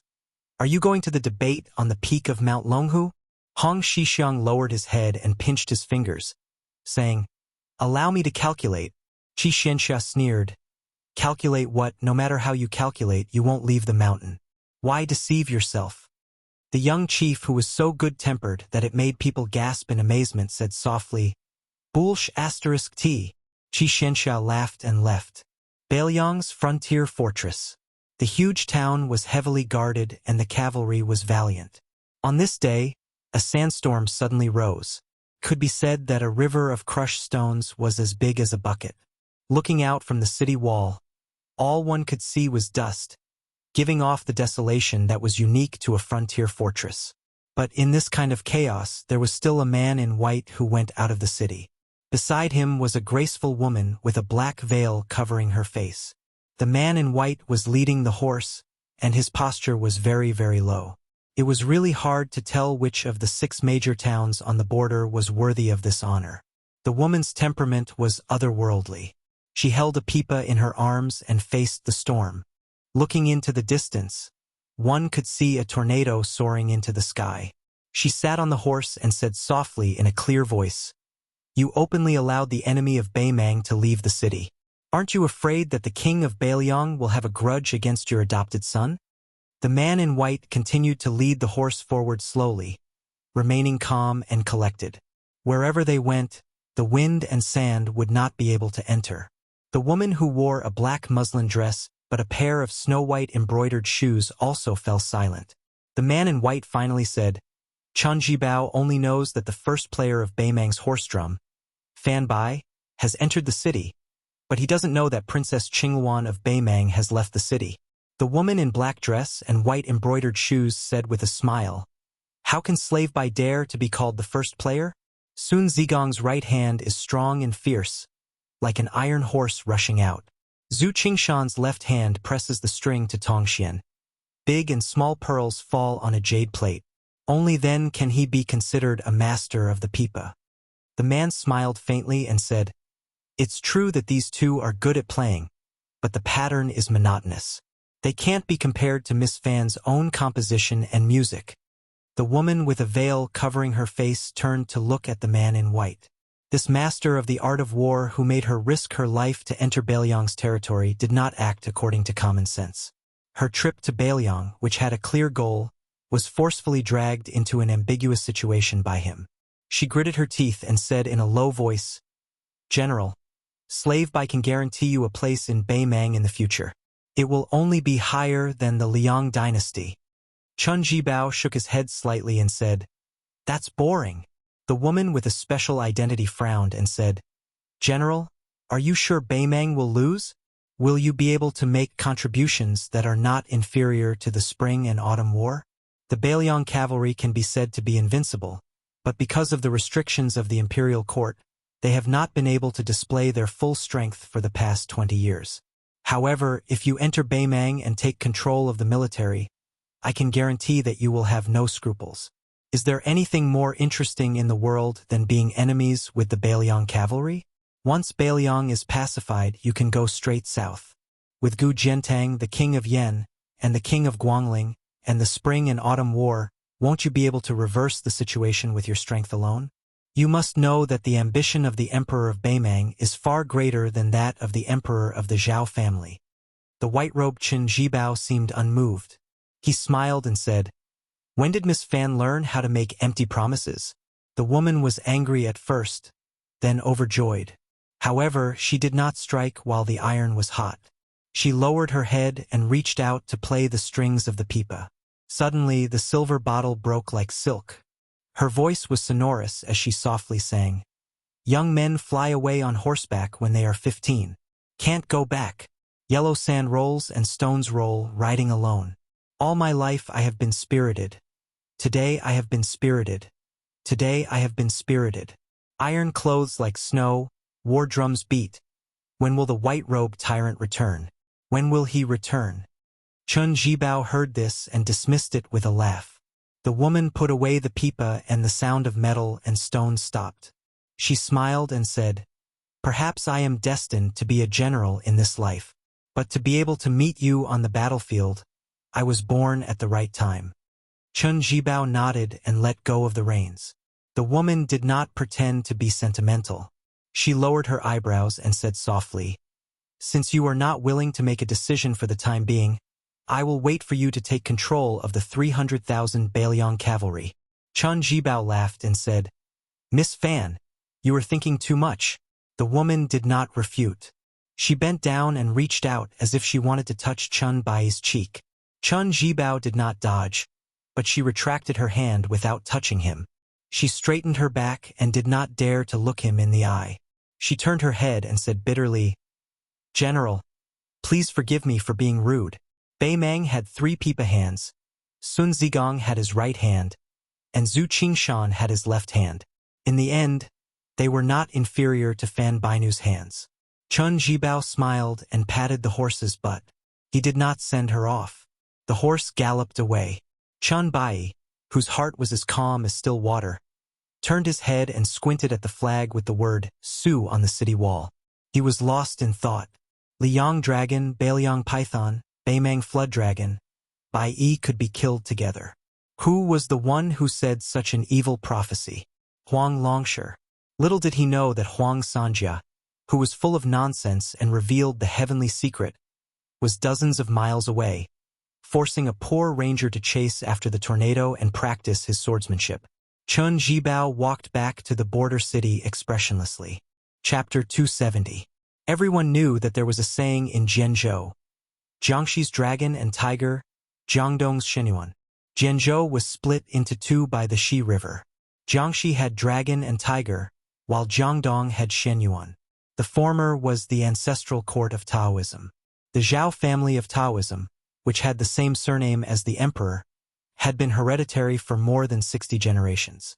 They had received the will of heaven and guarded the world for 1,600 years. The Dragon and Tiger Mountain, which had a radius of 100 miles, was the base of the Taoist sect, with the Taoist master mansion as the core. The confrontation between the peaks was like a battle between a dragon and a tiger. The mountain was red and the water was green. Purple chi rose. It was a beautiful scene. In a broad sense, the Dragon and Tiger Mountain was even more vast. To the west of the Xi River, almost half of it belonged to this Taoist immortal capital. Together with the Zhang family in the north, which had produced a Saint Master, they were known as Northern Zhang and Southern Zhao. The Master of the North and the immortal South had been shining together for thousands of years. The Master and disciple walked out of a dilapidated Taoist temple at the foot of Mount Longhu and boarded a bamboo raft to float down. The sloppy old Taoist with a pole was spitting saliva everywhere as he introduced the local customs of Zhenzhou to his silly disciple, who was leaning on the bamboo raft to catch fish. "Let's not talk about our Mount Longhu. Since Shenyuan can stand shoulder to shoulder with Mount Longhu in Zhenzhou, it is really not simple. Although, unfortunately, it is located in the same province as our Taoist ancestral court, it has been only slightly inferior for hundreds of years. What is even more rare is that this family does not become an official. In times of chaos, you can cause chaos, and in times of peace, you can maintain peace, but I have always been alone with my family and never moved. It is strange to say that Shenyuan only travels in Jianghu, and there are many masters in Jianghu. It is said that there is an immortal jade seal at the bottom of the Mount Longhu in Jiangxi that is inscribed with the words, 'By the will of heaven.' It's not that I am deliberately biased and want to slander Shenyuan. Anyway, when I was young, I asked my ancestor whether there was a jade seal at the foot of the mountain. My ancestor also said that heaven and earth knew, but he didn't know. I think it's hard to say. Therefore, Xuanyuan's tablet is also a myth. Jiangdong Shenyuan is not a Taoist sect, but it occupies half of Mount Hui. Therefore, it has the 6th blessed land of heavenly abode. I used to go there to enjoy the scenery when I was free. The scenery is not bad at all, especially the main peak of Bull Hill. It is a huge bluestone shaped like a bull lying quietly in the sky. There are 6 waterfalls at the foot of the mountain. Every summer, thousands of carps jump upstream. TSK, it is very spectacular. It is similar to the tide-listening lake in Bailiang Palace. At the same time, because there is a saying that there is a dragon king imprisoned at the bottom of the lake, it is also called the Dragon Gate or the Gate of Heaven. The sword god Li Chungang once reversed the flow of the 6 waterfalls with one sword. Even the gate of Xuanyuan's mansion built on the Bull Hill was destroyed by the flood. Li Chungang is known as the Gate of Heaven because of this. The kung fu of this generation's master of Shenyuan should not be weak. It is hard to say whether he is Shenyuan or celestial phenomenon. However, when he competed with others with swords, sabers, and internal energy, he lost 3 rounds in a row. It is really sad and lamentable. There is no other way. He can only blame his bad luck. How could he not lose when he competed with Li Chungang at the peak of the mountain? Later on, it was even worse. Gu Jiantang, who was still a nobody at that time, fought his way to the Bull Mound. Old man Shenyuan, who had only abandoned his sword for 10 years, lost by 1.5 moves. In the end, it was even more laughable. The old man simply abandoned his weapon. Seeing that Qi Xuanjin was about to ascend to immortality, he recklessly came to Mount Longhu to compete with Qi Xuanjin in terms of internal energy. At first, Qi Xuanjin ignored him, but the old man kept pestering him and stayed on the mountain peak for half a year. He deserved it. However, the old man has lived a lifetime of bad luck. In the end, his sons and grandsons are all quite promising. His only 2 sons and grandsons are too bad. They don't have the slightest bit of immortal aura. They are arrogant and lack manners. They like to humiliate others and can't tolerate the mistakes of others. Their yin and yang are not compatible. No matter how high their kung fu is, they will have to obediently bow their heads when they meet a perfected one of the orthodoxies. That old man Shenyuan is indeed a man who knows how to enjoy his life. He doesn't know shame at all, and the longer he lives, the more backward he gets. When he has nothing to do, he would engage in dual cultivation with women who are young enough to be his granddaughter or great-granddaughter. Even a vicious tiger would not eat its own cubs. The old man, on the other hand, has ruined most of the outstanding women in his family. The good ones are kept as his exclusive property, and the slightly inferior ones are sent out to be married off. It's really a pity that the women of the Shenyuan family are born beautiful, but those aristocratic families who want to marry the Shenyuan family's women are happy instead of being angry. I can't understand this. The old Taoist who was manning the raft squatted down and drank some water. He suddenly looked up and found that his disciple had unknowingly peed at the head of the raft. The old Taoist's wrinkled face was bitter. He hurriedly spat out the sweet and clear stream water and scolded jokingly, "You naughty disciple!" The raft went straight down the Qinglong stream, first converging into the Huishan Dragon King River and then the Shi River. The old Taoist looked up and saw a 2-story ship going up the stream. He didn't need to think to know that it was someone from Xuanyuan's side. Only this family dared to come to Mount Longhu. A 2-story ship was the limit of the Qinglong stream. If it was bigger and higher, it would be stranded. Ordinary scholars and poets who wanted to explore secluded places could only borrow a small raft from the fishermen in the Dao district. There were 3 ways to tour Mount Longhu, and they were all very particular. The doppelganger's mind wandered 3 ways, and the body wandered the most tiring. Although it was possible to climb the mountain and overlook the whole ancestral court, the midway view was only 20 to 30%. The mind wander was better. It could take a few cableways and the view could reach up to 50 to 60%. The mind wander was the best. First, one would take a raft around the Green Mountain, then climb up the steps of Yunjin Mountain, and then pass through the cableway cage hanging between the 2 main peaks to reach Mount Longhu. One could see the whole Dao capital at a glance. Generally speaking, if one wanted to wander around Mount Longhu without a strong family background, it was impossible to imagine. In these years, those who could enter the Taoist master mansion to drink tea and talk about Dao were mostly brought there by the rich Shenyuan. Mount Longhu and Shenyuan had been neighbors for hundreds of years. It was said that a close neighbor was better than a distant relative. In the past, Su Rintu trampled the good Jianghu into a foul atmosphere with his iron hooves. In the end, he didn't even let Mount Longhu go. Only the Shenyuan family dared to come and help. This was a huge favor, so the Taoist master mansion naturally remembered it. No matter how much Zhao Shituan disliked the old guy Shen Yuan, he couldn't say anything. Su Longxiang, who looked yellow and thin, continued to lie on the bamboo raft to catch fish. He caught and released them again and again, and it was endless fun. The old Taoist Zhao Shituan looked up and saw a few young men and women standing at the bow of the boat. The woman recognized them. They were the treasure of the Shen Yuan family. Since young, she had been fond of slingshots. Her father, Shen Yuan Pihua, spoiled her very much. He used gold to make pills and gave it to his daughter. Every time she went hunting in the spring and autumn, she would always shoot out dozens of golden pills. She treated gold like dirt. When the children of River East heard that Shen Yuan Ferry was going out, they would follow her in large numbers. They would only wait for the golden pills to fall to the ground and snatch them. She never took them back. The woman was slender. She was wearing a narrow-sleeved robe and a white rhinoceros belt, which was no different from the men's attire. She was completely different from the wide sleeves that aristocratic women nowadays liked. If she didn't wrap a silk ribbon around her forehead with a large quality pearl, which added a bit of femininity, coupled with her handsome appearance, she would be regarded as a handsome and luxurious child.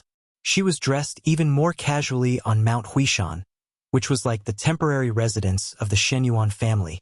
Her clothes were even more casual. Chapter 271. She came from a great clan of the dynasty, but she had a very grassy aura about her. She would often wander the Jianghu with her servants. Most of the members of the Shen Yuan family had strange names, and she was no exception. The woman's name was Qingfeng. Almost all the women of the Shen Yuan family were beautiful, and each had their own merits. They did not follow the same rigid pattern. Every time a child was born in the Jian province, there would be a custom of drawing lots. Shen Yuan Qingfeng did not pick the rouge and powder, but a small jade sword instead. She was worthy of the name her family gave her. Two young men stood beside Shen Yuan Qingfeng. The one on the left was a handsome woman with red lips and a graceful figure. He stood with his hands behind his back, making him stand out from the crowd. The one on the right of Shen Yuan Qingfeng had a broad forehead, a broad face, a strong body, and a bear's waist.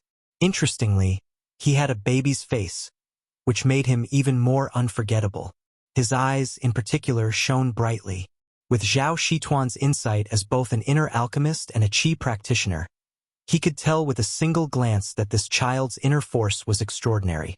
If he had the opportunity, he would be able to step into the first rank that martial practitioners of the Jianghu could only dream of. This child wore a heavy saber in the style of 100 swords.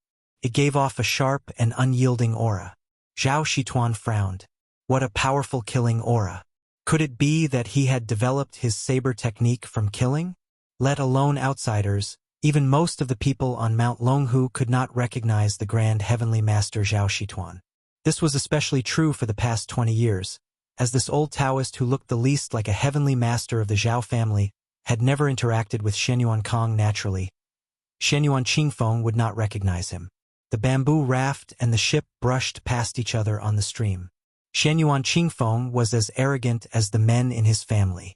He ignored the sloppy old Taoist and the skinny youth. The young, elegant Confucian kept looking at the top of Yunjin Peak. He was full of poetry, as if he was going to write 100 poems if he opened his mouth. Only the young man with the saber narrowed his eyes and looked at the master and disciple pair. The corner of his mouth curled up. Zhao Shituan, who was holding the pole, grinned in response. Shen Yuan Qingfeng glanced at the Song clan's young phoenix beside him, a little dazed. This person was undoubtedly outstanding. His grandfather, Song Guanhai, could be said to be well-versed in Zen theory, good at appraising and storing, good at poetry, good at calligraphy, and good at ink painting. There was nothing he didn't know. When he was young, he spent a lot of money to study and find a master. Any one of Song Guanhai's master was a famous person. He learned from the great spiritual master of the northern lands, Yang Jian. His master was Huang Zhuang. Song Guanhai studied hard and was knowledgeable. After the unification of the spring and autumn period, he was ordered to compile the complete book of 9 pavilions. The book was vast and complicated with 200 volumes. Took 15 years. The emperor was very pleased and granted Song Guanhai the right to ride a horse in the imperial college. Originally, it was expected that Song Guanhai would be transferred to the Minister of Rites. Unexpectedly, he was replaced by the former Right Chancellor of the Imperial College. Song Guanhai was transferred to the more noble Imperial College. As the older generation of literary giants gradually withered away, Song Guanhai became the undisputed leader of the literary world. In recent years, he began to do 15 reviews. On the 15th of every month, he would review the scholars of the world. It was very popular for a time. Once Song Guanhai personally reviewed the questions, the scholar's value would increase by 100 times. All the scholars who reviewed the books regarded Song Guanhai as their teacher. His grandfather was already so noble, but his father, Song Zhiqiu, had the tendency to surpass his father. His calligraphy was known as the divine work of calligraphy. Taking the Imperial College as an example, half of the students wrote in the Song style. Song Guanhai's greatest work was to compare the calligraphy of the North and South sects of Zen. Although it was suspected that he was blindly raising the status of the Academy's painting, he gained a lot of popularity among the northern scholars. Song Zhiqiu took the lead in defining the realm of calligraphy with the rhyme, meaning, and spirit.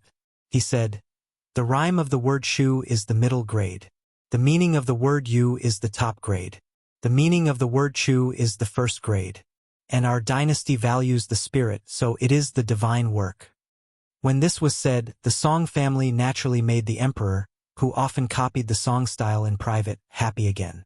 He promoted Song Zhiqiu to the Ministry of Rites as the Right Assistant Minister and gave him the title of scholar.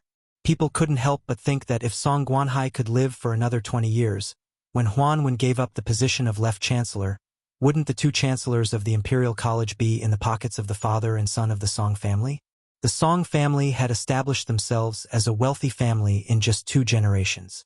With such a grandfather and father, how could this young phoenix of the Song family beside Shenyuan Qingfeng be a mediocre person? Shenyuan Qingfeng couldn't help but glance to the other side. If the young phoenix, Song Kelly, was the son of a first-class family, then the man of the same age with the blade was the other extreme. He was born poor in the marketplace, and by chance he became a bandit. He unintentionally obtained half of a blade manual and self-taught himself. He had fought countless battles with his life hanging by a thread, but he managed to carve out a future for himself. Later, he was chosen by a blade grandmaster and was accepted as his last disciple.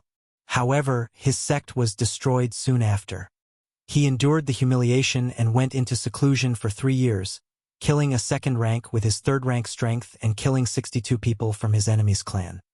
He obtained a secret manual, and his realm increased greatly, and his blade technique was close to perfection.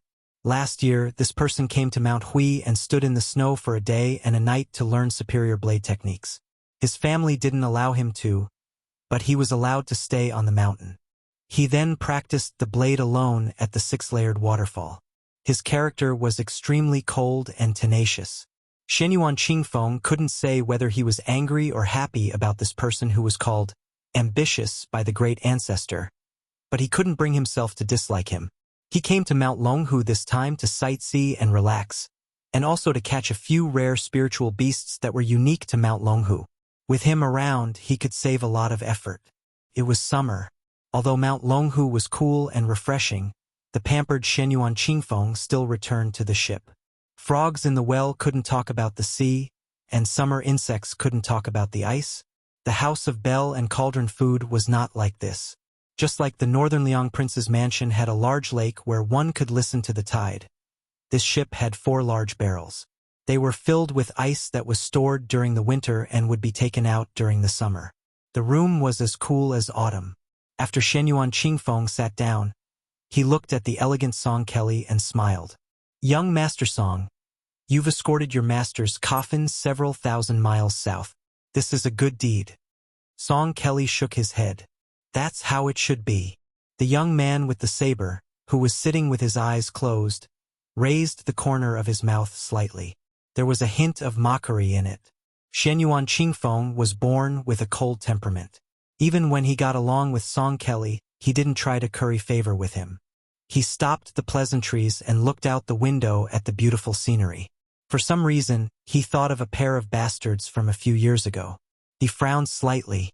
He had long forgotten about those two bastards.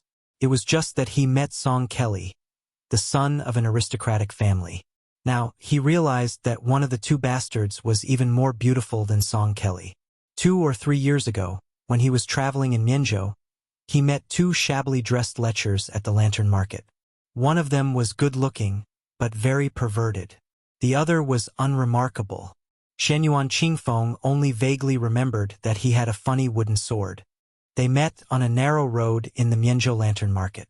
The beggar who looked like a human and dog blocked the road and refused to let her pass. His smile was very repulsive, and his eyes were fixed on her chest. They started a verbal argument. She didn't expect the one with the wooden sword to be a madman. He called a dog by the roadside, "Dad," several times, then turned around and called her Mom. There was also an old man who was watching the fun. He was missing his front teeth, so when he opened his mouth, his smile was very frivolous. Shenyuan Qingfeng had never suffered such humiliation before. He immediately ordered his servants to chase after them and beat them up several streets. His original intention was to break 6 of the dog's legs to vent his anger. However, he didn't expect the two bastards to be carried away by the old man with the missing front teeth. The most damnable thing was that before he disappeared, he shouted, "Little girl, remember that my surname is Su. Just you wait. Next time you see me, give me a rabbit-sucking brush." Shenyuan Qingfeng gritted his teeth and thought, "Su, don't let me meet you in Jianzhou."